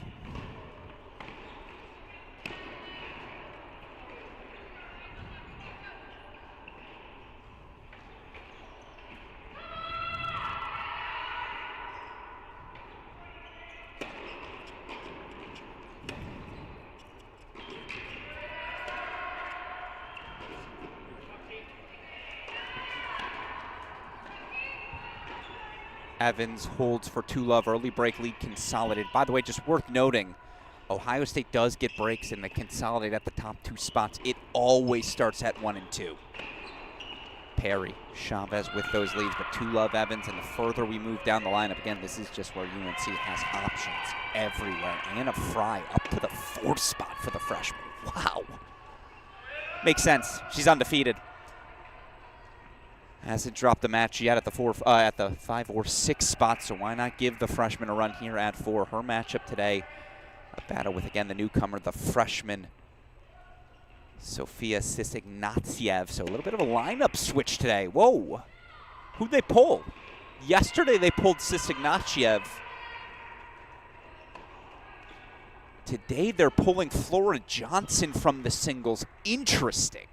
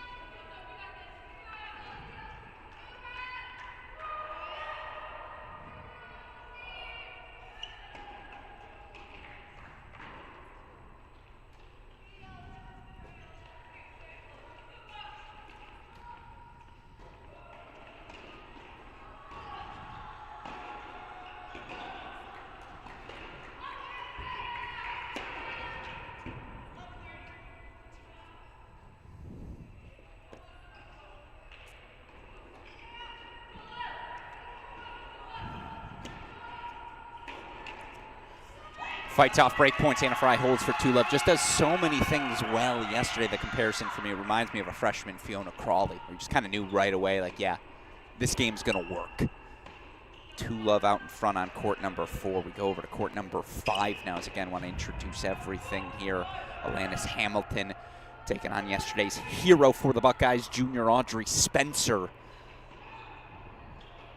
Fun battle here between the sophomore Hamilton, the junior Spencer. Again, 2 players who like to get aggressive.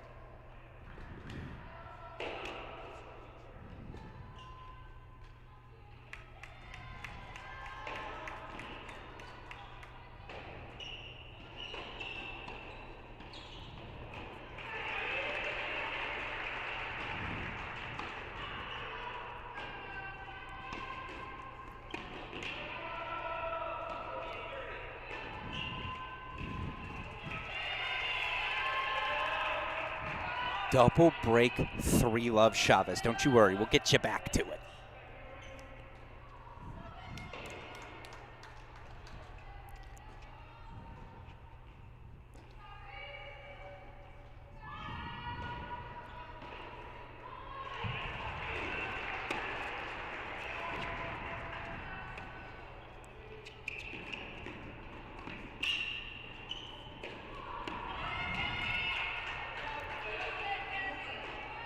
Deciding point coming up here on court number 5.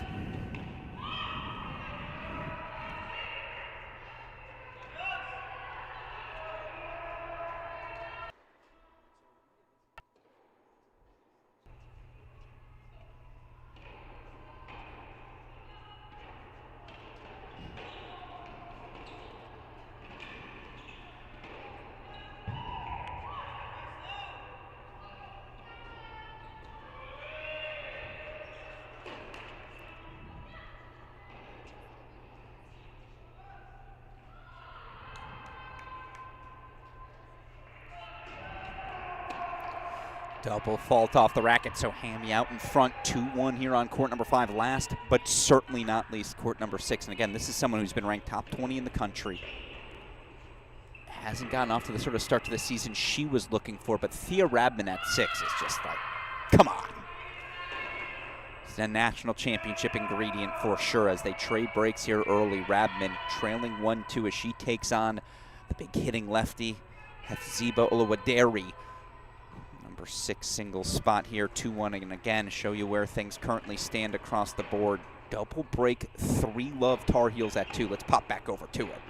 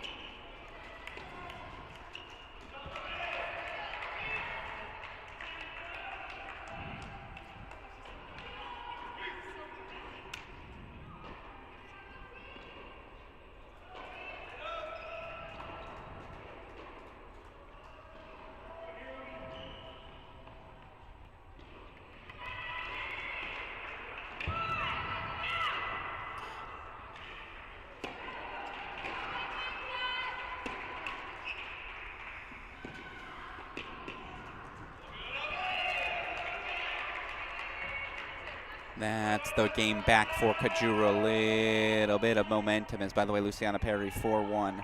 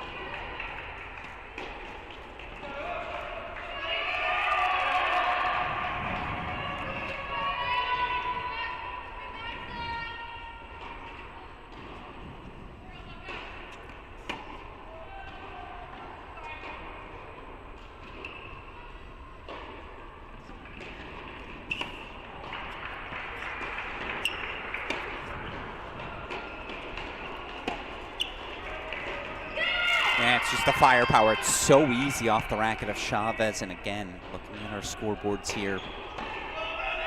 Yeah, that's those 3, 4, and 5 spots. UNC is just going to be deadly. Those are the 3 to watch. Again, Carolina, can they find a Carolina? Can Ohio State find a first set in any of those battles?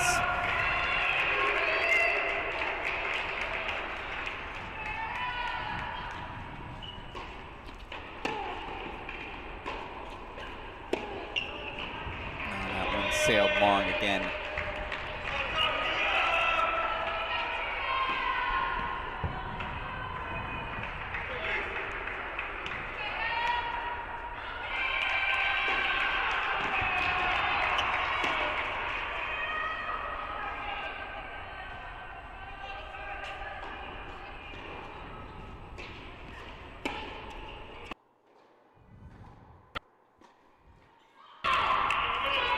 breakpoint chances.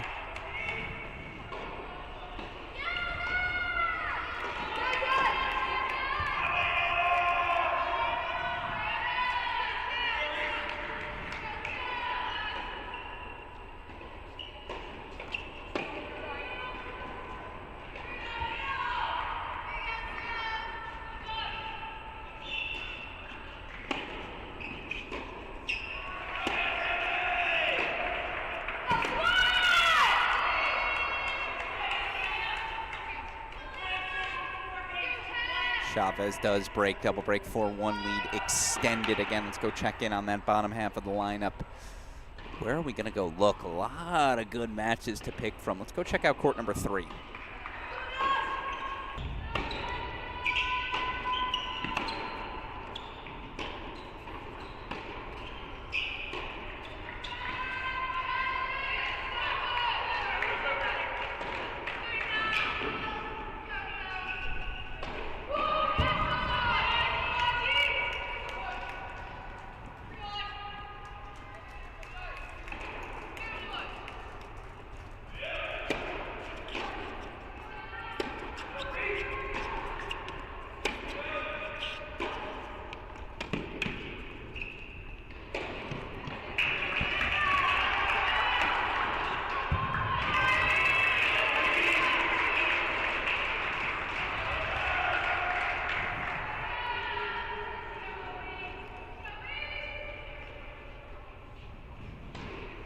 I lied, I can't help it. We gotta go back to court number 1 again. Perry taking on Brantmeyer. This is a top 3 battle.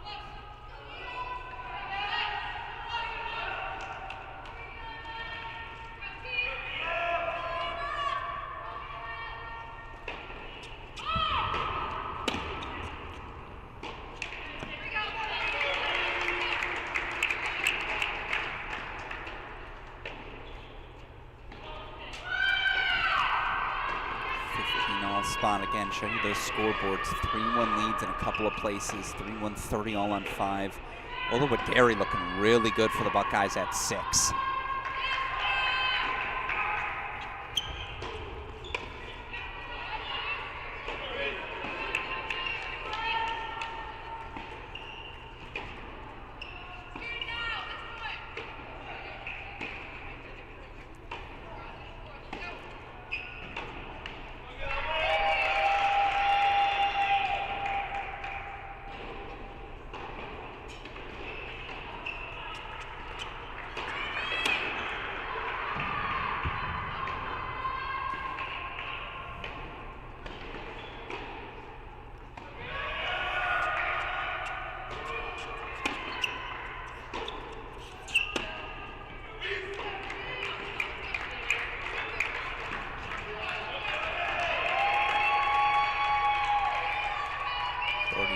Spot.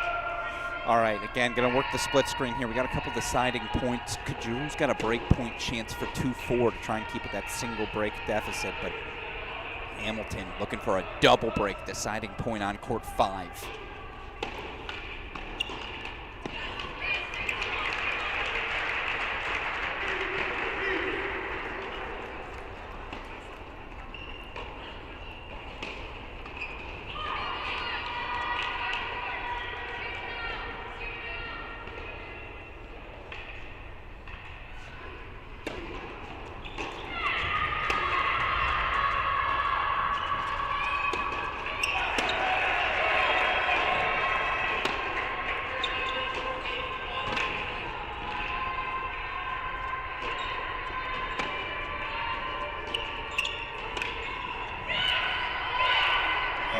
Breaks 4-4-1, so there is that double break lead separation.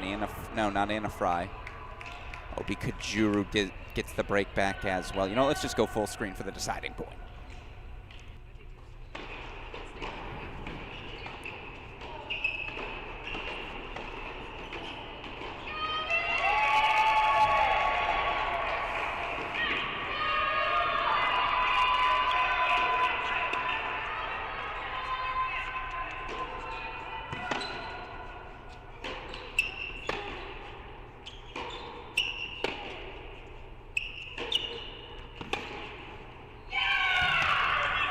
Perry holds for 5-2, and there's that roar again. She is the spiritual center. She is the beating heart. 5-2 out in front. Let's take us down to the end courts. Courts 5 and 6. 4-1 leads respectively for each team.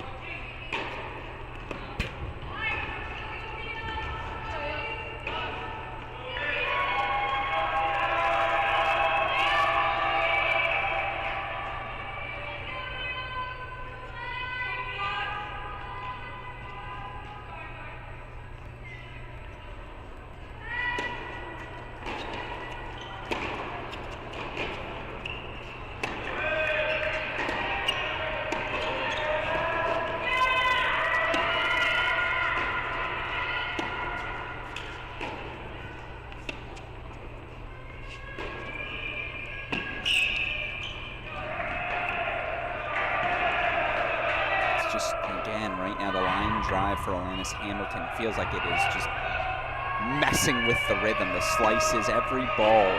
Feels like Audrey Spencer's falling backwards against, unable to get that momentum moving forward as she does when she is at her best.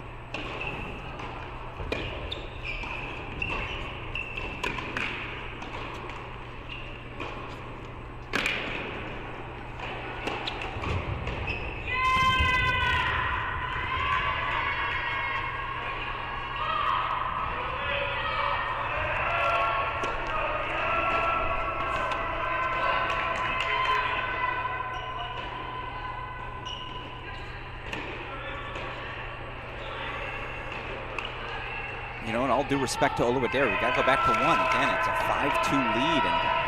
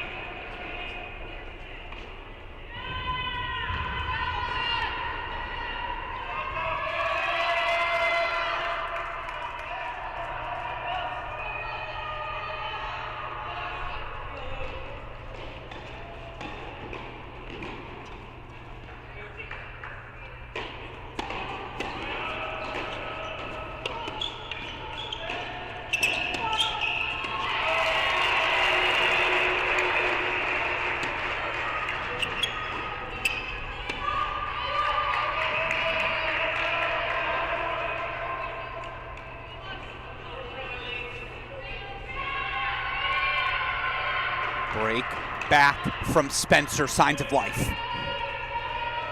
Let's put our 5s on the board. Look at this.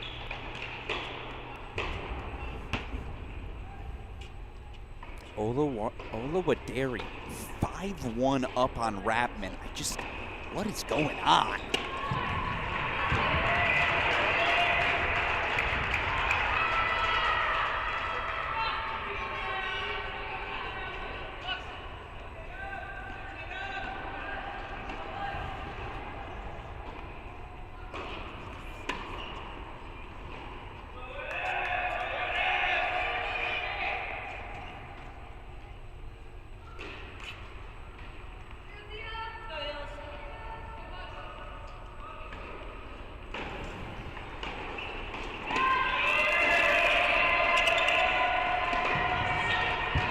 That's exactly the first point you want to see out of Luciana Perry, just staying true to her identity, following forward, first strike. Can she be a catalyst? By the way, this could be a quick 2 first sets.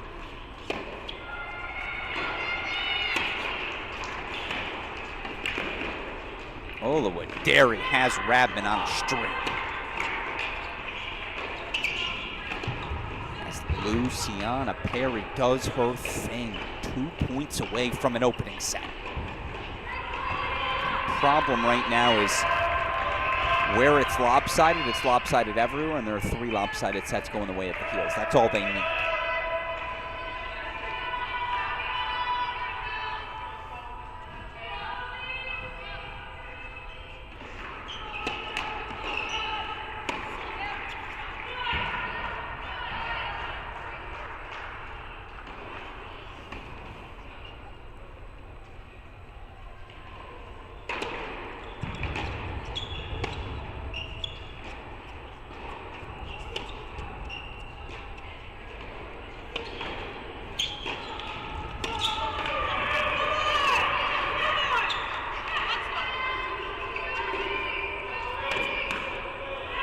Pushes it wide, set points for Olowadere, set points coming up for Luciana Perry as well. To go from Luciana Perez to Luciana Perry, I'm just preemptively apologizing for when I mix them up. But how about this for the Bucks? This is what the doctor ordered.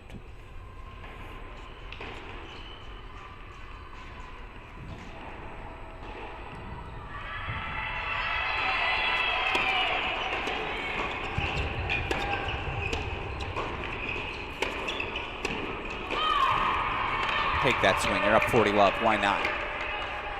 But that's a set. Breadstick on the board from the freshman Olowadere. You have our attention.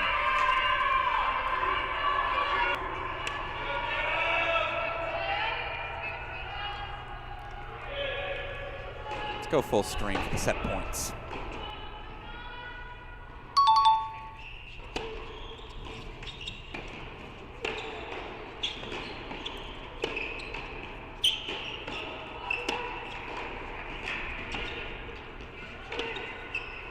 She's just ready. She's ready to be one of the best. Almost made a Julia Elbaba comparison there, but I don't think that's exactly right. Shout out to those who know. Nevertheless, Luciana Perry's on it. Look at this. 2 first sets for the Bucks. However, take us over to courts 3 and 5, where again, opportunity to separate here for North Carolina.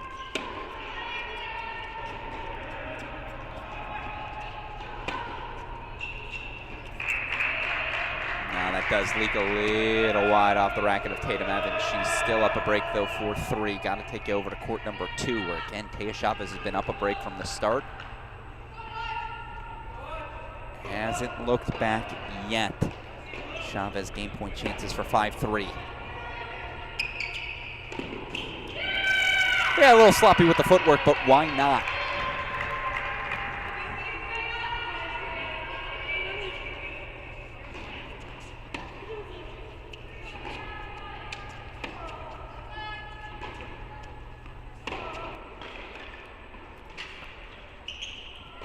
Front 5-3, Chavez goes. We really are looking at a world where it's 3 Ohio State first sets, and again, after dropping doubles down from the start, never really had a look. That's exactly what they needed.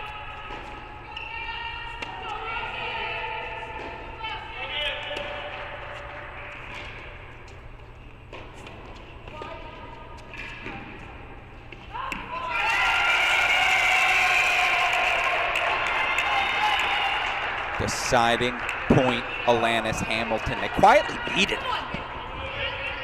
5-2, her lead gets extended. Again, the Tar Heels have leads on courts 3, 4, and 5. A break on all of them. Trying to pick in my head 3 or 4. Let's go over to 4.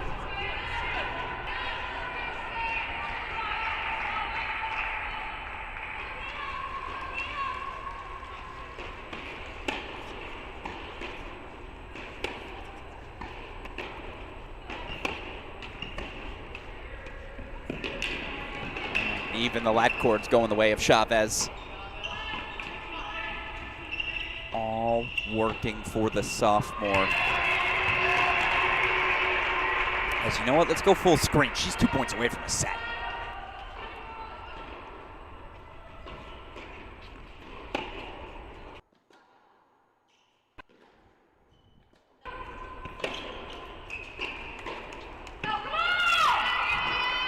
You know, somewhere John Parsons, our dear friend, is watching and thinking, you know what? Buckeyes got some game. They do. They know who they are, and to have that identity this early in the season, they know where they got to chase. Set points coming here for Chavez.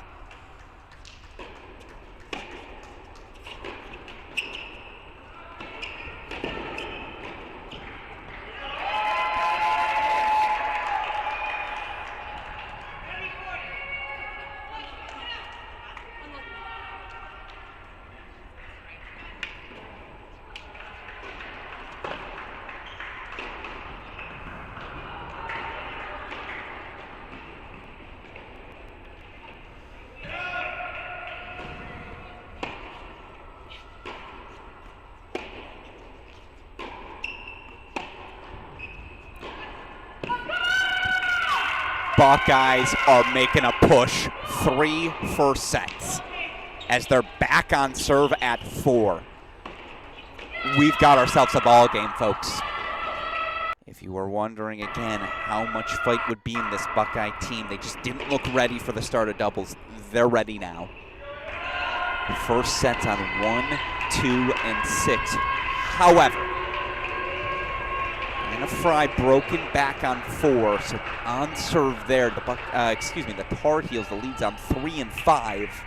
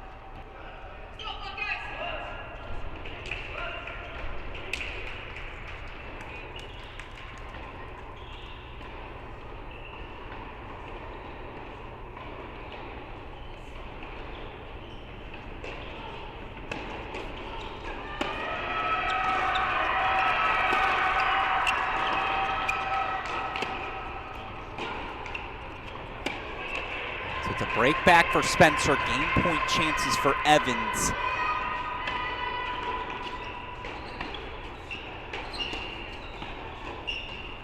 Fascinating.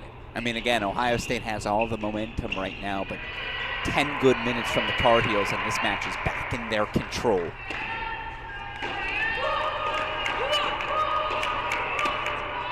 It's better from Audrey Spencer. Let's go full screen here to 3.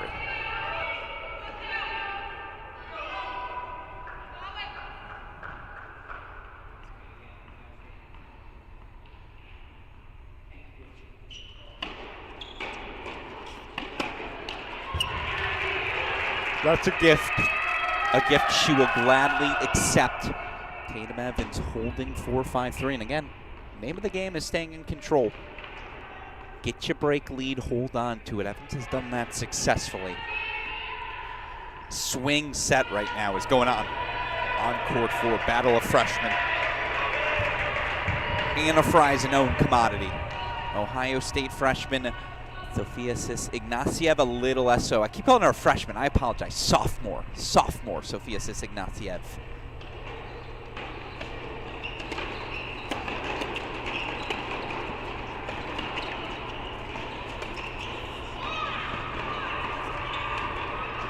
Limited action last season, 1 and 3 in the singles matches. She was thrust into This win might be the biggest win of her career today. And again, it's 4-all in an opening set. We're so far away from that, but that's what the sophomore is fighting for today here at 4.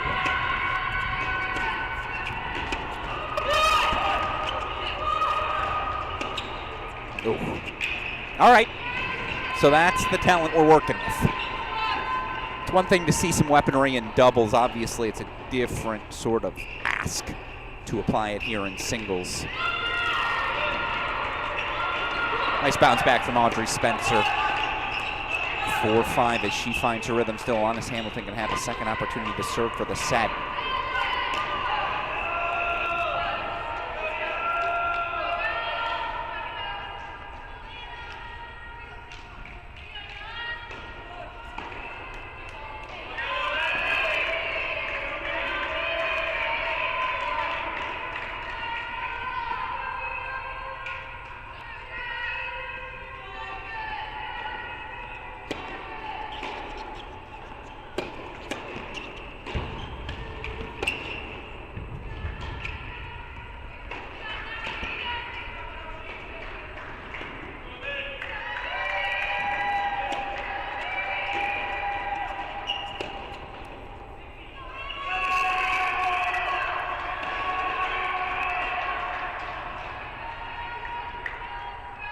Fry breaks 5-4. She will get to serve for an opening set. Back over we go to court number 5. Alanis Hamilton, take 2. And she serves for an opening set. And again, 3 first sets for the Bucks.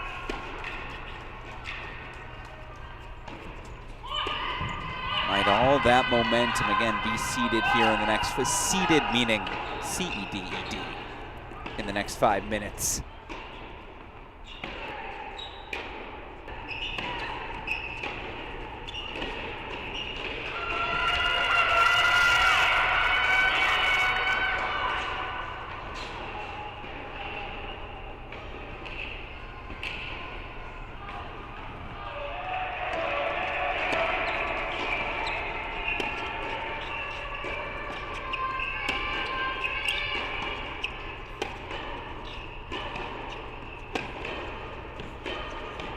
That's shocking. Underhand serve out of Alanis Hamilton, huh? Like, what do we need to monitor moving forward? Because again, they're down 3 first sets.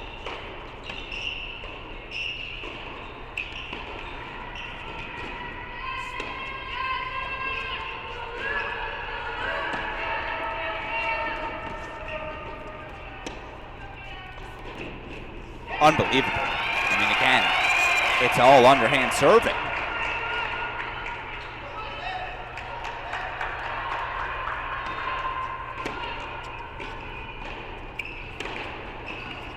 Said it was going to be a pivotal 30-minute stretch. I mean, this is a fact to monitor.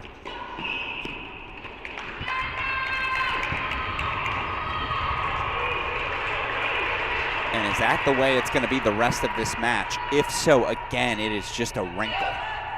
Obviously, Dirty Love here trying to close out this opening set. Has to get off the court.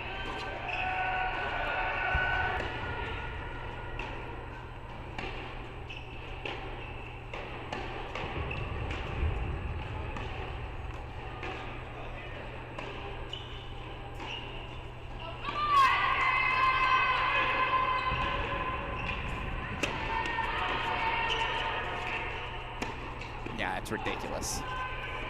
By the way, a lot easier said than done. You think underhand serves coming at you, I'm just going to rip return winners, right? Wrong. Mental hurdle, the physical challenge.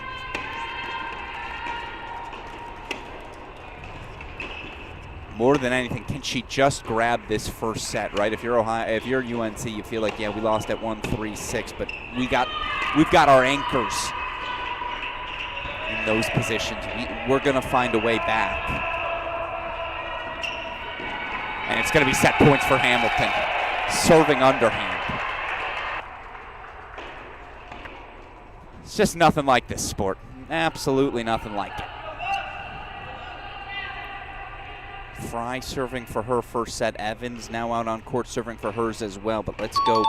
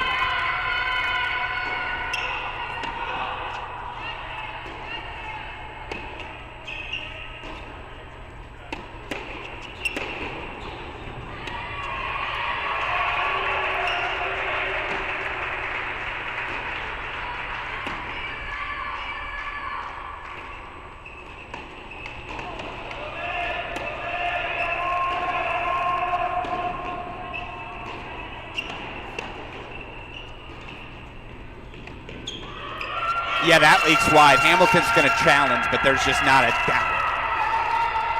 The match has changed. It's a new ball game, and apologies, I didn't realize I was showing you two of the same matches there on the side.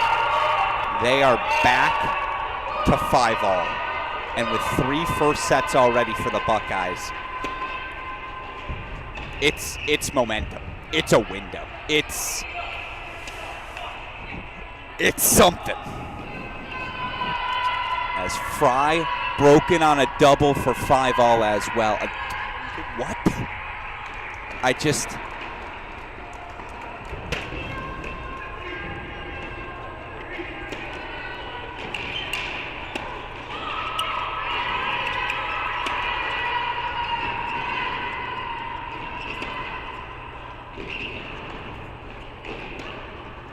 They need it like they need oxygen. Desperate for a Tatum Evans set here on 3. Desperate.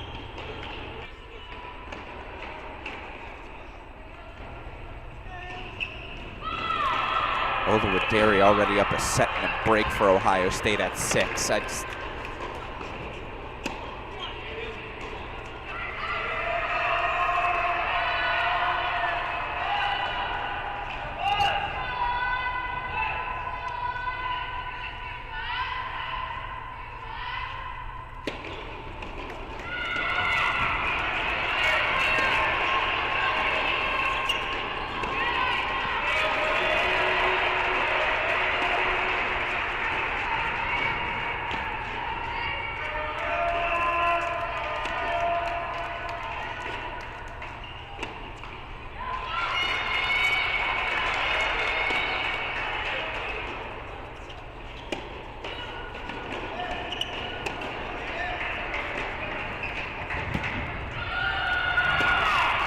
They needed that desperately.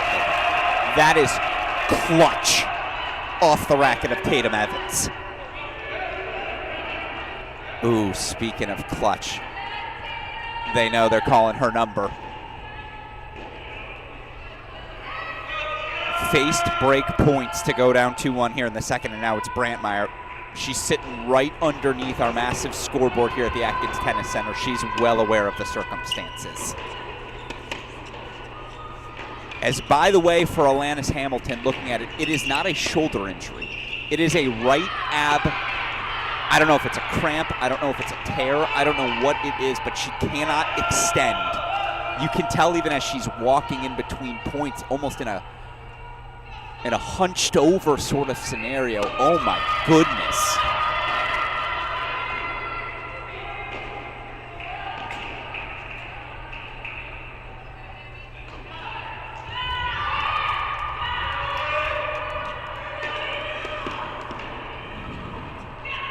That's good serving from Perry.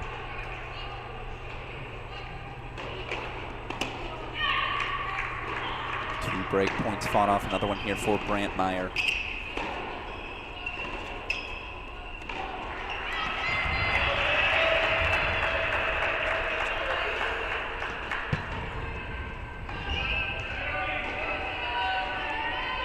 What a drop shot, by the way, from Hamilton to fight off a game point. I mean, again, can't really move or extend. You can see it in her forehand, too. It's so stiff right now.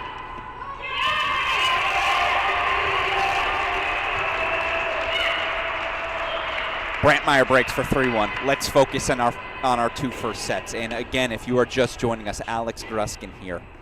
It's getting weird in the Atkins Tennis Center. The best sort of sentence I suppose someone in my position can say. Alanis Hamilton was up 5-2 in the set at 5. She cannot fully extend. That right ab, something's up. Has to serve underhand. Gets back to deuce. Come on.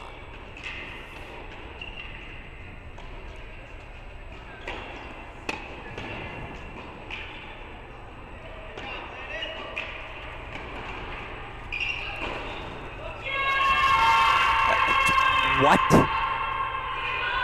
6-1, 3-1 love, Oluwadere.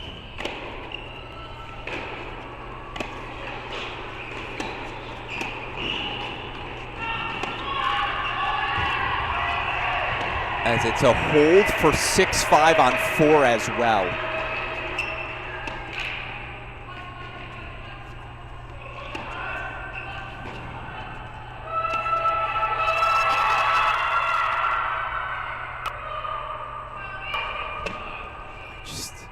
Spencer, 6-5, the roar.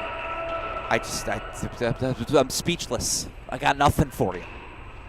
This was not on my bingo card of outcomes I saw coming. And yeah, I know Thea Radman struggled here to start 2026, but 6-1 3-love down at 6. Hamilton can't hit a ball over her head. Juru's down. I mean, it's just...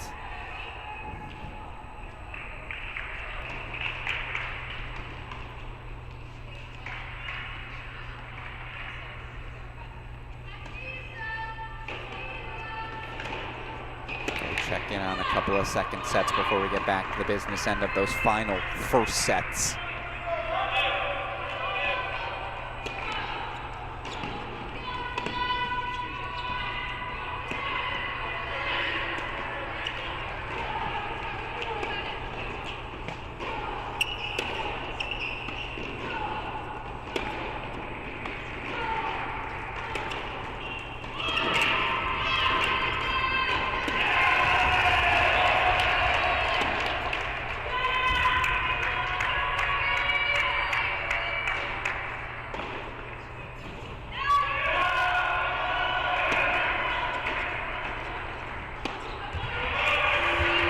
Juru holds 4-2 all again. Oluwadari's up 6-1 3-love, and yet the place we have to go. If she loses this set, does she retire?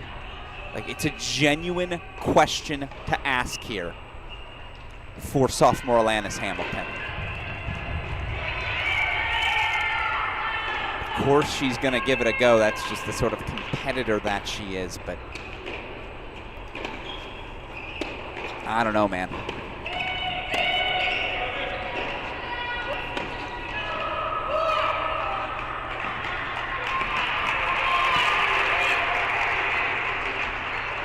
And if you're a Tar Heel fan tuning in, it's hard not to be reminiscent, evoke memories, of that 2024 National Indoors. They're the defending NCAA champs. I think we did a podcast saying, is this going to be the best team in women's college tennis history? And Brantmeyer tears her ACL in that National Indoor quarterfinal, and it's just how quickly things fell apart from there. Now, Hamilton's still on court. This isn't that. But you feel it in the building.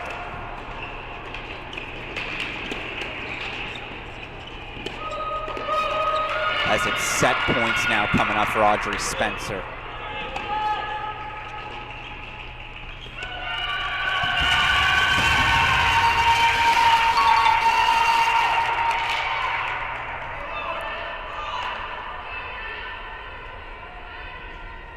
To be something around 5-2 in this opening set. Again, Hamilton was serving normal.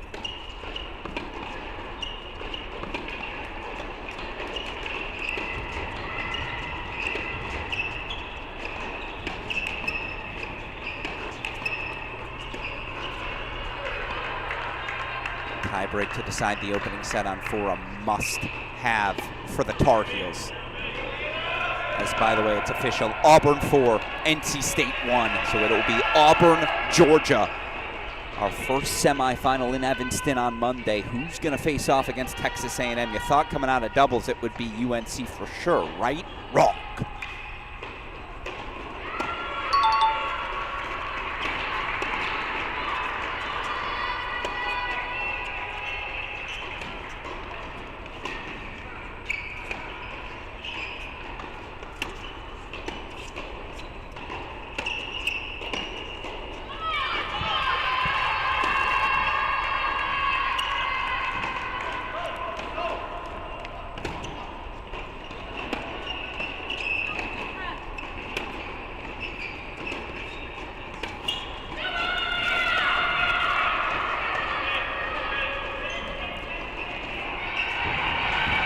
Look, we're on the ITA YouTube channel, so I'm not going to use profanity. This is insane. I cannot believe what we are seeing.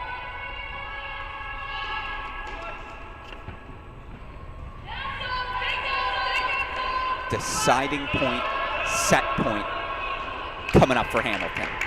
For Spencer.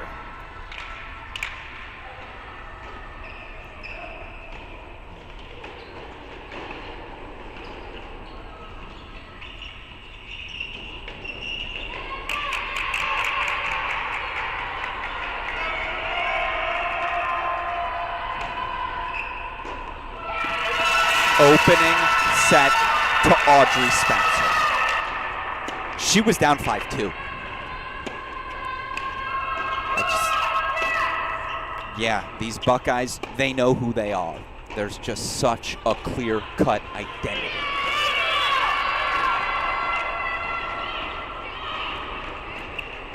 And unless something dramatic changes, I'll say it. Feels like it's Ohio State's match to lose. Could they walk away with 5 first sets?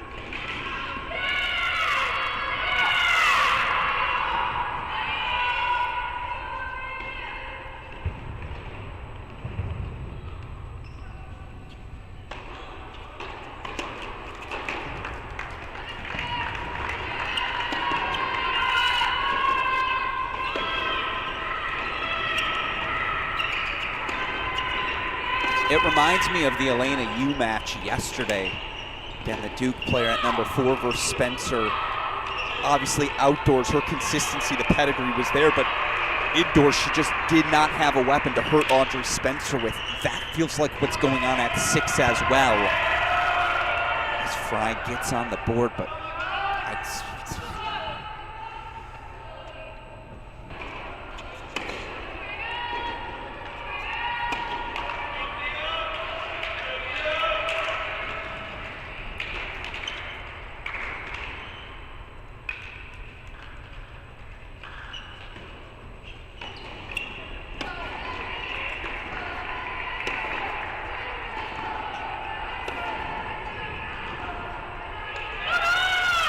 again, you're penciling in that match on court 5 for him. Maybe you're ready to pencil in 6 as well, so that's 2. Chavez 3, and then again, it's just so many options.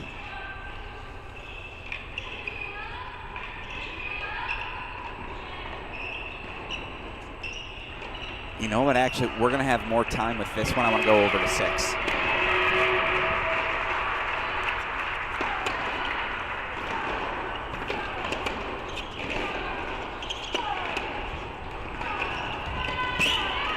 These Buckeyes,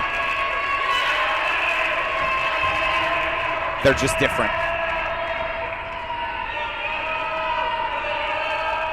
Set and 4-1 on 6.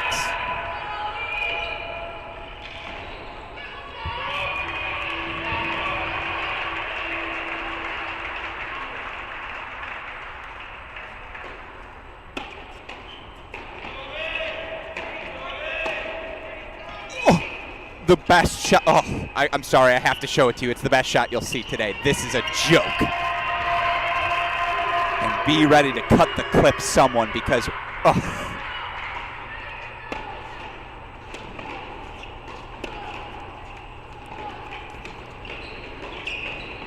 Stop the match right there. She can't hit a serve, but she can do this on the run.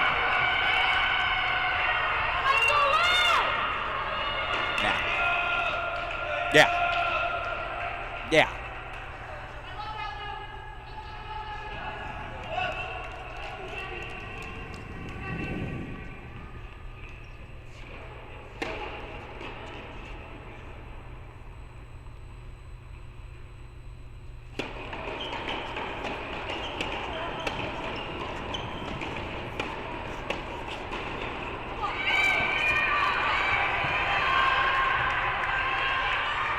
Let's find out what the freshman's made of. Down 5-1 in the tiebreak. It's 3 straight to get back on serve for Anna Fry. You do see Taya Chavez has her set and break lead, as does Ola Wadare. In fact, she's got a set double break.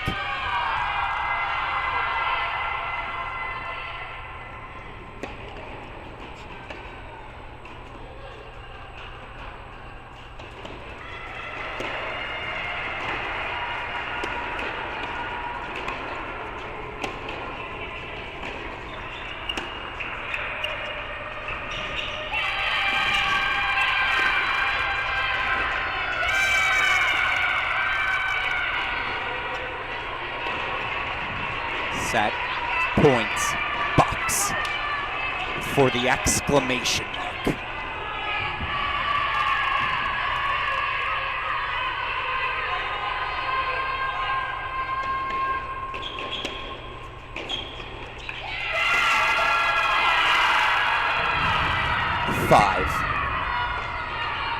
Five first sets versus this Carolina team.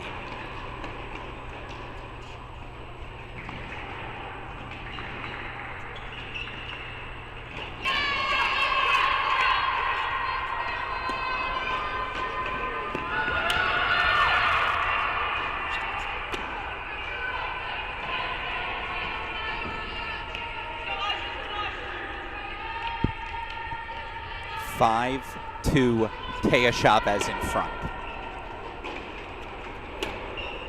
Again, I need to look at 6. What's going on?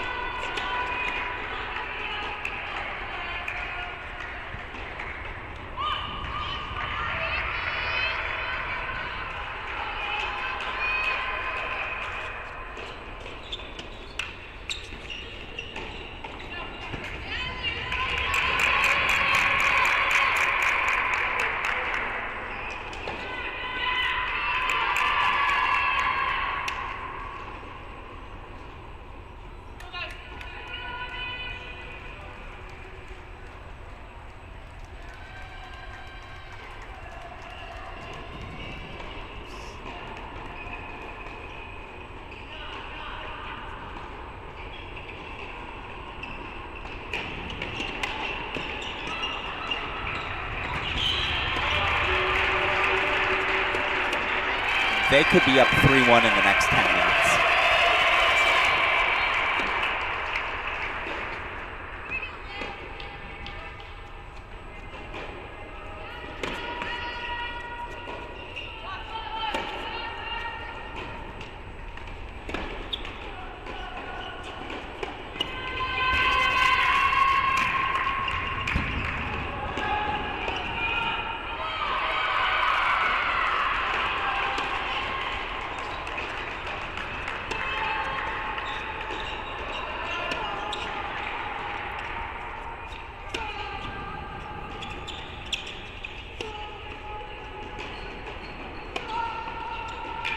Well, on a day where NCAA men's singles champion Michael Zhang experienced his first loss of the season, it's the women's champ Reese Brantmeyer now down a set and a break, epitomizing what has just been a day that belongs to the Buckeyes. We were all curious, myself included, especially after how lopsided that doubles point was. Maybe the moment would be too big for the Buckeyes. No.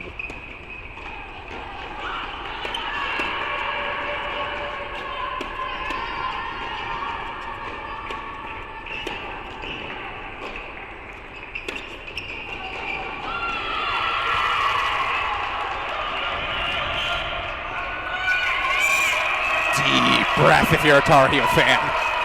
Radman gets a break back.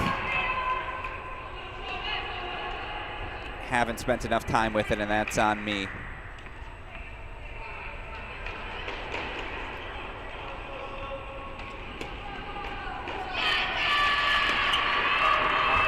Match points Chavez.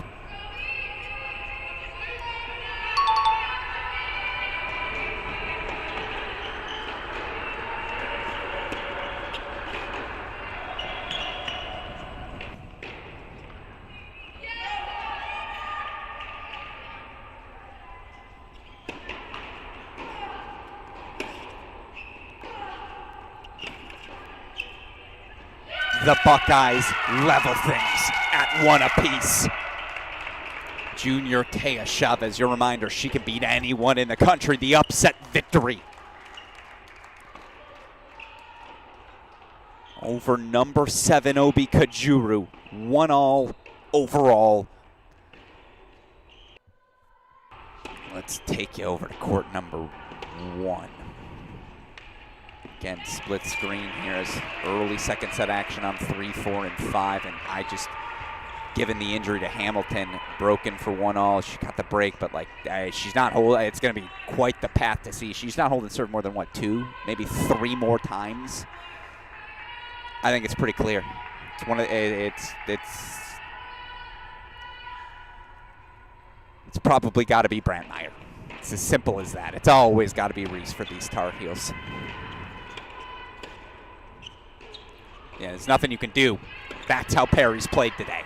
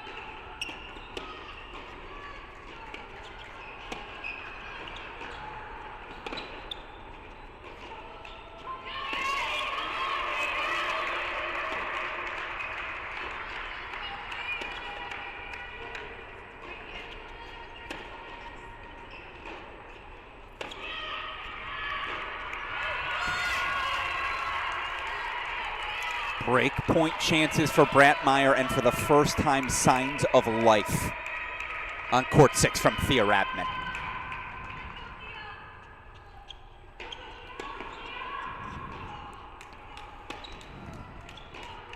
Brandmeier breaks.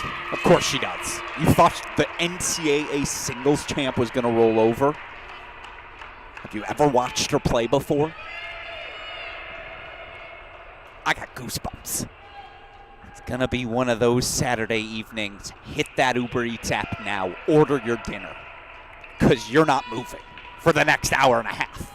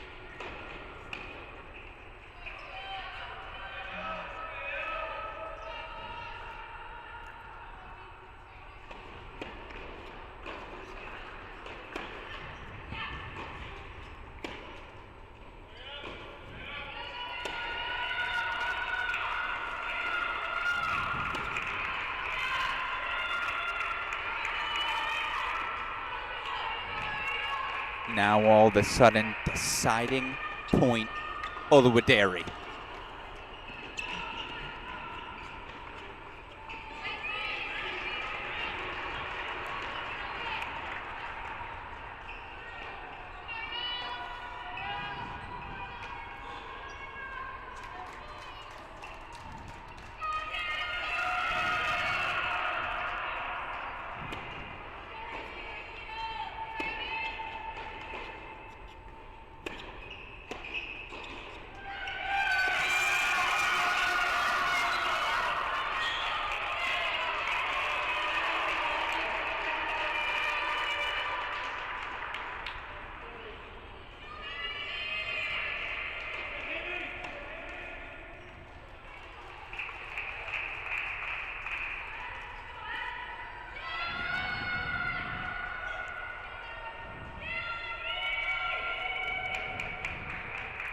It is a must-have hold, goes the way of Radman. By the way, overrule of Hamilton, so Spencer now up a hold 2-1. That might just be the match on 5. Straight set win for Chavez on 2. Haven't shown you much of court number 3. That's the lone first set for the Tar Heels. Tatum Evans 6-4, 2-all.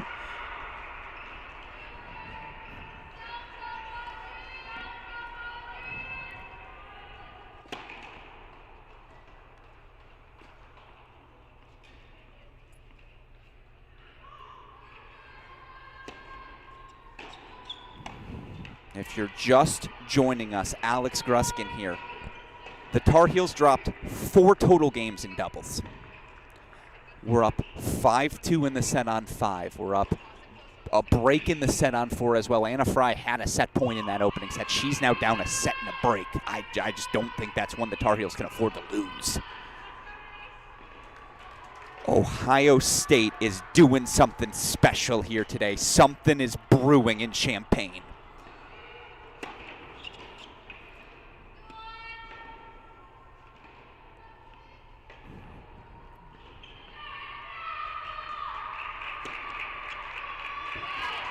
Yeah, there's Reese. Well, again, the NCAA singles champion doing what NCAA singles champions do. Break and a hold. She's out in front 5-4. Obviously, a must.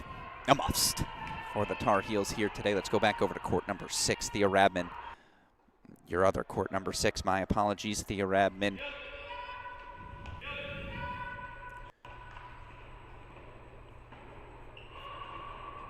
Maybe signs of life. And by the way, we all see the scoreboards. You know who else does?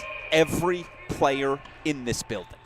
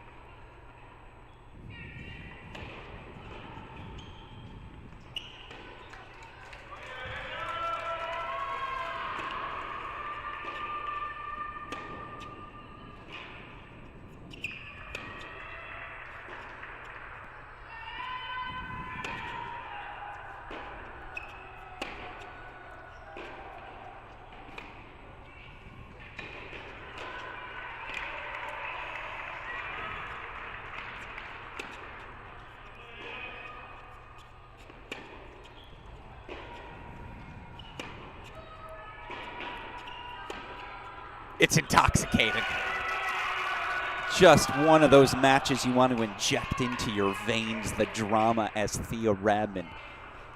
She's got Olowedere now in the torture chamber, slicing, dicing, high and heavy. Break point chances for a 3rd consecutive game. I do want to show you simultaneously again. Audrey Spencer grabbed that hold for 2-1. It might be enough. Alanis Hamilton dealing with some sort of ab injury. She cannot serve overhand.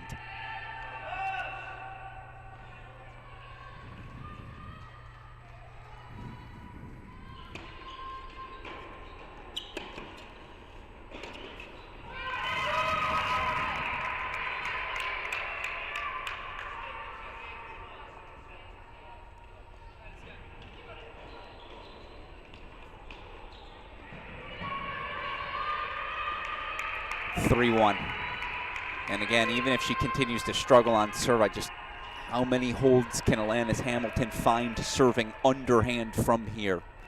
Unlikely to see many, right?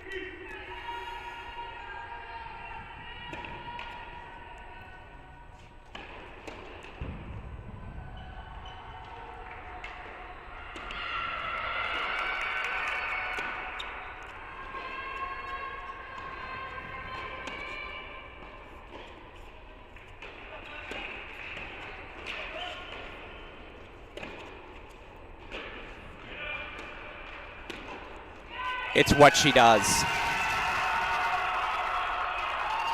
It doesn't have to be pretty. You're not here to win a beauty contest. You're here to win the point. So Thea Radman says, I'm making a million balls. I dare you to beat me. We're back to 4-all.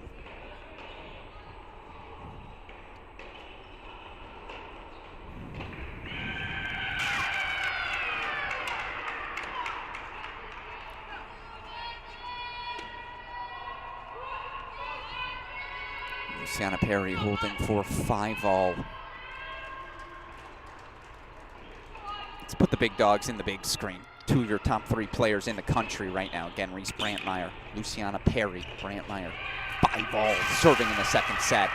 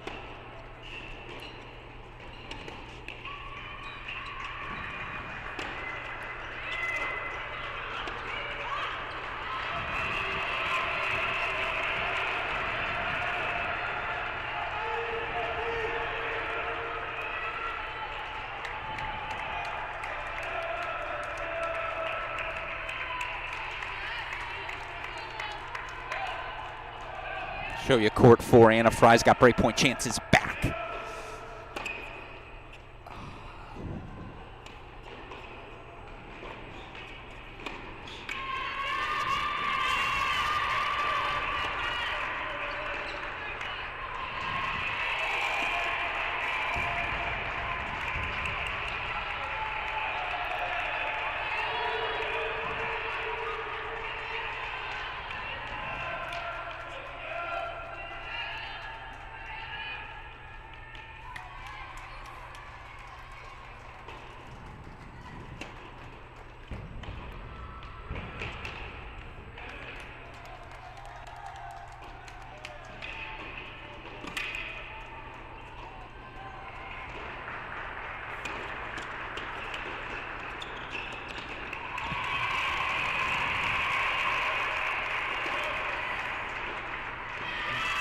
Yeah, that's back to it if you're Ola Waderi. Meanwhile, Brantmeyer holding 4-6-5.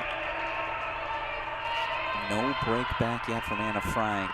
So let's put her again more prominently so we can see, is it a break back or can the sophomore Sis Ignatiev just stay on that front foot, keep slugging away?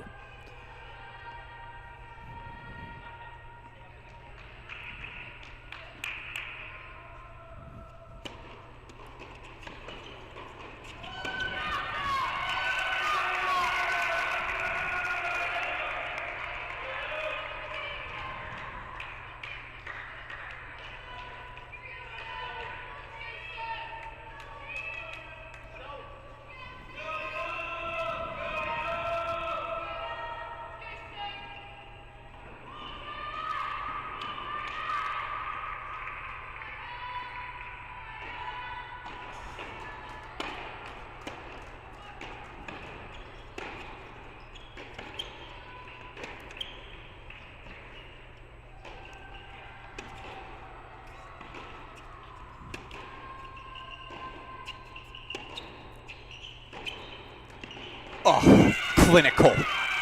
Well, the sophomore had to wait her turn, but she's ready. Gumption to knock off the volley. 4 break points fought off. She holds for 3-1. We go back over. Is there a challenge? I see the finger up. What are we missing here? Oh, no, that's not a finger up. That's a fist pump. A little miscommunication, I see. So Radman does her job. 4 games on the trot consecutively. Let's go full screen over to 1. You see the stress on the face of these Carolina Tar Heels. Tested already this season. They've gotten wins over Georgia, NC State, Virginia.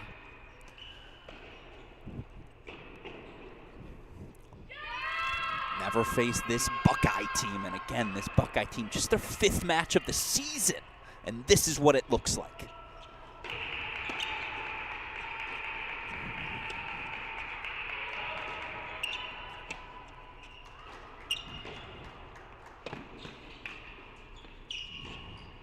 Yep.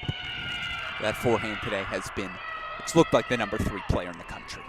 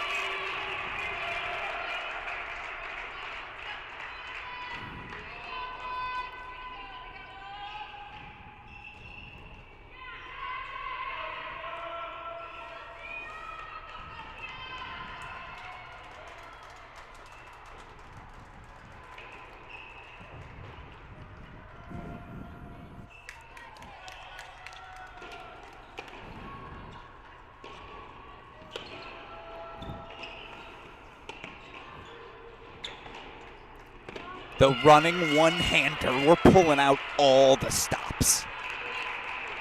Set, points, Tar Heels.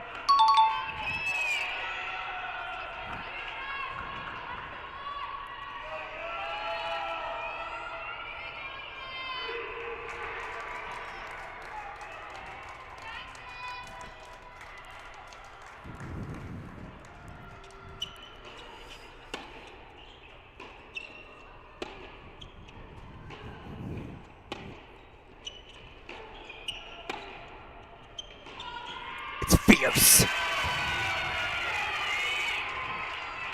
7-5 set to Brantmeyer.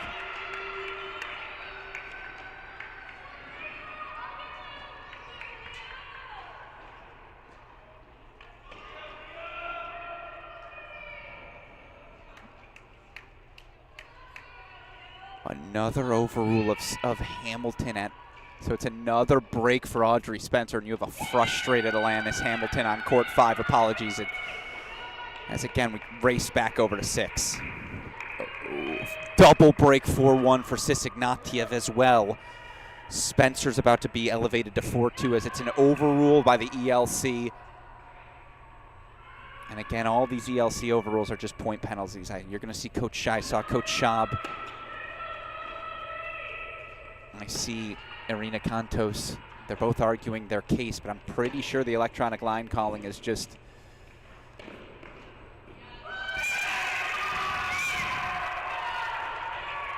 it's just point penalties, right? That was the rule change after All-Americans.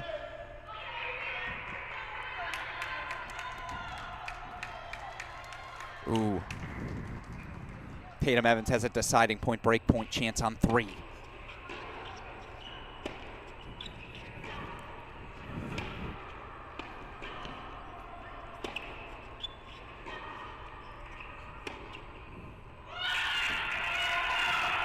Set, break, Evans.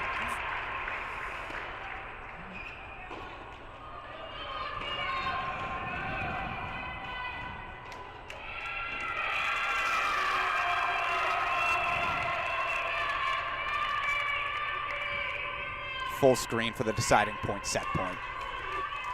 She was dead to rights. Dead to rights 10 minutes ago.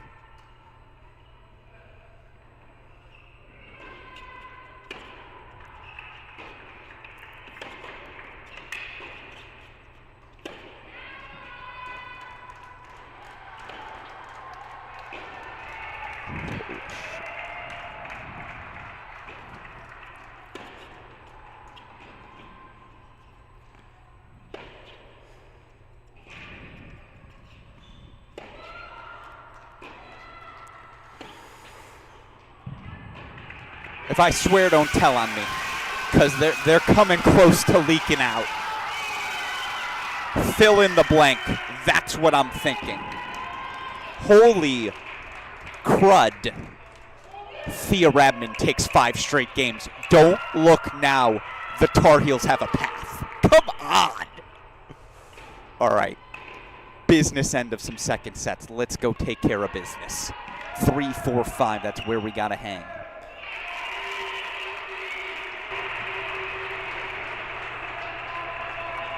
You having fun? Certainly hope so. Alex Gruskin here. It was 3 years ago, roughly 3 years ago, that the Tar Heels won doubles. 6-2 sets at the top 2 spots. I don't know if they broke a sweat. They're working now as we move over to court number 4. It is all the sophomore Sis Ignatiev.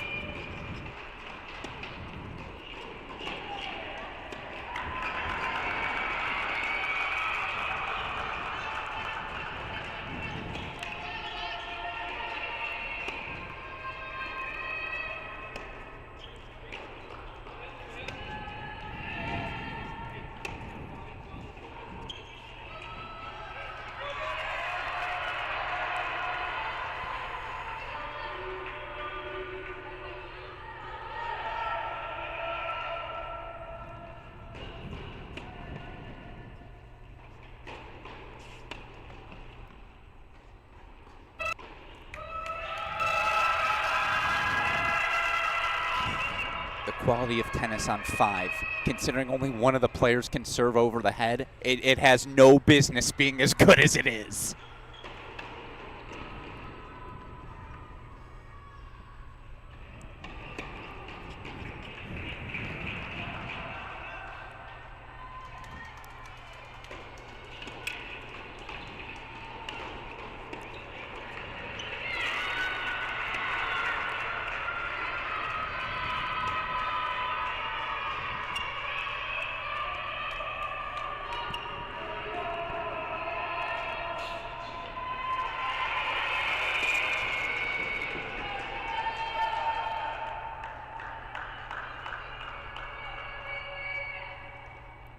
Overrule on court number 3, so it's going to be a point penalty for 40-15. Evans closing in on 5-3.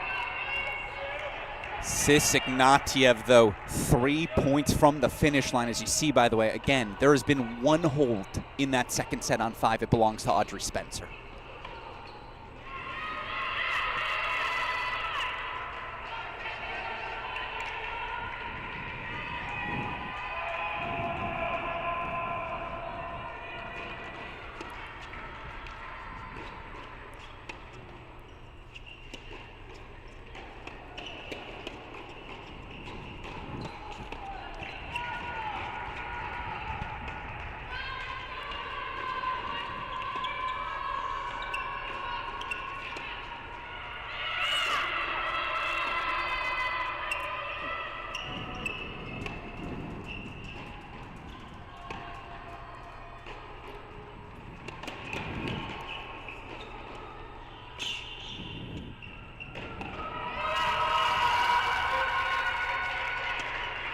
Deciding point coming up on 5. Again, we got to stay in the triple. I have to. Match points trump deciding points.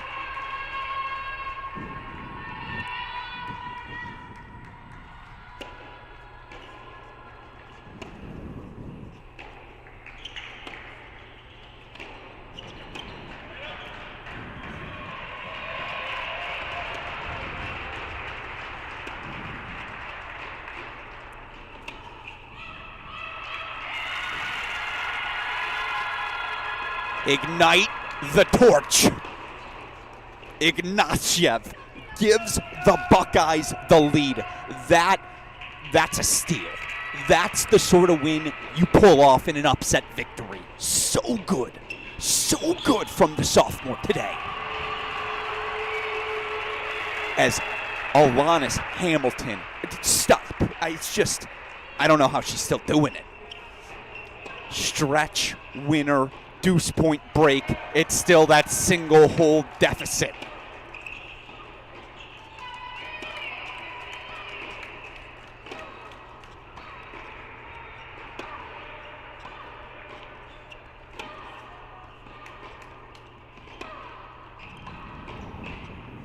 Yeah, misses long, 5-3 Evans. Tar Heels got to have it now. It's the catalyst. As you see, they did force third sets, of course, on courts 1 and 6, so they're still alive no matter what. They bought themselves another 30 minutes, and there you see for Radman, 5 straight games in 30 love. Brantmeyer was down, what? I want to say 4-3 that break, so she's won, let's do quick math here, 6 of the last 7. Can you hear it in my voice?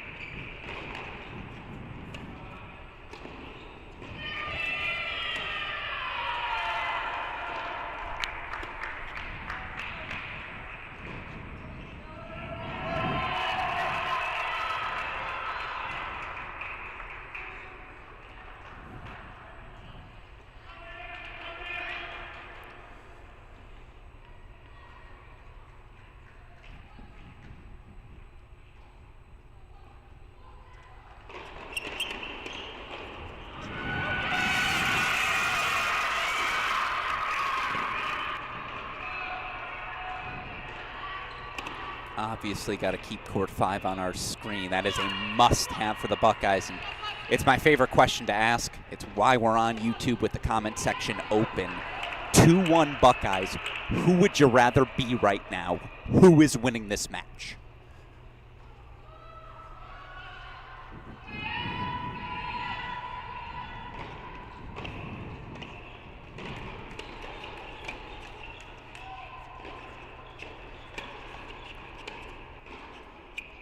Gorgeous. Pates the line, does Nishino.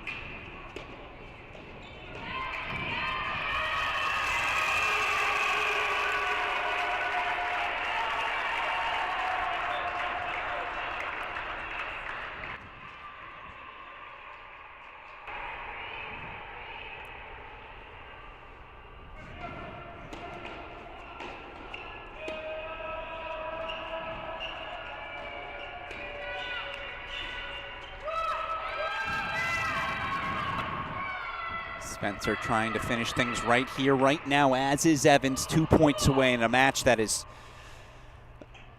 the thriller of our day. Texas A&M, Georgia, Auburn, all through.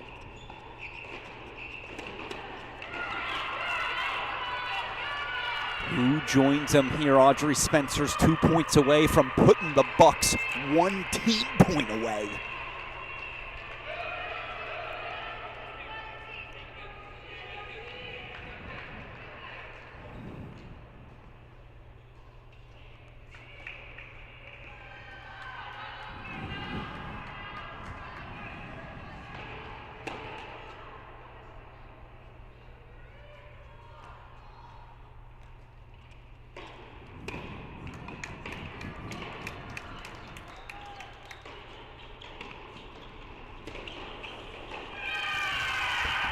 Hamilton connects.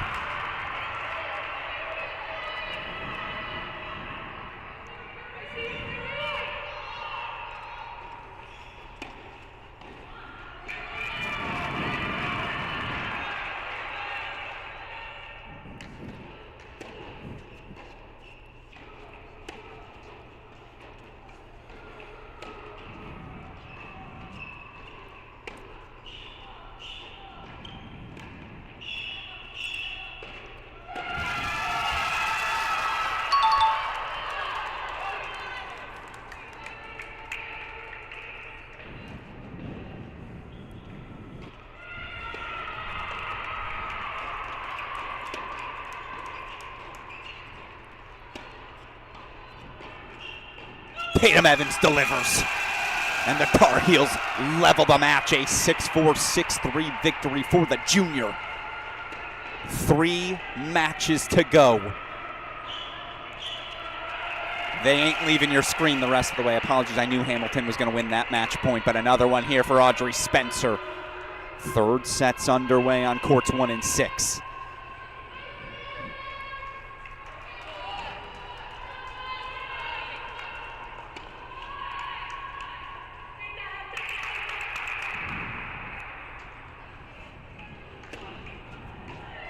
It's another one of those flips, and obviously a tip of the cap to Alanis Hamilton. I would say 90% of humans, they pull out of the match after set number 1. To have the moxie, the competitive wherewithal to make that match so competitive, but I'll tell you what, Audrey Spencer's having herself a weekend. 3-2 Buckeyes. And it's down to our final 2 matches, courts 1 and 6. It's down to the corners. Feels like we've been here before. Take you back to earlier today.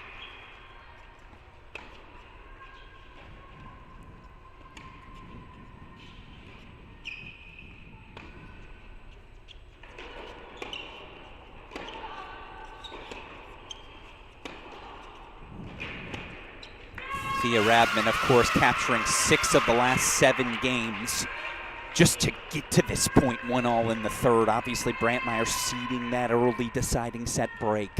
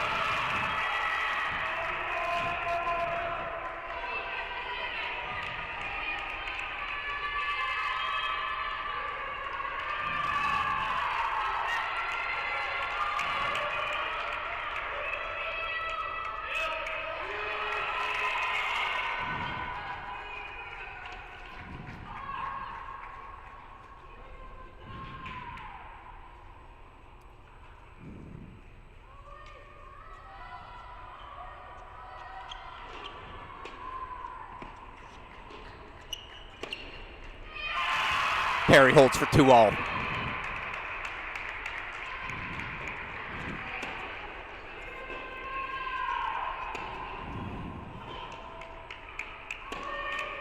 As Thea Radman, again, it's backboard mode. Down 4-1, she just said, what can I control? How about this? I'm not going to miss for 2 hours. If you beat me, you beat me.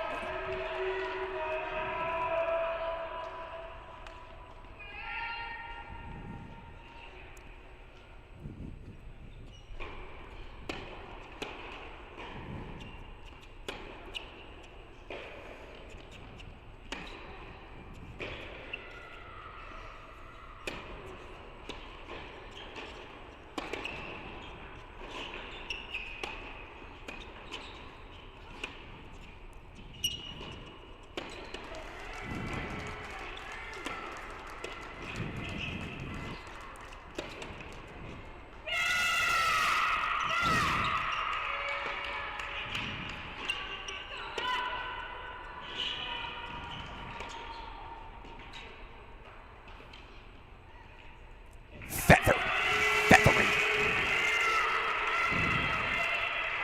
Quality on one's pretty good, huh?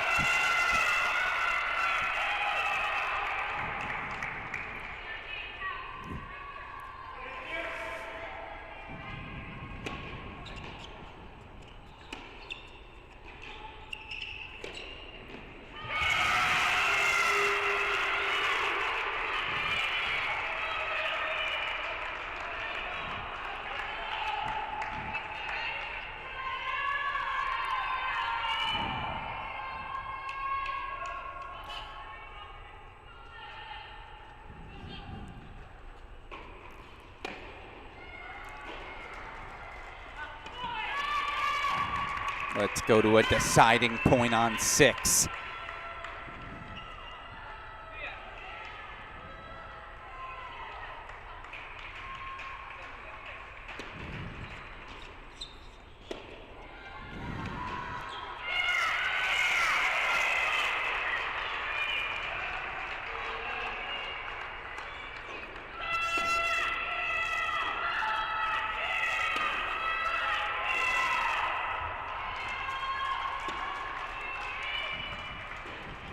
Into the net it goes. Oluwadari.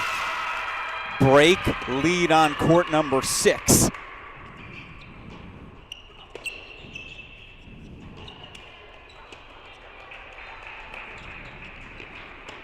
Yeah, a little left court luck for Brantmeyer. I'll tell you what, that backhand slap looked awfully good, though. So again, Buckeyes need one. Ohio State needs them both, just to show you how we got to this point. Dropped just 4 total games in 6-2 wins at the 1 and 2 spots in doubles. That's the one love lead for the Tar Heels. After that, though, you saw it in the first 10 minutes. Perry, Chavez racing out to break leads. Oluwadari, of course, as well. The big flips, of course, courts 4 and 5. Anna Fry, Alanis Hamilton were each up breaks. They each had 5 on the scoreboard. They each served for the opening sets. Obviously, in the case of Hamilton, injures her ab. Cannot serve overhead for the last hour and a half in that match, and a credit to junior Audrey Spencer. Just kept her head down. Tunnel vision. Straight set victory for her on court number 5. Of course, Taya Chavez, so good in the win over number 7, Obi Kajuru. Straight sets on 2. The Tar Heels have managed to linger, and of course, winner of this one going to grab our final semifinal spot. Take on the Texas A&M Aggies. A day off. They won't play till Monday. Both these teams going to need it. Who wants it more?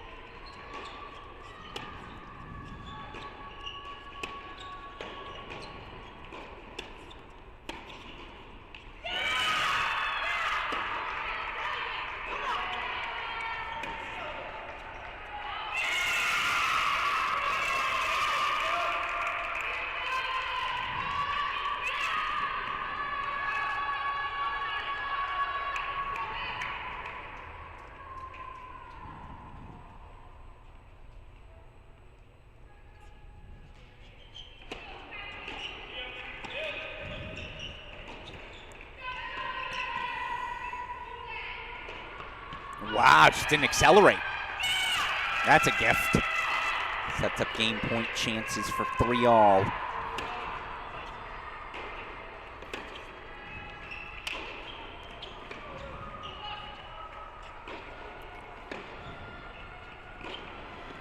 That's what it looked like in set number 1 for Oluwadari. And remember, she had a 6-1, 4-1 lead. She has the weaponry, the tactical advantage. Perry holds that love for 3-all.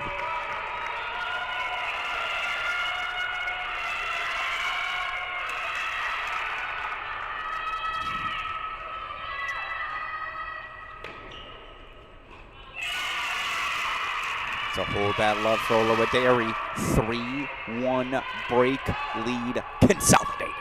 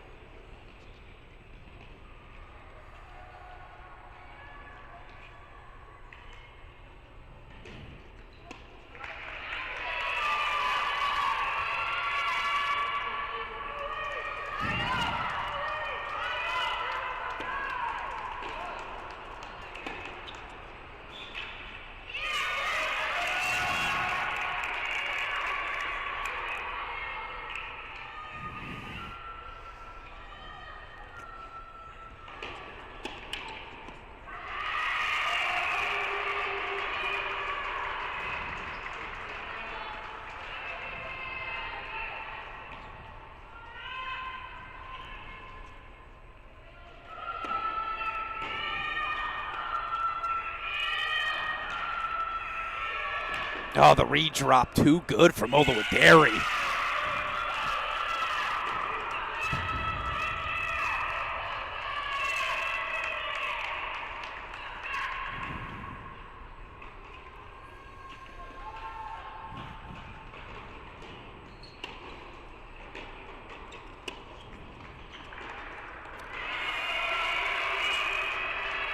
Perry looks to her sideline for confirmation. It did indeed miss a little long. So, all right, 30-15 for Brantmeyer. Must hold service games, goes without saying. Buckeyes can find a break here. They can find themselves a path to the finish line.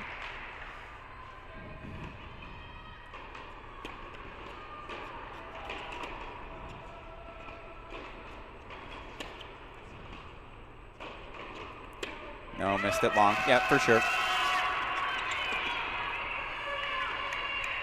2 double faults off the racket of Reese Brantmeyer.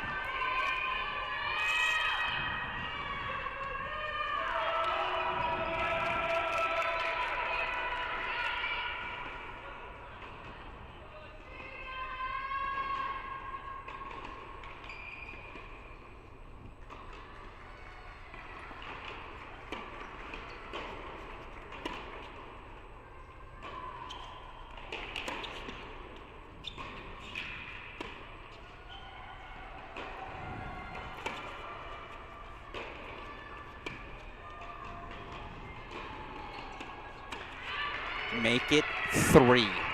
And with that, break points Luciana Perry.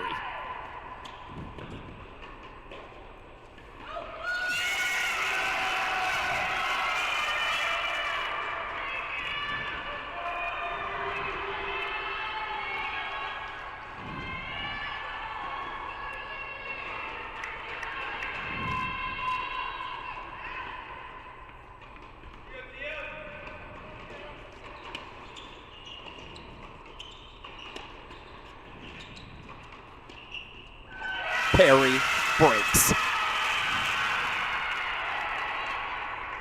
They've got breaks now on both courts once again.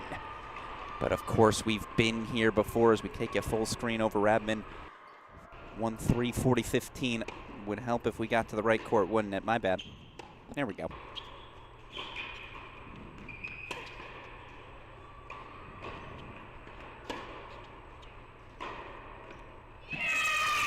Been the biggest weapon on the court from the start.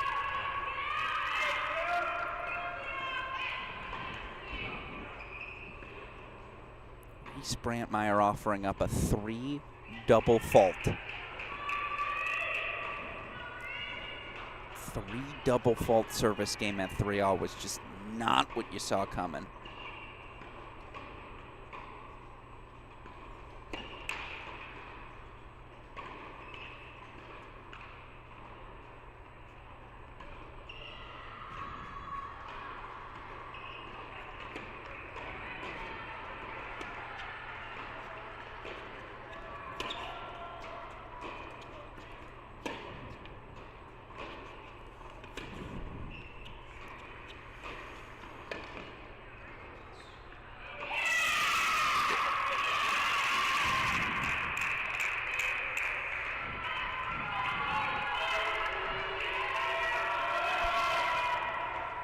Is it a de facto match point? Maybe.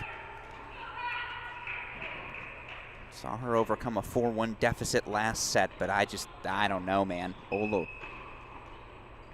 just striking the ball so cleanly, so consistently aggressive.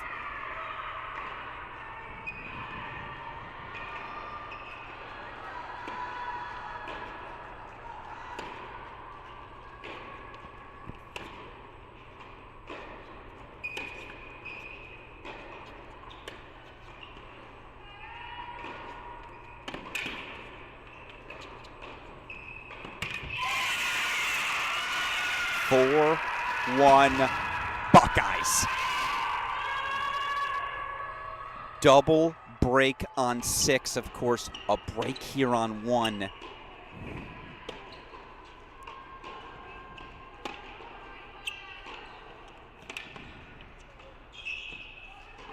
That's the play.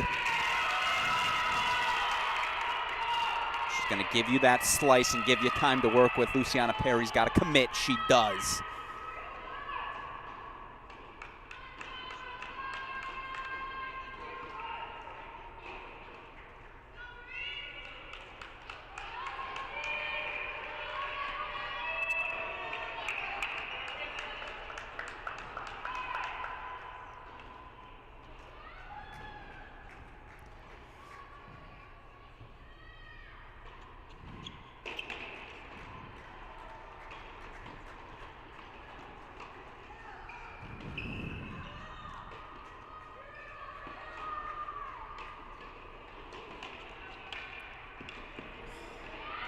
I mean, it's all going her way.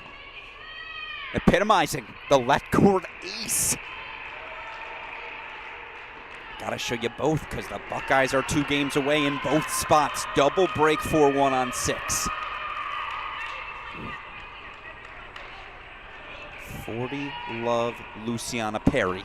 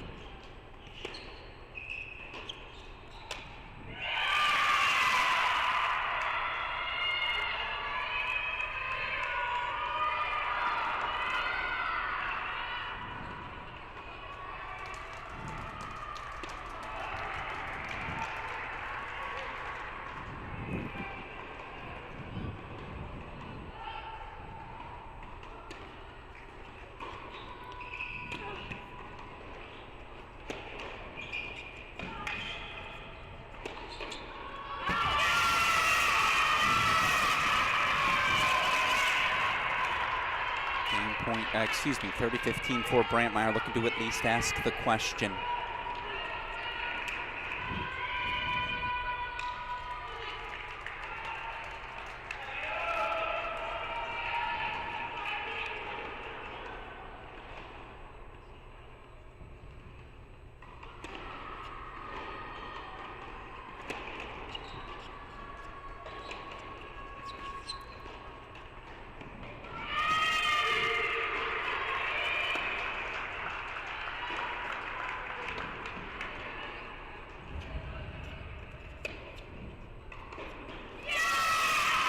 Point chances for 5-1. And she's doing it in stride.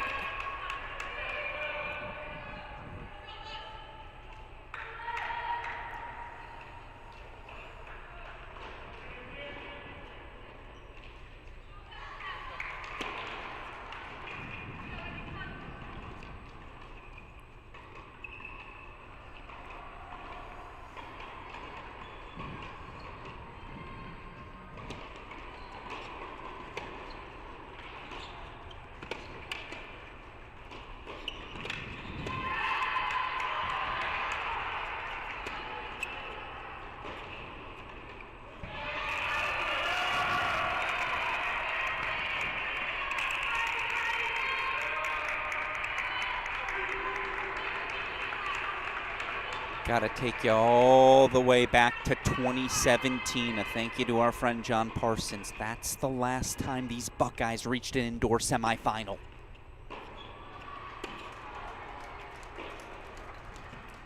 Who beat them in those semis? Team by the name of UNC. Oh, how things can change. 5-1 Oluwadere.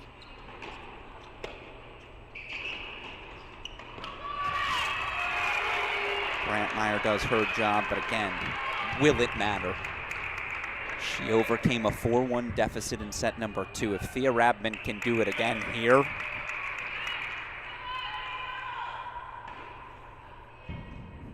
put her in the Carolina Hall of Fame now. Meanwhile, again, can the freshman earn those Buckeye stripes?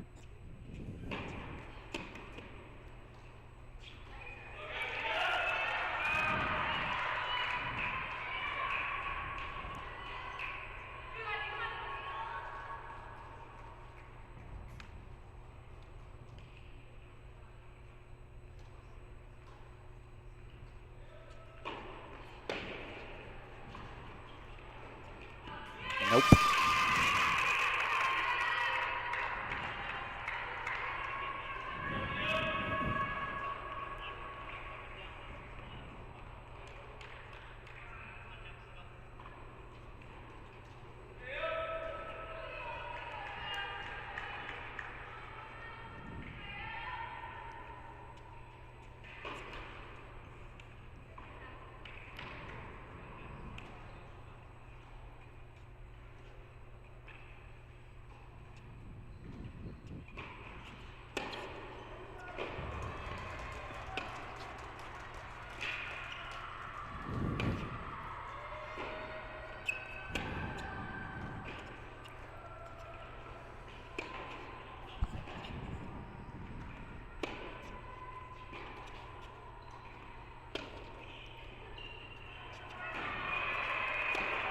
Oh, lulled her to sleep. The rope-a-dope.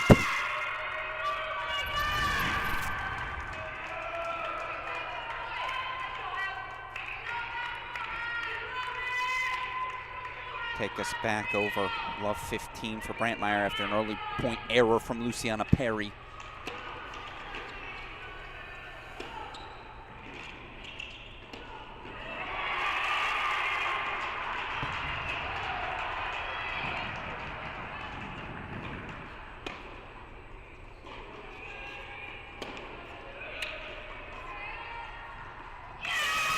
Will it even matter on one? Here we go.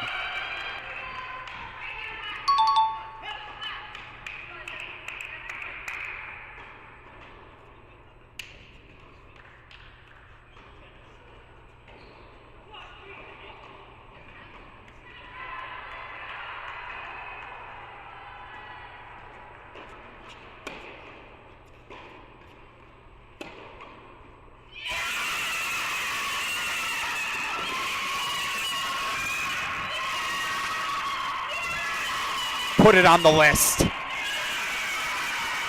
One of the all-time upsets here in the quarterfinals. For anyone who had any doubt, these Buckeyes are that good. And it's the freshman announcing her arrival to the college tennis universe. Freshman Hefziba Oluwadere. 6-1, 4-6, 6-1. Ohio State 4, UNC 2. For the first time in nearly a decade, for the first time since 2017, Ohio State is into a national semifinal. Again, that match on one going to end up unfinished. What an effort. What a day for Luciana Perry. 5-4 up in the third, and that first set is where the belief started, and you see it in the body language there for Taya Chavez. That looks like disbelief. All that's left to do again, hug for head coach and now it's time to celebrate. 4-2 yesterday over Duke. 4-2, they knock off the Tar Heels today.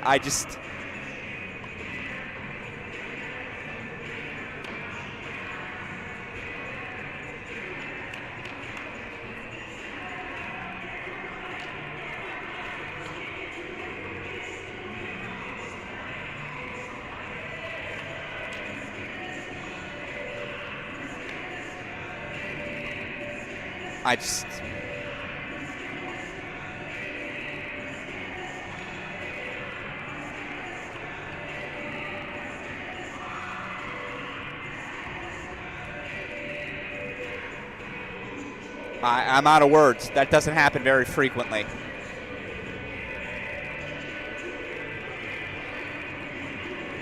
Buckeyes.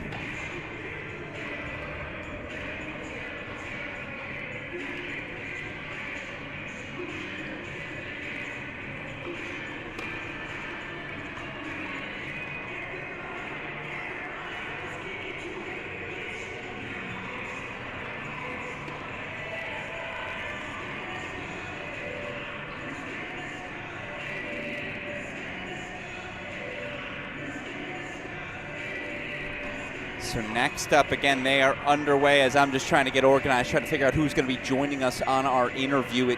It'll be either Taya Chavez or head coach Melissa Schaub who join us. Titanic shift in our outlook for these National Indoor Championships. And by the way, what a day for Ohio State tennis.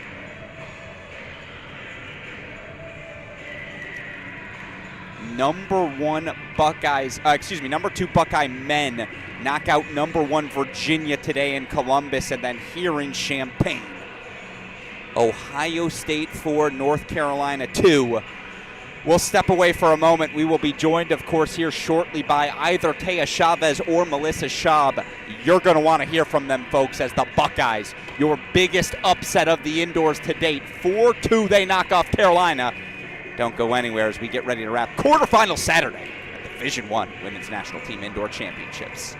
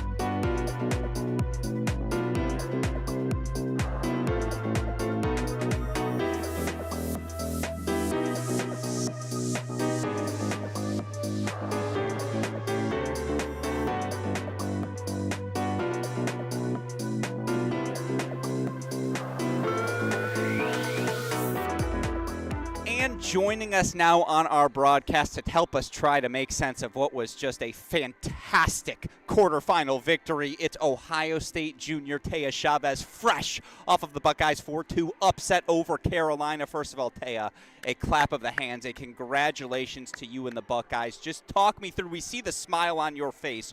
What are you feeling in this moment? What does this win mean? I mean, it means so much for this team, for our coaches, for our senior Megan. It means so much, honestly. We work so hard every day. We come into practice, we get gritty. We knew we have a good team. We knew we're super good, and we knew we have the possibilities to go very far. And it all kind of came together today. So it was pretty surreal watching it all, kind of every piece of the puzzle come together and everyone working together. And that's really what a team is about. And I think we showed that today, that we're such a good team when we work together and use each other. And yeah, it turned out in our way today, and we're so happy. No, I mean, again, it was remarkable to watch unfold, certainly, and let's just go through it. Let's start with the doubles. I'm going to say this with love because you won now. You guys got your butt kicked, obviously. Oh, yeah, for sure. We got belt for sure. I mean, the first thing everyone thinks about UNC is the doubles point, right? Yeah. Like, they're known for their doubles point. I mean, you have the national championship too? Yeah. Like, come on. Like, that's really tough. So, yeah, obviously the doubles point was tough, but I mean, we tried our best. I think we stayed in there. Obviously, 6-1, 6-2 doesn't really show much of the 40 all game, but we stayed in it, and I think we almost needed it to come back out firing in singles. Yeah, I know, and to that point, like, to have that sort of response to dropping doubles, you race out to 3-love, Lou races out to 3-love. On 6, it's 3-love as well. Like, I mean, let's be honest. Were you scoreboard watching? And for sure. Yeah. You can see the video. I'm looking up. I'm not even scoreboard watching. I'm watching my teammates play. Like, before the serve, I'm looking left to right, making sure that they're all good. I'm not even like, sometimes I'm like, hey, Taylor, like, you're playing right now. You need to focus. But for sure, I'm scoreboard watching. I'm looking left to right always. Well, I mean, again, what's going through your head then as you see those first sets, as you see, obviously, on court number 5, Audrey's able to flip things from 5-2 down. Right next to you on court 4, you've got another flipping of a set there. Just like, holy crap, talk me through what all of your teammates were able to do. I think there's just so much belief in this program. I mean, every girl that goes on that court, I'm like, they're winning. Like, there's no thought in my mind that they're going to lose. And if they lose the first set, they're winning the second, because I know that we push so hard, unlike any other team, and they dig deep. I've never seen a team that digs deeper, and I love to do it with them. I love being by their side for it, and they want it so badly, so that's why I trust them, and I know they're going to get it done no matter what it takes. No, and, in that spirit, more stressful today, winning your match in straight sets or being on the sideline as long as you were watching it all unfold? I can't even imagine. Being on the sideline, dude, I would much rather be on the 3-all court than watching, because I'm half the time like turning my back, making sure I can't see the first serve going, because I'm like freaking out. But honestly, like, I know that ball goes in, I know they're making it, so it eases me a little, but most of the time I'm pretty on edge. But I would much rather be out there. But I'm so happy to be able to see it, as a junior now. I've seen it as a freshman, I've seen it as a junior, and it's just insane to watch. No, and look, I mean, again, you did a heck of a coaching job down on court 6 as well, and for it to be a freshman in that sort of spot, she's up 4-1 in the second set, sees that lead disappear. Just talk me through what we saw at 6, what that says about her to get this sort of win in her first spring on the job. I mean, obviously, she's playing a very credentialed player. Yeah. I mean, Thea Radman, she's unreal. She has, she's semi-All-American. She's been top 10 in the country. So, obviously that's a little tough going against it. But when that 4-1 lead left, I was just saying to her, you know what? You got this. Stay in every point. Stay with her. You can stay with her, And she really took that. There's so much about being, a coach saying something and someone being coachable. And my gosh, she is so coachable. Like, she understands, and you can see it in her eyes. Like, she wants it so badly for the team. So when that second set ended and she went to that third set, I honestly think it was a clear mind for her. And she was going in with, okay, I'm winning this. I'm doing this for my team and my teammates and for myself. And after the match, she was in tears because she's like, that's one of the hardest things I've ever done. I'm like, dude, this is college tennis. Like, welcome to it. Like, it's tough, but, the reward it's awesome, So I'm so happy for her. And she's just, she's my doubles partner. She's my roommate. And I just love her to bits and pieces. And she is so tough. And and she's a freshman, right? Like, we see that from a freshman. I cannot wait to see her grow and see what she becomes because it's going to be scary. No, she gets to pick where you guys are going for dinner tonight. There's For no sure. doubt about it. For sure. 100%. Whenever we want, no budget for sure. I like that. And, again, my last two questions for you. I kind of mentioned this at the start, but I don't know if you or certainly fans tuning in know this. First national semifinal for your program since 2017. Obviously, that's a decade ago. Mm-hmm. To have that accomplishment here in February, just what does that say about this group? What sort of tone does it set for everything you want to accomplish here this spring? I feel like my freshman year, my sophomore year, our runs got cut short. Mm-hmm. Last year we didn't make it, and we have that stuck with us. We have it in our brain every day that, like, teams are going to doubt us. They see our name. We didn't make it last year. We're not seen as a threat, but we're going to make sure we're known as a threat. And I feel like we're doing that every day, but we're also being very humble about the way we go about our work. We get in, heads down, and we go to work. Okay, something didn't go our way. Okay, we change it. We find the solution. And, it just means a lot playing under Melissa and Adam and Irina to do this for them. And I think we all want to do it for a purpose. No one's out here just willy-nilly. We all have something in mind and a goal and to achieve together and individually. And I think we're doing a really good job at accomplishing that. And we just want to focus and we want to do whatever we can to get it done. No doubt about that. I think even our dear friend John Parsons, he's going to be believing in the Bucks moving forward as well. And for now sure. Everyone's going to be believing in the Bucks. As they should be. And my last question for you, 36 hours off, just to be able to recuperate, recover, maybe even more so mentally than physically tomorrow. What does that day look like as you get ready for a semifinal bout with A&M? For sure, yeah.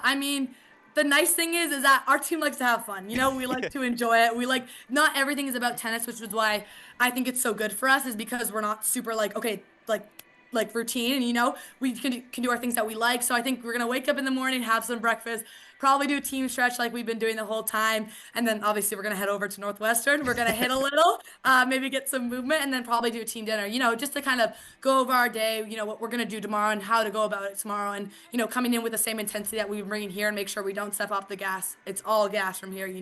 We want this badly, and we know we can do it. So yeah, it's all mined in tomorrow. No, I don't think anyone is worried about your Buckeye team taking your foot off the gas, because certainly today, yesterday, it's just a testament to who you guys are and what you've been able to accomplish. So, of course, OH, my friend. I know. Yes, I love it. You're on the train now.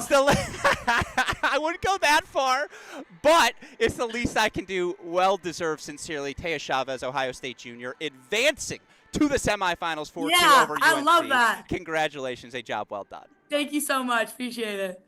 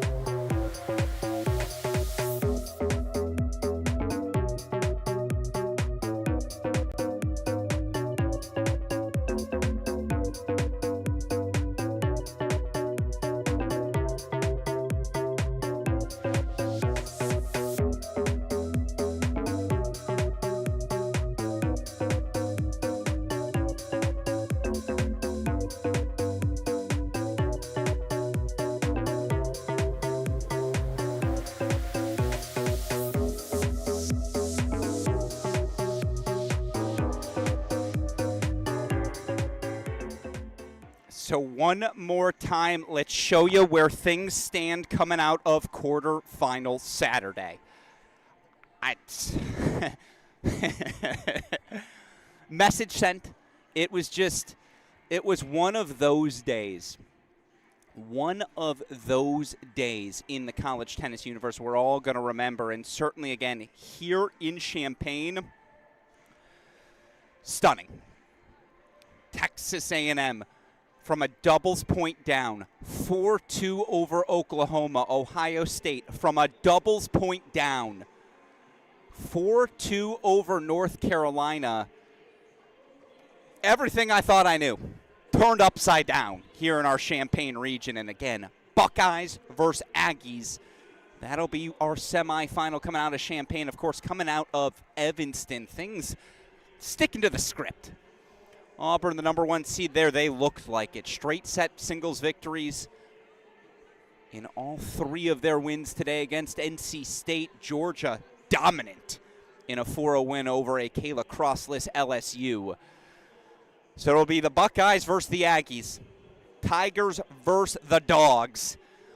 Coverage of our action continuing with our semifinal matches on Monday, but not quite done here yet. If you're on the ITA YouTube feed, head on over to our Crack Racquets channel. The reason for that, we've got our recap show. I'm sure I'm going to curse once or twice, and accordingly just don't want to do that on the ITA's dime. So, again, we're going to make that a Crack Racket-centric post-game show, but we've got immediate reactions for all of you college tennis fans who are starving to hear more about today's action. Again, semifinal set. It will be Ohio State versus Texas A&M, Auburn versus Georgia. Post-game show coming up in about 10 minutes on our Crack Rackets YouTube channel. Click on over to it. We'll join you soon. What a day it's been. Appreciate all of you who are with us for our broadcast. Hope all of you will join us again on semifinal Monday. But signing off for now, again, for everyone who contributed to today's broadcast, and in specific, want to give a shout-out to our super producer, Daniel Westoff, who is producing 2 sites, graphics, interviews, you name it, he's getting it prepared for us. I don't ask more of any human being on the planet than him, and he always delivers for us. So if you have enjoyed today's broadcast, give a shout-out to Daniel Westoff in your head. That said, again, for everyone who contributed to today's coverage, I'm your host, Alex Gruskin. Semifinal set. Hope we'll see you all on Monday as our coverage continues of the 2026 ITA Division I Women's National Team Indoor Championships.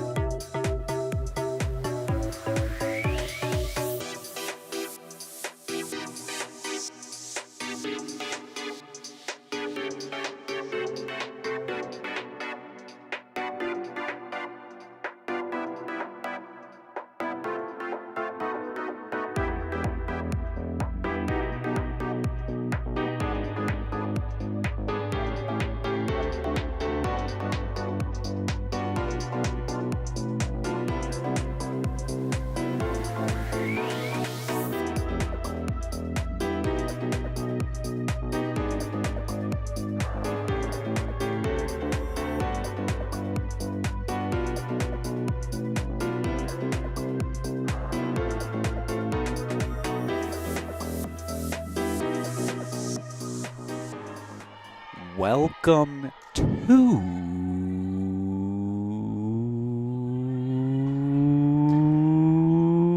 Hey, Great Shot.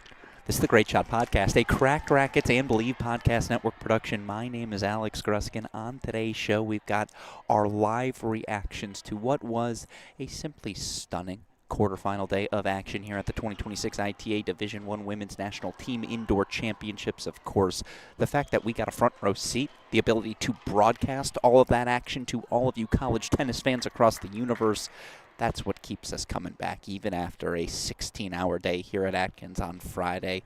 Happy to be back for today's quarterfinal bouts, and certainly they delivered. Our semifinals now set. It will be Georgia versus Auburn.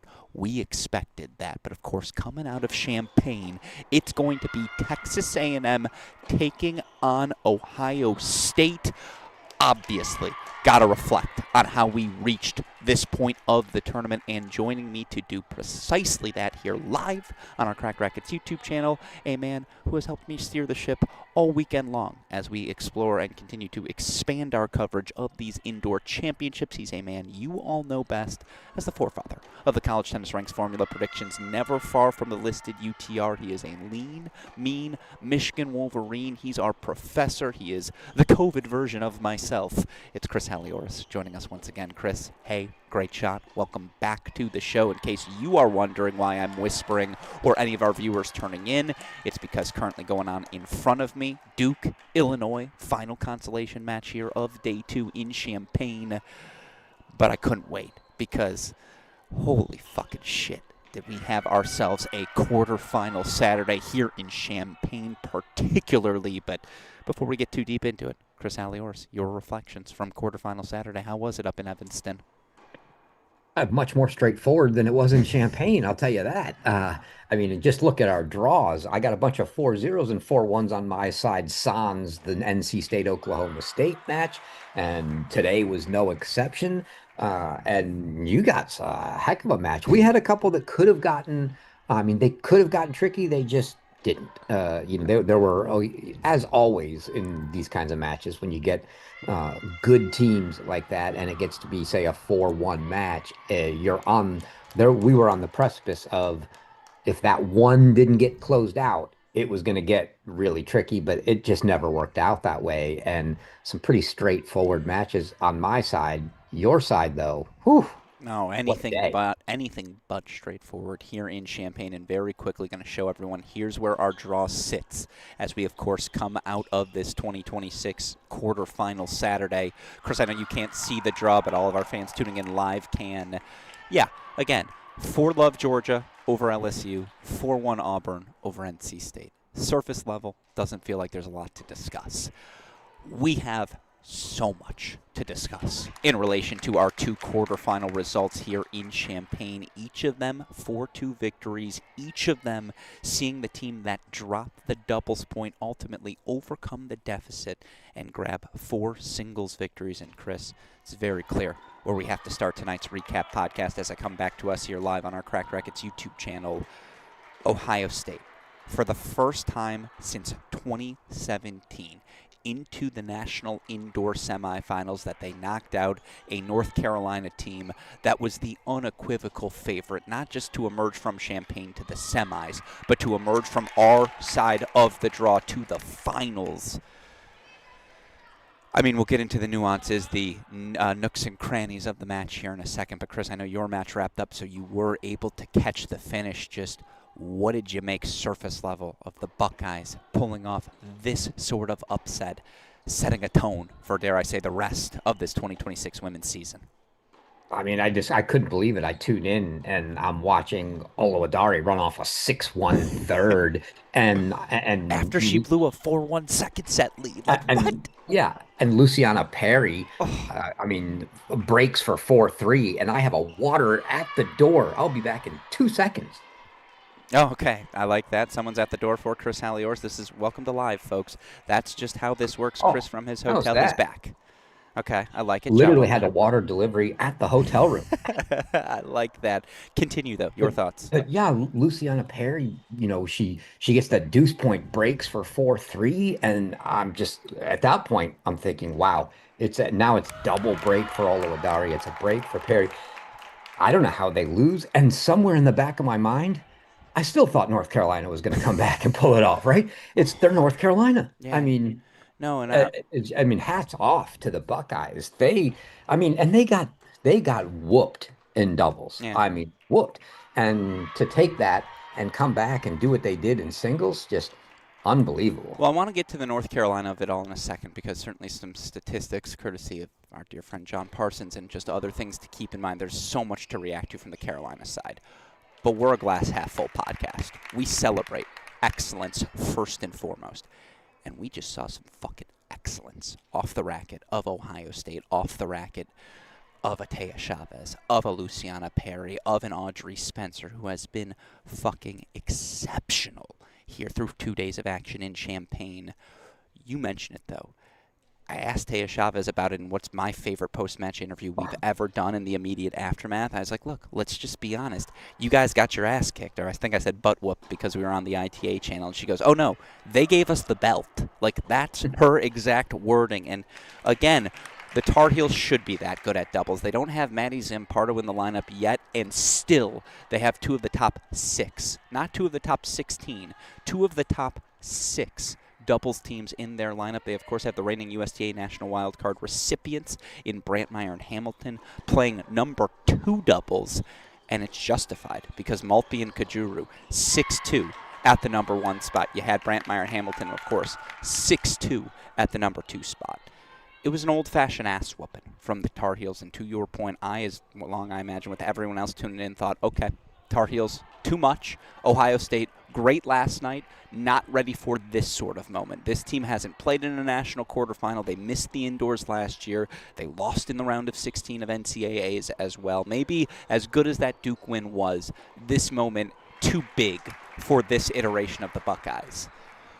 Boy, were we fucking wrong, Chris. And they sent that message right out of the gates. And it started with the beating heart of this team. Taya Chavez, Luciana Perry.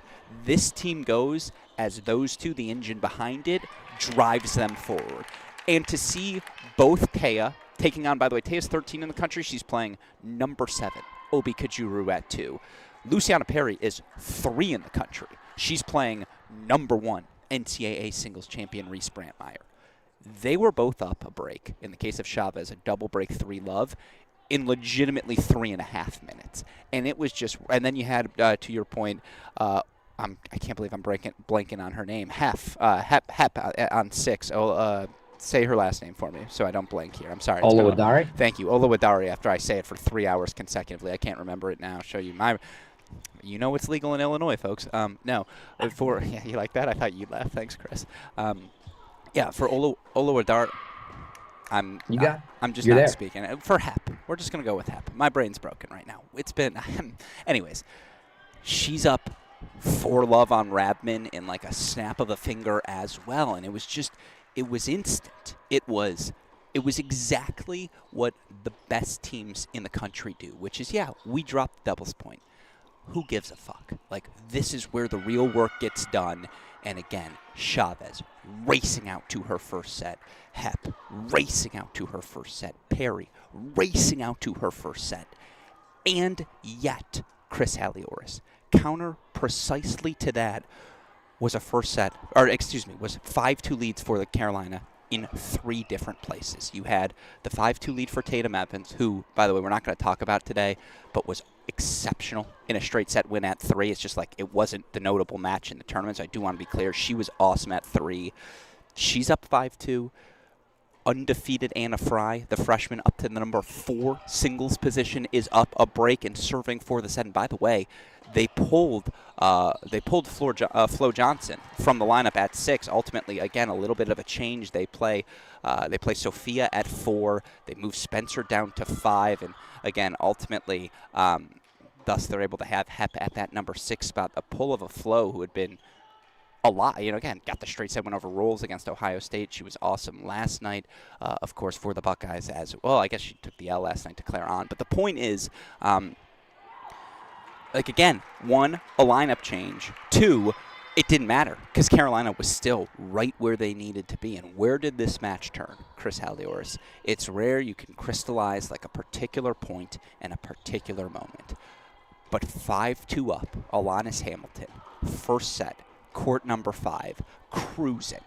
All of a sudden you look over and she's serving underhand. And she's still at set points, but you're just like, what's going on here? Like, is this a tactical thing? Is like something's up?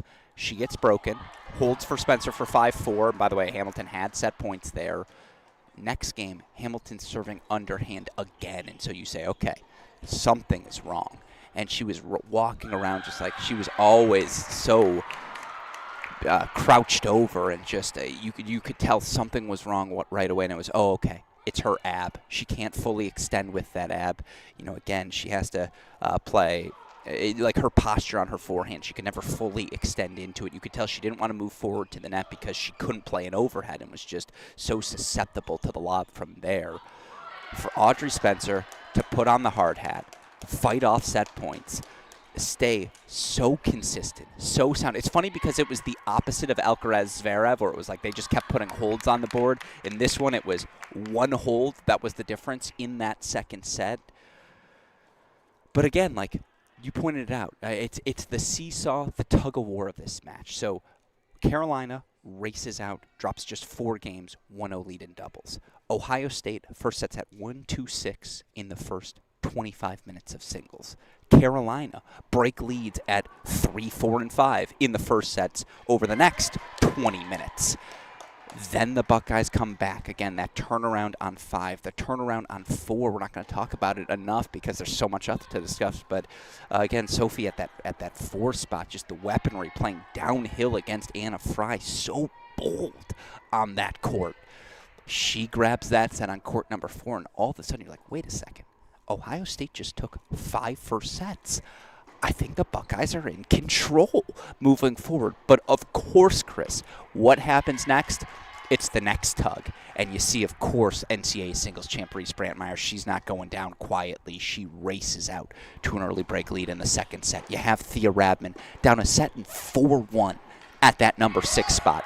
6 straight games for her to take that set 6-4, ultimately go up 1-love in the third. Again, Evans closes things out on court number 3, and you're just thinking to yourself, like, again, holy fucking shit.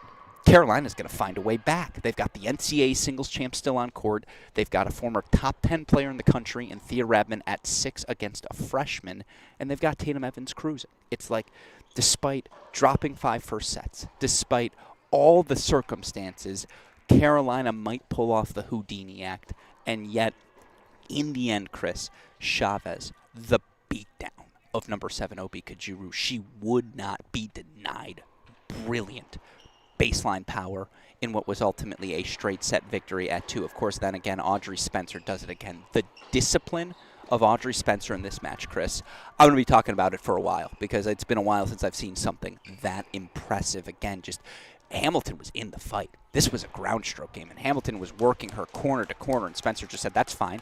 If we make this track meet tennis, I'm beating you from here because I'm healthy, and you're not. And she closes that match out with that single hold. It's enough for her to get over the finish line in straight sets.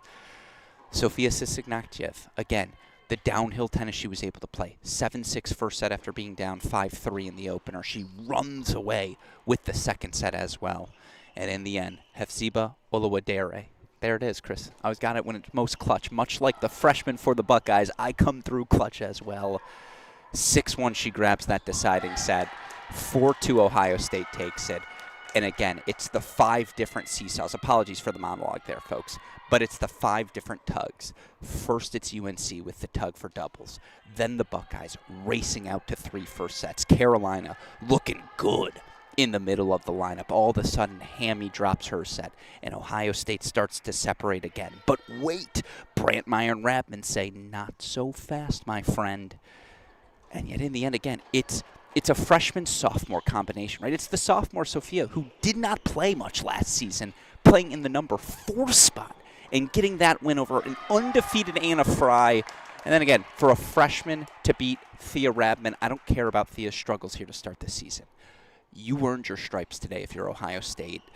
What a moment for head coach Melissa Schaub. What a moment for these Buckeyes. Again, knocked down the round of 16. Heartbreak against LSU last season. Knocked out in the kickoff weekend. Didn't even make it to the indoors in 2025. First national semi in just about a decade. Holy fucking shit, was that match good, Chris Hallers? You were always on the edge of your seat as well. No one had command until you saw that 4-1 double break on court number 6. That was the only moment when you felt safe, right? Because I know Brantmeyer was down a break in the third at 1, but your reminder, she went down to break 4-3 in the second at 1, and Brantmeyer got the break back and, again, raced off and grabbed whatever it was, 4 consecutive or 5 out of 6 games to force that third set. It's just like every time you thought the knockout blow was dealt, it wasn't, until it was dealt by these Ohio State Buckeyes. And again, I get to hang out with them here. They just have it, Chris Halliors. They have the moxie. They have the gumption. I'm sorry, I know it's a little grotesque. They just have the balls. They just have the balls. They say, we're going to put it on the table. We're going to roll it out. We're tougher than you. We know who we are. And they fucking did the damn thing, Chris Halliors. What was your reaction? I know you offered some of it already, but shock. I look, they took it to them and they flat out beat them. This wasn't like, North Carolina sat some people. It's no. Ohio State just took it to them and they flat out won the match. It really is shocking to me that's the way it went down, and unbelievable. Like you said it, first semifinal for the Buckeyes since 2017.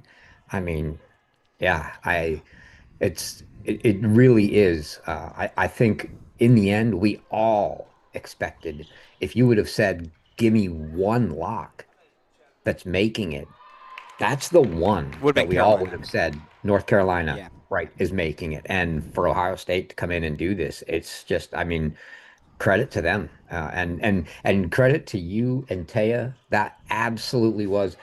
Every student athlete that comes to do an interview needs to watch that and bring that kind of energy and authenticity and willingness to not say the politically correct thing, like, yeah, we got beat, but we just take it a point at a time, and we screw that BS. She came in like, yeah, they gave us the belt. No, she was unbelievable.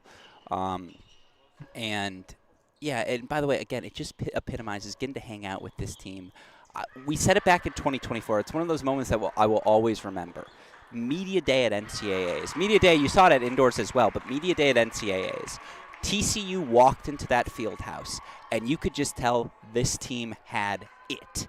That the mental side was not going to be the reason they did not win a championship. If they were able to play good enough tennis, if they were going to be in a position where all they had to do was get themselves over the finish line, they had the willpower to be able to do so. That's this Buckeye team. They have the willpower. They have that sum greater than the whole of the parts ethos that the best college teams, the best cultures all possess in an individual sport like tennis. And again, it starts up top, like the love of when your two best players act the way that carry themselves the way that Perry and Chavez do, with the energy, the intensity, but even more importantly, Chris Halliors, and this is the thing I've noticed being around them, there's an accountability. Like, if you step out of line or you're not given the effort, the enthusiasm that they are looking for, they're going to be on you right away.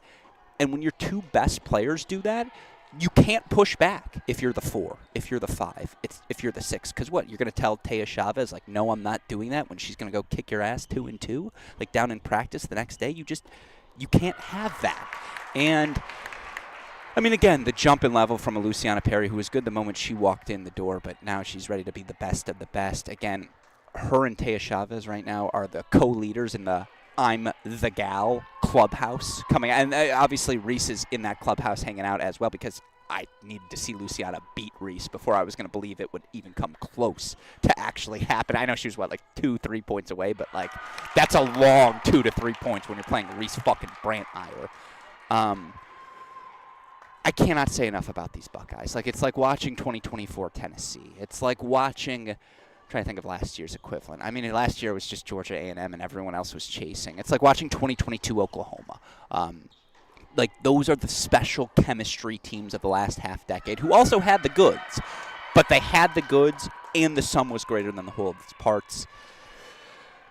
It's fucking awesome. Chris Halioris, they're through 4-2, and now on the other side. I don't know what to do with UNC, Chris, because, look, again, this team is still not the best version of themselves. This team saw Alanis Hamilton, excuse me. I was going to say, you're not a Michigander. No, I caught myself. Don't worry. It's because I'm trying to whisper, so it's a little harder to say Alanis without getting into it. It took an ab injury from her up 5-2 in that first set for things to flip at 5. And you really do wonder if Hamilton could keep cruising from there with, again, Frey sees that on the scoreboard. By the way, I love that all of the players who I've spoken with, I'm just done, not putting them. I just asked them, you were scoreboard watching. What were you thinking? And they're all like, yeah, of course we were scoreboard watching. Here's exactly what I was thinking. I love that Taya goes I wasn't scoreboard watching. I was just watching. She's like, I needed to know what was happening on those other courts. If Hamilton gets over the finish line, is that enough? Does that is it a big what if in terms of just that injury? And by the way, to have it happen again, it wasn't as bad as the knee injury for Reese, obviously, in 2024. It wasn't as bad as the knee injury for Reese in the quarterfinals last year against LSU either. But it's another injury in this moment. You look for a team that was the best, the standard of excellence from 2020 to 2023. They didn't lose a match at this National Indoor Tournament, and they were borderline untouchable. Since then, as John Parsons so aptly pointed out, I believe they're 3-5 at this event. You have the heartbreak of the 2024 Reese knee injury. They lose to NC State there. Of course, last season, 6 team match points. They get knocked off by UVA in the quarterfinals. Now you have this moment. You add that to the scar tissue, of course, of what we saw NCAAs last year with, again, that Reese injury. Did they sell their soul for the 23 title? Chris Halioris, is this like the tennis gods being like, we're still mad that you played around with your doubles lineup, Coach Kalbas. So here's no, I don't understand it. I don't know. I don't know how to react, Chris Halioris, on the North Carolina side. What is the message you're sending if you're Coach Kalbas and, a fan in Chapel Hill? What are you trying to rally around? It's got to be the Hamilton fact, right? It's like she was injured, serving underhand, and we still were, again, a Reese Brantmeyer break away from being in this match. Yeah, I think, Well, they were still in it, by the way. They were very much in it. Oh, very, very much. But if you're from the North Carolina perspective, I think it's one match. Mm-hmm. When it becomes a pattern is when you have to start explaining things and coming up with excuses if, from a PR perspective and, introspectively figuring out what the hell's really going on. I would say, honestly, for me, when I look at a team like Duke, I go, what's going on? There's a pattern here, right, of what you're doing that's not necessarily equivalent with the talent level on the team.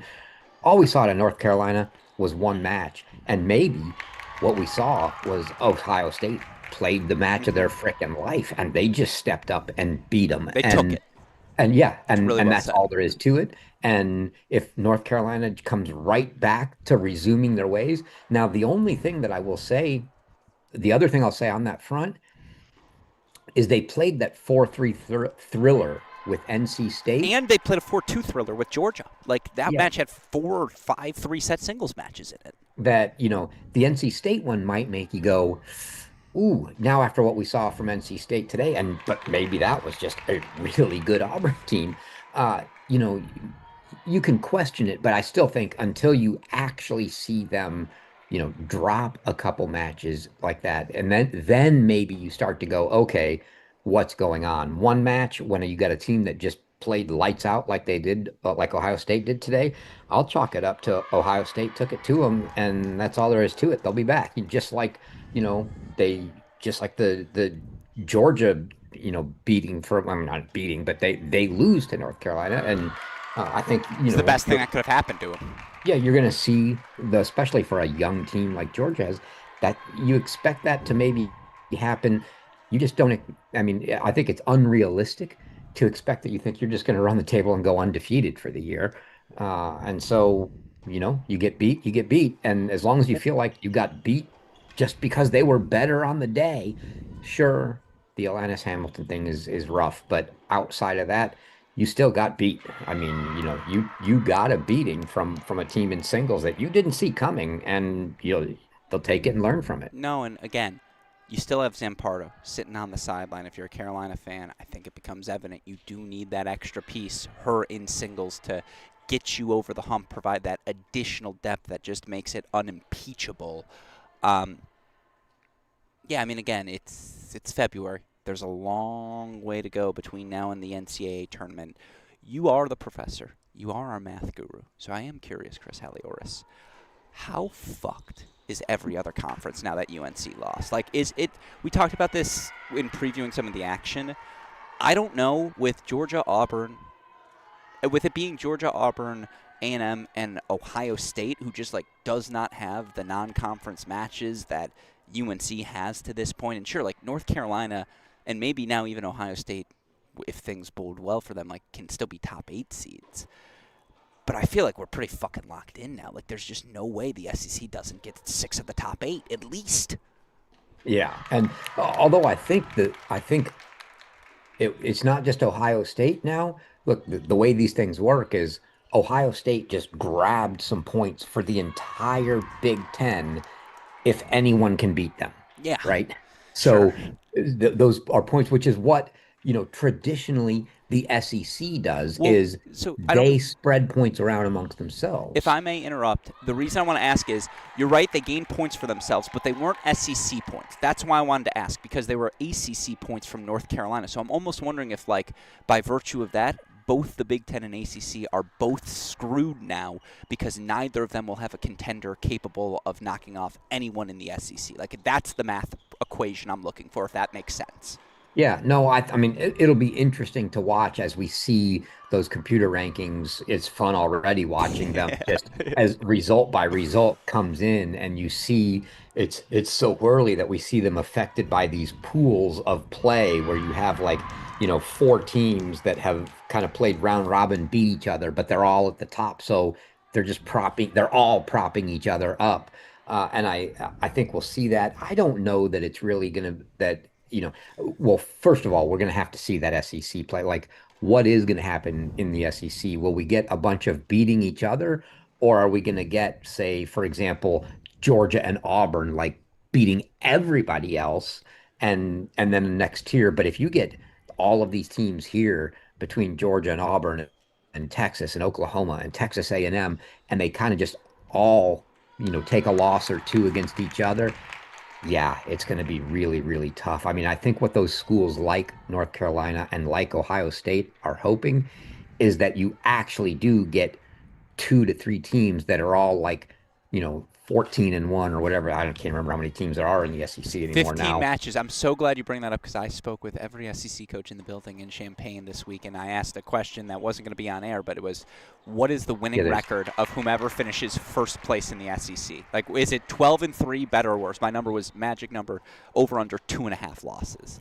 And, like, I don't think she'll mind me sharing her name here. Under. No, watching Audra, like, legitimately do the math in her head, and she was like, oh, man, like, that's a really good line, because, like, yeah, everyone's going to have that day where someone's going 13-2. Like, no, but, like, 13-2 feels optimistic. Like, you're going to run a gauntlet of all but 2 of Texas A&M, Georgia, Auburn, LSU, Auburn. LSU. Yeah, we can keep everybody going. that's here. Yeah, exactly. Like, you're going to go, because, the 8 of those teams, one of those 8 teams is going to go 5-2 against the other 7, like, or better. Like, the idea of going better than 5-2 feels crazy to me. And by the way, like, you know what's the most miserable trip? What happens when you have to go to Arkansas, like, 3rd weekend of March, and you're just like, man, fuck this trip. Or just like, again, like, Alabama's not bad.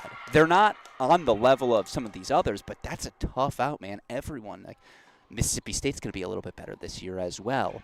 Man, like, what's that winning record? What's that number? It's going to be I love how we went from North Carolina, Ohio State to talking SEC records. Sorry. But I think that's the point, is they all, and it's probably not going to be because there are so many teams. It's not 2 or 3, but you kind of hope, if you're the non-SEC teams like North Carolina and like Ohio State, you're hoping that you get, like, maybe 4 that emerge, and those 4 are the top 4, and all 4 of them beat everybody else so that like 5, 6, 7 take losses to all of them and hopefully get pushed down a little, because if they just sort of trade amongst themselves, you're for sure ending up with 6 teams in the top 8.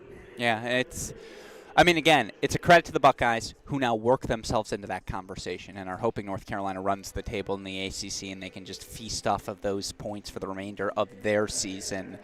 Again, I don't know how we got – I mean, I do know. It was my fault. But it's just you're thinking of everything now, because it feels like everything is in play for – it's just like that's what a result like this does. I'm flabbergasted. By the way, you might hear some noise in the background.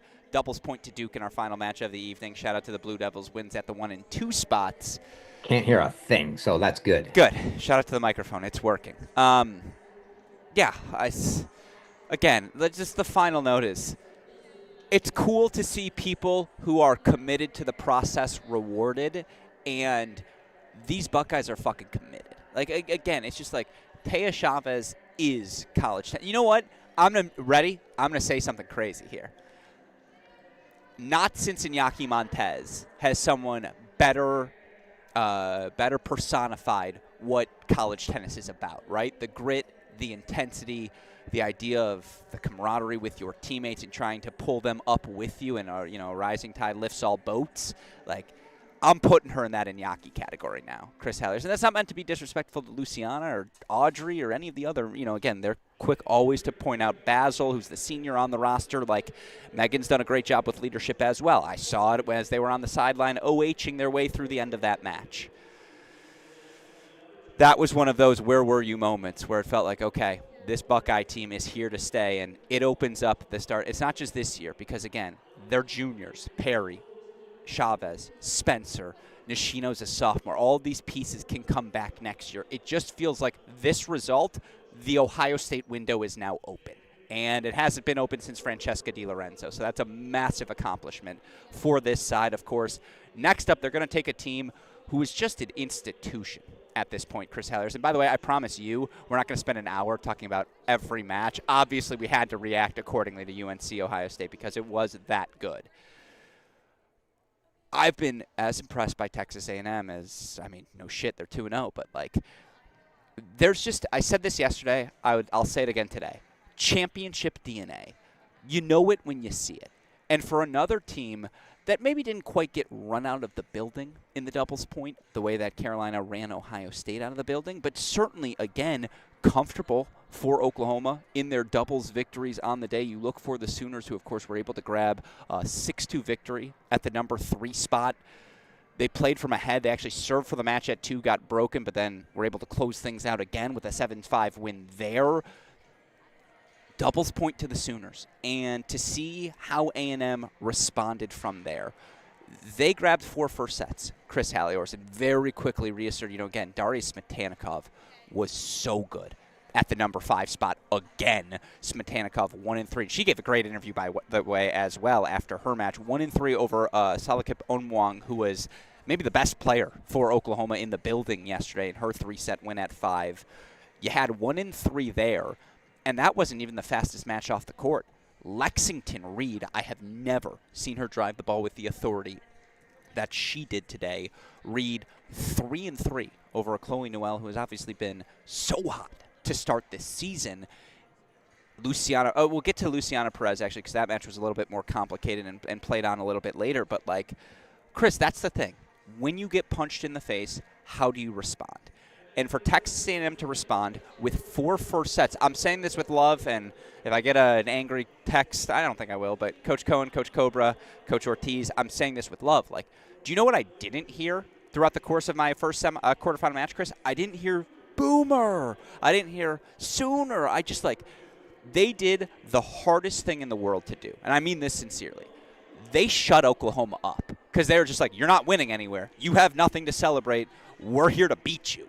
And, again, to get 3 straight set victories that they did, but really those 2 clutch ones right away to just flip the script and be no, we're the team who's going to play from ahead today. I didn't know Texas A&M, again, they don't have Nicole Kieran. They don't have the Romanian. This is not the best version of them, And yet that championship DNA that still resides within all of these pieces just so thoroughly on display in how they responded to doubles.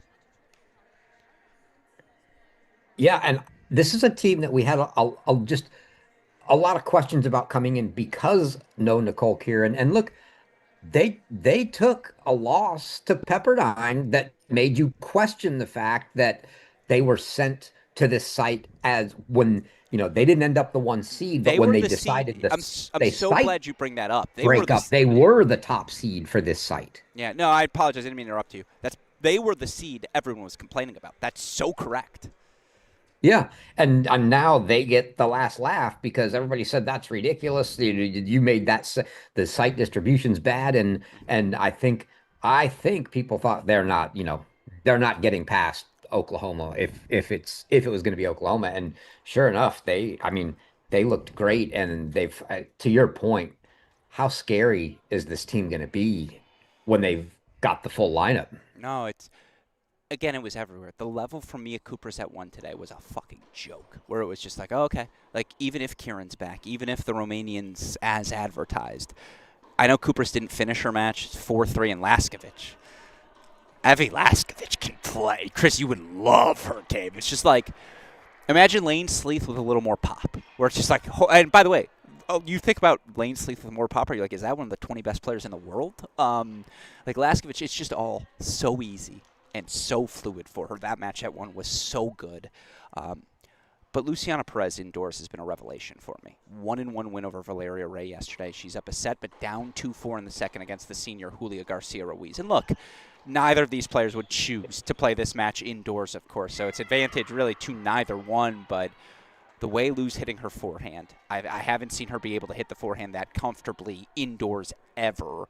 From 4-2 down, 4 consecutive games to put that 3rd point on the board for A&M, which was critical because, of course, Mama, there goes that Dova, the dove, Emma Mamadova. Like, she just doesn't miss. And again, 6-3, she knocks out Violetta Martinez, although I will point out 4 first sets for Texas A&M, and the whole time it was Martinez up 4-3. Martinez up 5-4, up 6-5 on serve to just make the lead feel that much more significant. But of course, again, despite the 3 straight set victories, despite how good Kupras was at the number 1 spot, despite Martinez gritting out that match at 4 just to stay alive with Mamadova, it's the change in the lineup. The freshman at 6, Anna Perlman, comes through in the clutch, Chris Hallior. She looked not good in the doubles as they got whooped at that number 3 spot. Perlman, 3-6, 6-2, 6-4.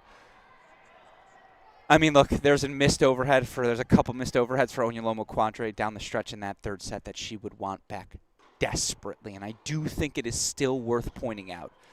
Oklahoma had to feel really good about Laskovic. She was the better. She just had more options available to her. Felt like she had Kupras on the full stretch down the home stretch in 3. Down the home stretch at 1. I think Oklahoma feels pretty good about winning that match. Similarly, again, like if Onyolomo Quadre goes 2 of 5 instead of 0 for 5 on a couple of those overheads she missed, I think she wins that match as well. And by the way, this is an Oklahoma team that's got a lot of choices, right? They didn't play Brunkel after she clinched the match yesterday. We didn't see Gloriana Nahom at all in our first 2 matches here this weekend.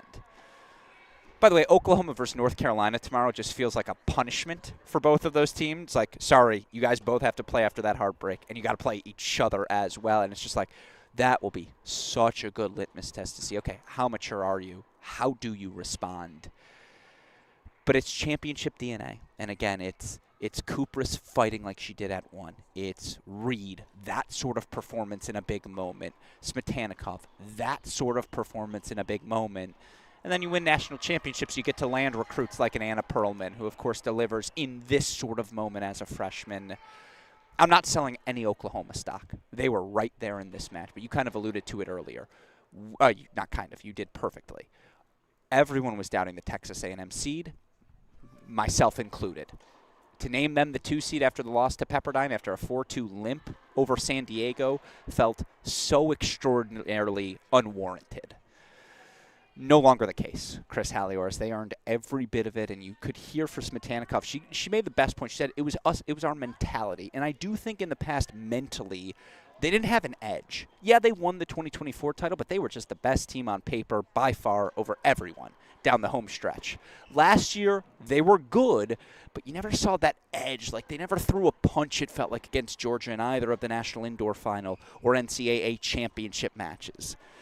This team has their elbows out, and they're throwing them. Chris Halliors, every deuce point, every deciding point. They're just not afraid, and that's championship DNA in a nutshell. Kupras is playing with a fuck you edge that I just have not seen from her in the past. And as we said about Chavez and Perry, when it starts up top, as it is with Kupras and Perez right now, it trickles the rest of the way down. A&M, they've made a believer out of all of us. A third semifinal at the indoors in 4 seasons for a team that does not have an indoor facility, Chris. They might be indoor specialists. Your final reaction to that match? Yeah, it's crazy. You talk about Luciana Perez, and I think that, I'm going to be interested when they get over here to our site for the semis and the finals, to actually get a look at. I've seen the score lines going up, and I'm with you. I've been like, okay, yeah, Perez Garcia Ruiz. That's like a 3.5 hour match outdoors. I have no idea what it looks like indoors, Yeah. but let's see her match up against some of these other teams indoors. But they've been lights out. My only big question now, really, for A&M is, you mentioned it. They didn't play Perlman yesterday. She's actually the one that submitted at 6 in the lineup, so they pulled her yesterday. Yeah. They did play her today, but is that 6 spot gonna, first of all, it may not matter. You can win without it, right? I mean, it's just 1 point, no different than any other. But is that going to sort of be a spot that these other teams with depth, when you get over and you start talking about like an Auburn that's just ridiculously deep and could play a number of people at that spot, does that spot end up being the weak spot? But yeah, that's only 1 point, and it may not matter. I want to see it, but I'm with you. I was surprised that, with the seeding, and did not expect this. I definitely thought that they were probably more of an underdog. Before this tournament, I would have picked them as an underdog to Oklahoma should that match happen. Clemson beating Pepperdine screwed everything up for our minds, because it was just like, well, okay, like, this Pepperdine team might be really good, right? And then they lose that match to Clemson, who then loses to Tennessee, and you're just kind of like, oh, okay, like, maybe there's a lot of parity, but none of these teams are particularly great. And then it's like, well, wait, actually, maybe they're all very, very good. And, again, A&M, if you actually looked at the scoreline, as Daria pointed out, there were 1,000,000 3-set matches. And that's the sort of loss, again, you take early in the season, you learn from it, and the best teams utilize it to build off of. And it's very clear A&M has done that. Again, they are far still from the best version of themselves. No Kieran, no Romanian, no problem. 4-2. They knock off Oklahoma. They are back to a third national indoor semifinal in 4 seasons. And look, again, both of us too afraid to offer predictions at this point. I suppose you're no longer on the broadcast, so in theory you could. Well, no, that's not true. You actually still are very much a part of the broadcast in all sense, production-wise. Man, A&M versus Ohio State. I don't know if anyone had that on their bingo cards. Chris Halliors, you got a first read as we look at that semifinal, a matchup you're most looking forward to? Because I can tell you mine if you don't. All right, I got you. It's very, very simple. These two teams have the same beating heart in the same location. It's and 2 singles, right? No, it's 1 and 2. It's just like this version of versus Luciana. And then, yes, Perez versus Chavez is just that's Ali versus Frazier. Like, that's a heavy. It's got to be 2. You're right. It's 2. Yeah, I mean, yeah, it's got and the contrast too. I mean, I just like Luciana Perez is obviously, as we stated, not going to be her indoors, not going to be her favorite surface, but she's a freaking bulldog. She just refuses to lose to anybody. And, as does Taya Chavez, but it's a different, I mean, Taya Chavez is going to have more firepower indoors And Luciana Perez is just gonna like say, I don't care how much firepower you have. I'm gonna chase everything down. I'm gonna make you hit ball after ball, and I'm gonna make it a 2.5 hour indoor match if that's what I have to do. And it's just gonna be a war. And yeah, that's the court that both teams I think are looking at to say like, hey, how is she doing? Because that's our emotional leader. No, it's fascinating. Again, I so thoroughly agree. The matchup at 6, like what are the lineups we go with?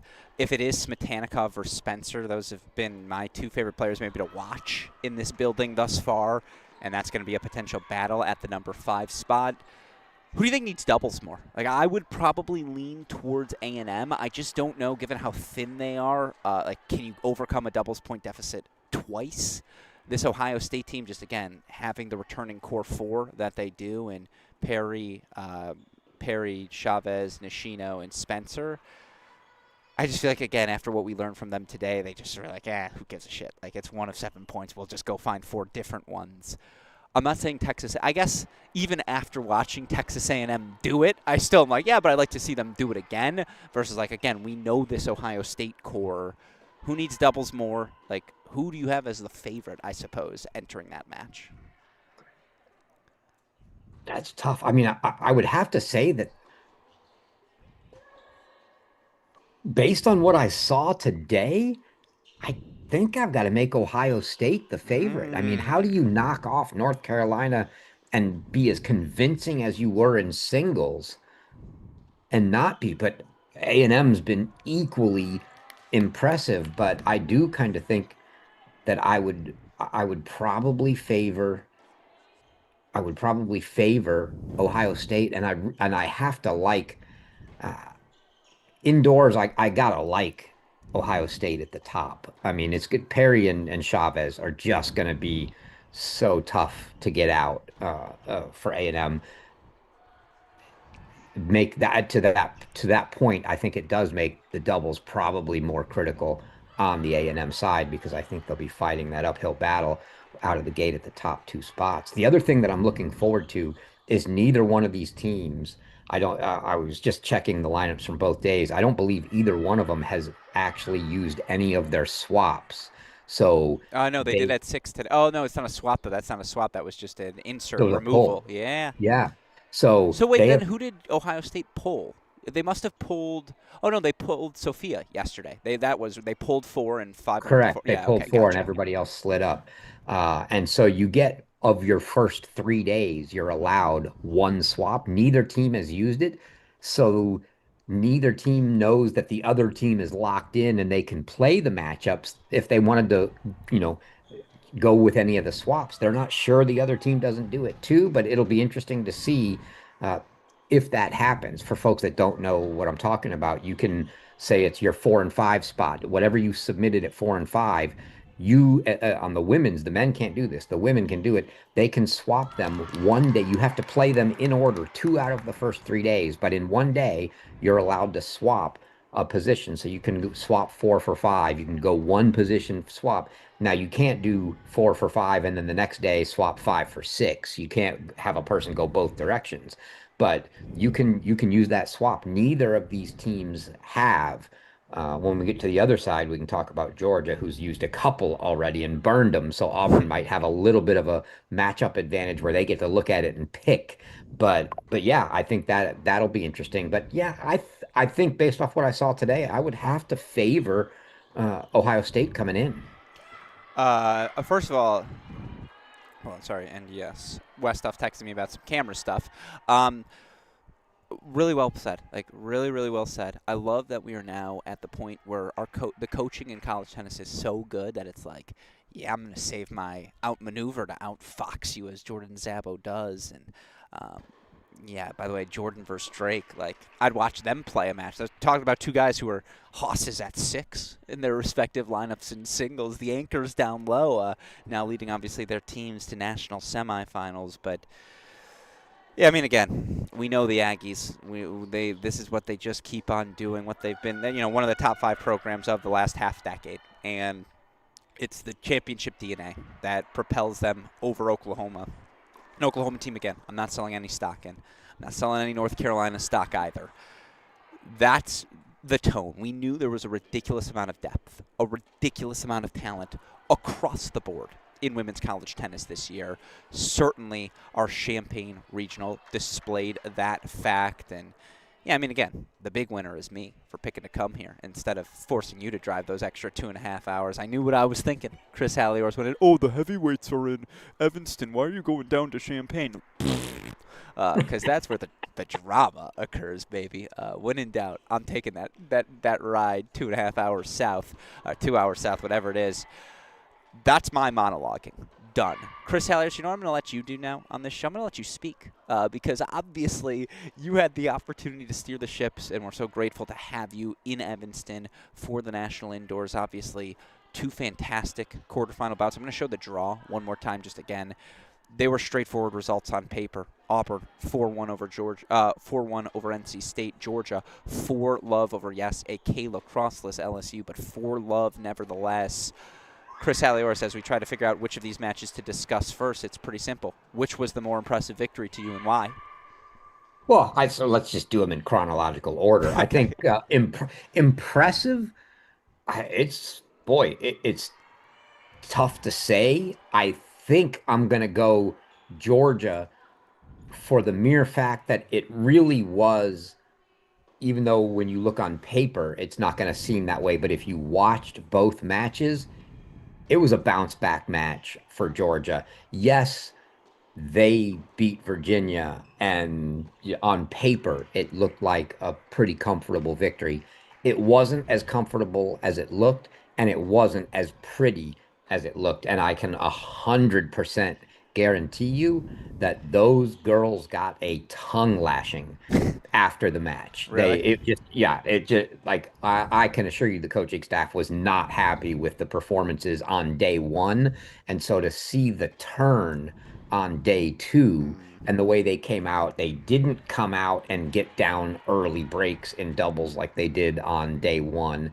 They came out and just blitzed through the doubles, and it never really stopped. It was just, I mean, it was a more impressive win today over a really good LSU. We talked about it yesterday. Like you asked me, can LSU, especially if they have Kayla Cross, can they win the whole thing? And yes, like at what I saw, tremendous talent. And they just never let LSU even in the match. It was from the get-go, it was all Georgia.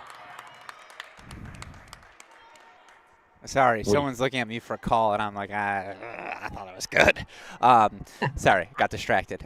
Still here. That's the problem. It was direct eye contact, too. With I'm not going to say which player, but she was like, you. Tell me, what did you see? Oh, it was you? No, it wasn't Elena. She's on the other side of the building. It's very funny.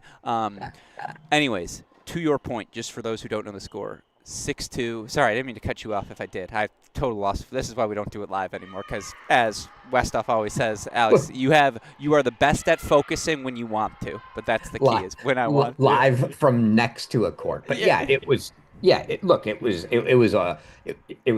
6-1 in doubles, and like quick, right? I mean, it's just, we did see Cadence Brace today in doubles. It didn't matter. Lapata and Patty P, as you want to call her, Patricia Paxtitia, they blitzed LSU in dubs, and that it was over before we even got started. It felt like, I think they both ran out to like 5-1. It was 5-1, I think, on both courts and in a heartbeat. And they were still up 5-2 on 3. It was all Georgia in doubles.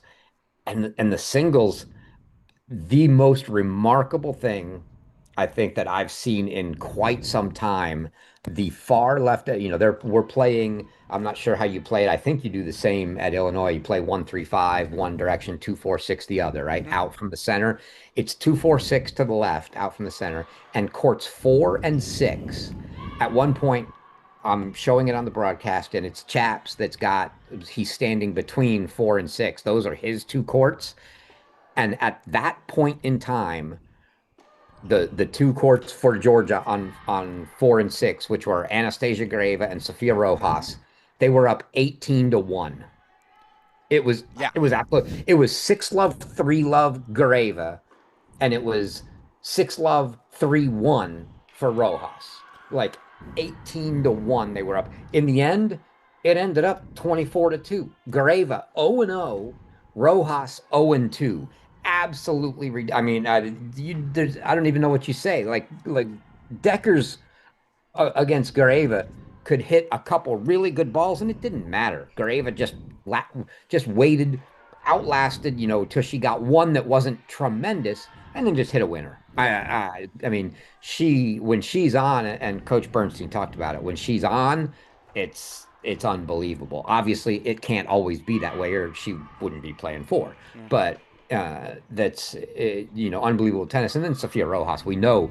Look, Sofia Rojas was something ridiculous. I don't 18-3, I think last night I said at 6 last year, and that is a player. I talked about the fact that Georgia had burned uh, one of their swaps. They swap Emma Dong and Sofia Rojas today. So Rojas down to 6, Dong up to 5.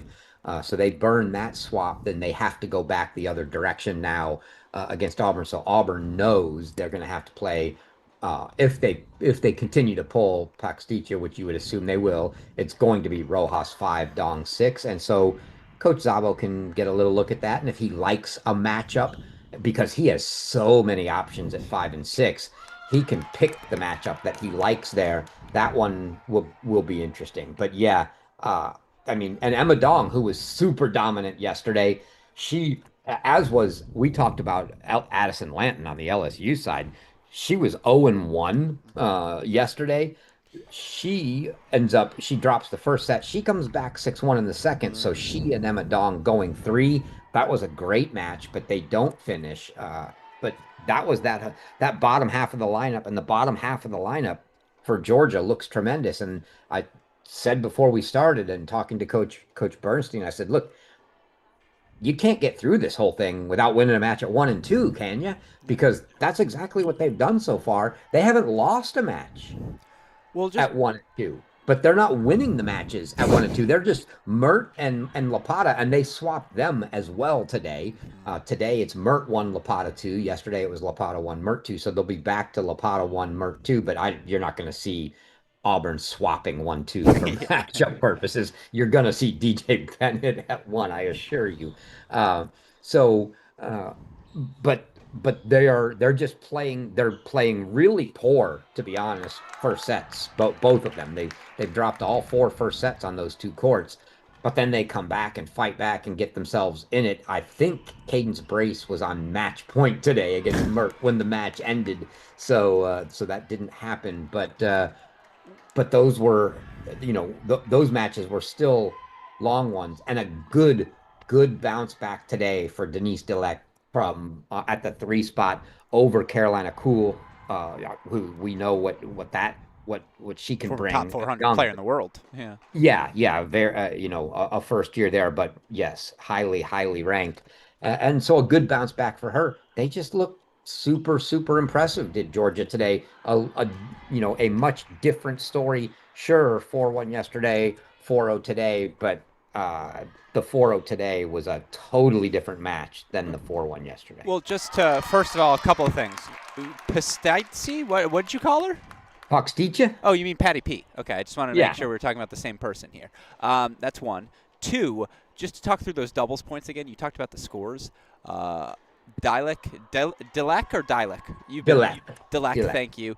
Dilek, Mert, 6-2 over Erickson and McDonald. Lapata, Patty P, 6-1 at the number 2 spot. And Dong and Gareva were up 5-2 at the number 3 spot as well. So you talked about dominant. Yeah, that's we fucked around yesterday. We're not doing that again today. You know what that is, Chris?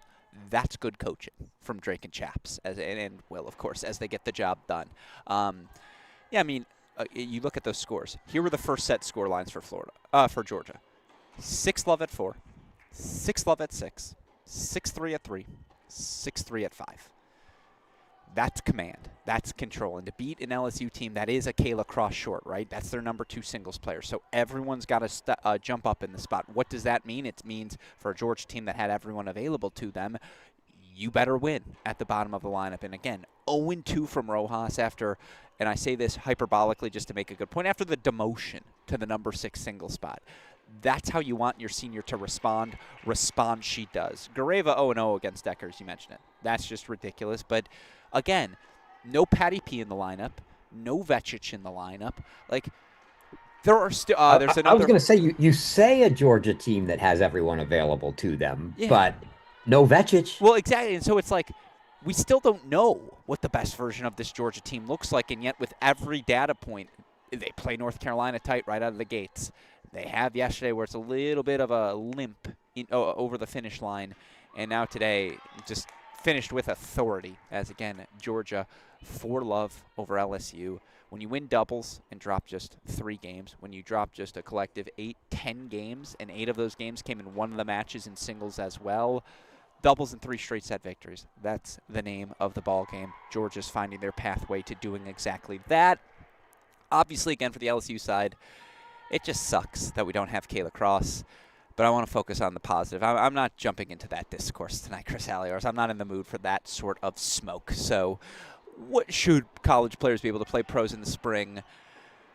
I almost jumped into the smoke there. Chris Halliors, I'm going to rein it back. I've read some of the tweets. I think it's quite – should I do it? Should I do it, Chris? Do you want me to say it or no? That's your call, Gresham. No.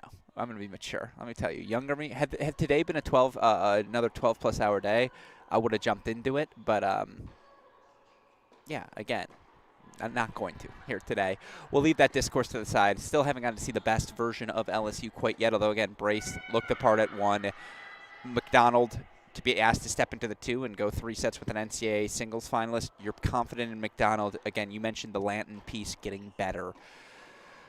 I just think you're betting on Deckers and Erickson winning more than 2 games collectively in the course of matches moving forward, but still a lot to learn about this LSU team. We will learn about them more in the future. On the other side, Auburn, again, looking really good. Chris Halliors as they roll through the match 4-love over NC State, and, you know, again, maybe 4-1, over NC State. And, you know, again, to lose a set 6-love in doubles and take the doubles point, it means you got popped out of the gates and you still found a way 20 minutes later to not roll over. That's what happened for Auburn as the NCAA doubles champs knocked out yesterday. They came out with a vengeance. 6-love for Osigwe and Broadfoot at that one spot. And yet Auburn, the 6-4 victories at 2, at 3. They go on to take 5 different first sets from there. None of those first sets pushed beyond 6-4 either. Chris, again, it sounds like NC State came out with a punch, but then Auburn started to just flex on them, and those muscles obviously pretty girthy for head coach Jordan Szabo and the Tigers this year. Talk me through what you saw from Auburn. Dare I say, it feels like they look like a #1 seed, despite how new it all is. Yeah, they certainly looked vulnerable, I'll say, in the doubles point, as obviously Broadfoot and Osigwe 6-love over DJ and Stephanie Webb. And the battles at 2 and 3 were, Auburn kept getting a break and then give it up, and then get a break and then give it up. And I asked Coach Szabo after the match, I said, okay, so it's Myrna Rafat and Okatoye is the standard 2 dubs team, and they only play together. And now with her out, I said, what were the thoughts regarding, do you just sub somebody in, or do you start to mix up the pairings now? And he said, well, look, Ava Esposito is a really good doubles player. We knew it was her coming in, and we thought, his thought was, why mess around with 2 new teams? Yeah. Let's just go with 1 new team. We put Ava in, and then we leave Bowers and Karutanova together at 3, and it worked out for him. I think that 3 spot was probably the trickier one today. Okatoye just so good in doubles for Auburn that, but I do think that's a vulnerable spot for them. If you're going to get them, you probably want to get that spot. But they once they did that, they got off and running pretty quickly in singles. You just kept looking around if you were an NC State fan going, where's it going to happen? I mean, they went, it was quick. I think Bennett and Cordnovo got up 5-1, I think, really quick. They both take 6-2 first sets. The Okotoye Ziranova one went a while. That was close for quite a bit. But Esposito ends up taking Conway 6-4, Bowers over a Sigway, and they were up early. It was just an uphill battle all the way. Lavinia Tanasi, the only one to grab a first set there for NC State, and she was honestly the only one for quite some time that you thought, okay, there's a spot. And then you started looking around for NC State. You're going, we got to find 3 more matches to get into. Where do those 3 matches come from? And all of a sudden, Gabby Broadfoot gets hot in the second set. She comes back and she's got a pretty hefty lead in the second. And when she's up, I don't know, maybe 5-4-1, 5-1, all of a sudden Ziranova looks like, oh, she might be able to get going here. That's 3 matches we can get into. Where's the other one? And right when you ask yourself, where's the other one? You look over and Ashton Bowers is up a set and a break 3-1, and it gets to deuce, and she breaks again for 4-1 double break. And it felt like that was the dagger. And your only saving grace, if you were NC State at that point, was, yeah, but it's against Victoria Sigway, who yesterday was down breaks in the first, double break 5-1 in the second, and came back in both of them. And you thought, yeah, every time she gets her back really against the wall, she fights out of it. And credit Ashton Bowers, she did not let a Sigway fight out of it. There was just a little bit of difference. Yesterday, a Sigway was able to use, her movement and her power to help fight out. And, she wasn't missing. And with the pace that she can generate, was able to hit some winners to dig out. The problem today was there was just a little more coming at her from Ashton Bowers, and that didn't allow her to maybe get a little softer ball to go and put away. She was being put on the run by Ashton Bowers, and Ashton just never gave her the chance to really do it. And she ends up putting it away, comfortably 6-2 in that second set, and that ended the match. Yeah, no, you kind of said it. They didn't get off to fast enough start. And by the way, this is an NC State team that's still very young, very new to this sort of scene. Again, Slama's a sophomore. You've got freshmen in Osigwe. You got a freshman in Tadasi. Yeah, you've got Conway at that 6th spot, but she hasn't played much her first 2 years in this sort of position. You said it perfectly. I'm just scoreboard watching. But it did feel like NC State for a moment. You're like, holy crap. They're back in this match. Can they just find one of those second sets? And for me, the big thing was Esposito. Esposito getting off the court in 4-4 over Conway. I just didn't think Osigwe, given how dramatic the match was against Oklahoma State, how late into the night it went. Ask a freshman to have juice the next day, you're talking about the most special freshman of all time who would have that sort of performance. I'm not saying Victoria Osigwe, who's already clinched against Florida, clinched last night against Oklahoma State, that she's not one of those special talents. But, again, it would have been asking so much of her to flip that again. That's why, for me, it was Conway's the spot I'm watching. And I think that's an awesome win at 6. And Esposito the same thing, I thought, because it was never a huge lead. It was like a break the whole way. But Esposito went up the break in the second, and she just wouldn't give it back. I mean, if you were the NC State fan watching, and, if you were a college tennis fan watching like I am, going, I just want to see a close match. Yeah. So let's see something happen to get this one tight. You just couldn't get, Conway was right there. It was just a single break, and, we'd be 3-2, 4-2, 4-3, and she just couldn't get the break, and Esposito held it all the way through, and, and Conway holds for 4-5, and Esposito serves it out comfortably from 5-4. It just felt like, once she gave the break up, it was like you were watching just, typical serve hold tennis, and Esposito did it all the way out, and that was just, that you just couldn't find that one extra match if you were an NC State fan to get into. They got themselves in 3 of them. They win one, they go third sets on a couple, but they couldn't find that other match to get themselves in. I like yesterday that we got Batesti and Esposito, and today Auburn worked in Ionescu as well, just to be like, let's take this car out of the garage and see what it looks like as well. Asked Jordan Zabo about that after the match, and he said, "Look, we played Ionescu at Michigan. He said she was a little sick, didn't play all that well. They wanted to give her a day off the first day, and so they did yesterday. But they wanted to get her in, see how she looked. My guess, after seeing what we saw, and that is the only loss they took today."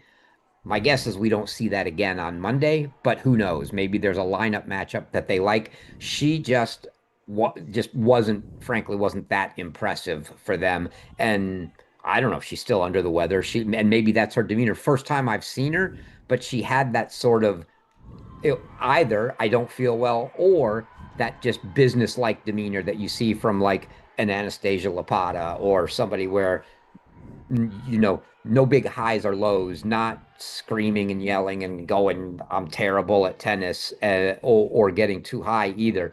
She seemed to be, very businesslike, but maybe also still not feeling great. But it wasn't an impressive performance from her. Probably the only spot that wasn't really, really good for them. So I kind of think we'll probably see something else come Monday. Yeah. And also, for the record, Coach Zabo said, we had the reports yesterday that we thought, Myrna Rafat probably a couple weeks, and maybe Coach Zabo's just saying this for PR. He said she's up and moving. We're hopeful for Monday, but who knows? And maybe that's just to keep coaches guessing. I'm gonna say no, but we'll see. Way to bury the lead. That's a huge little factoid buried into the however many minutes we are into this, and thank you for that fun fact. Certainly people will enjoy hearing it. You almost wonder even if they need her more in doubles than singles just because of the continuity for Rafat there, although obviously, again, that's a player who's playing 4 in their lineup. I mean, look, they were the 2 hot teams of the offseason. Georgia because they just won a national championship, the freshman class that they brought in. Auburn because in the modern day, again, how Jordan Zabo quickly the talent he's accumulated and to bring in a Kairuta Nova, to bring in a Bowers, to bring in an Ionescu, to everything else they already possessed on that roster. Again, I won't ask you for a pick because God knows, again, we are literally ensconced in these circles with these players, with these coaches, to the point that I'm looking forward to all of us getting the same flu that all these players and coaches seem to be having at this point of the tournament as well, Chris. Your read, your lean. Who's the favorite as we approach that Auburn-Georgia semifinal?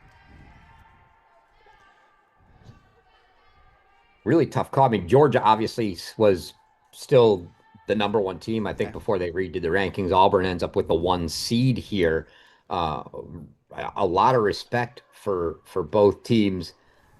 I think right now it doesn't matter. The depth doesn't necessarily matter because you can only play 6. There's more depth right now, I think, on that Auburn side, and they're going to need it if they're going to be missing Myrna Rafat.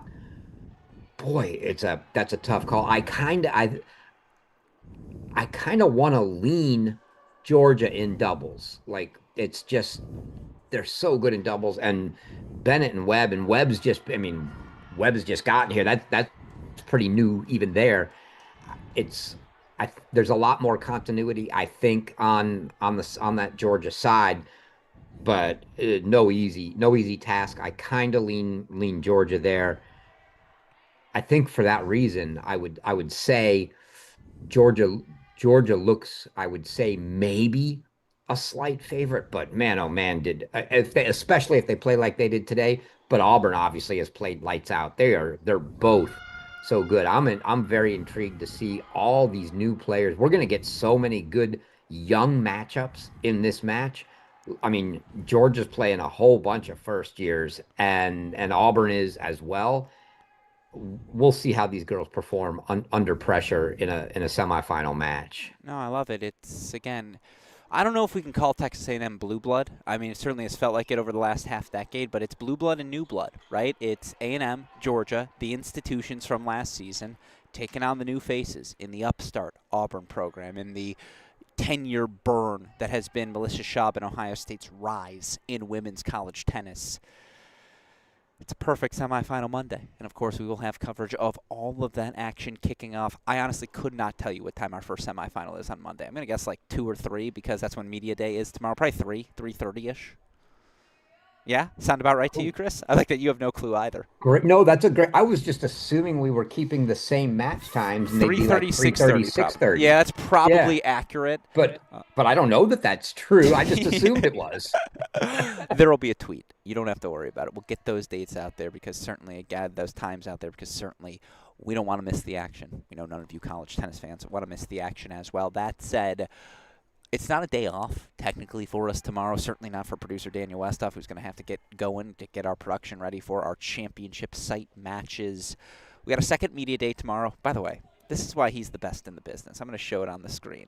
3:30, 6:30. He's always locked in. Thank you, Westoff, for the information. They are indeed keeping the match times. We will have coverage of each of those matches, 3:30, 6:30 p.m. Central Time on our Crack Racquets YouTube channel on Monday. Go to our YouTube channel if you're not there right now. Listen to the Taya Chavez interview. Listen to the Darius Matanikov interview. Listen to all of Chris's interviews as well with head coaches because they really have been exceptional also. Am I supposed to show this? Am I allowed to show this image, I sent Chris? you one picture. I'm just going to tell you, I had the best graphic of the day. There's no doubt. Okay. This went on the broadcast.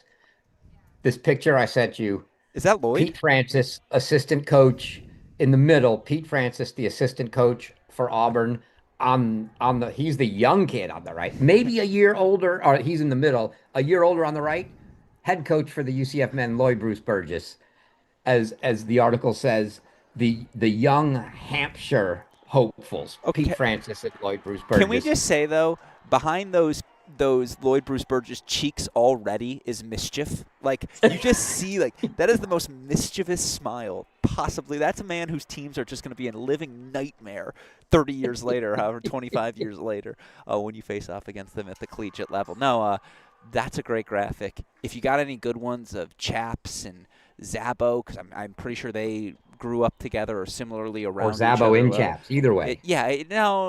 Chaps and Zabo, if you don't mind.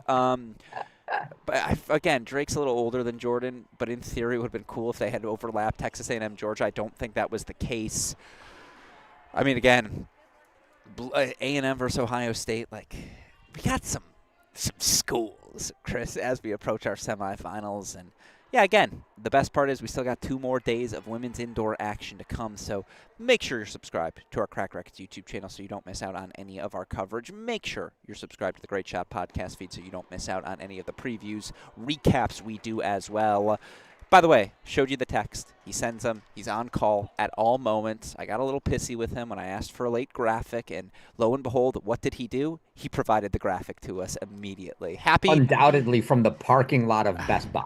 He's just the nicest man in the world. That's why I always feel like you want to know when I feel like a dick in life, folks. It's whenever I have to do anything that's not like, yes, Daniel, thank you. Like, all I ever want to say is, yes, Daniel, thank you.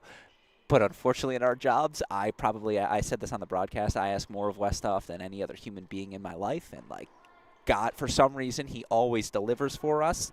What sort of a job does he do, Chris Halliday, day in, day out? He actually does a fuck of an editing job, Gruskin, because the yes, Daniel, thank you comes after a very guilty, well, it would have been nice if you had done this. I mean, because, like, what am I going to say? Like, do this now? Like, it's either be passive.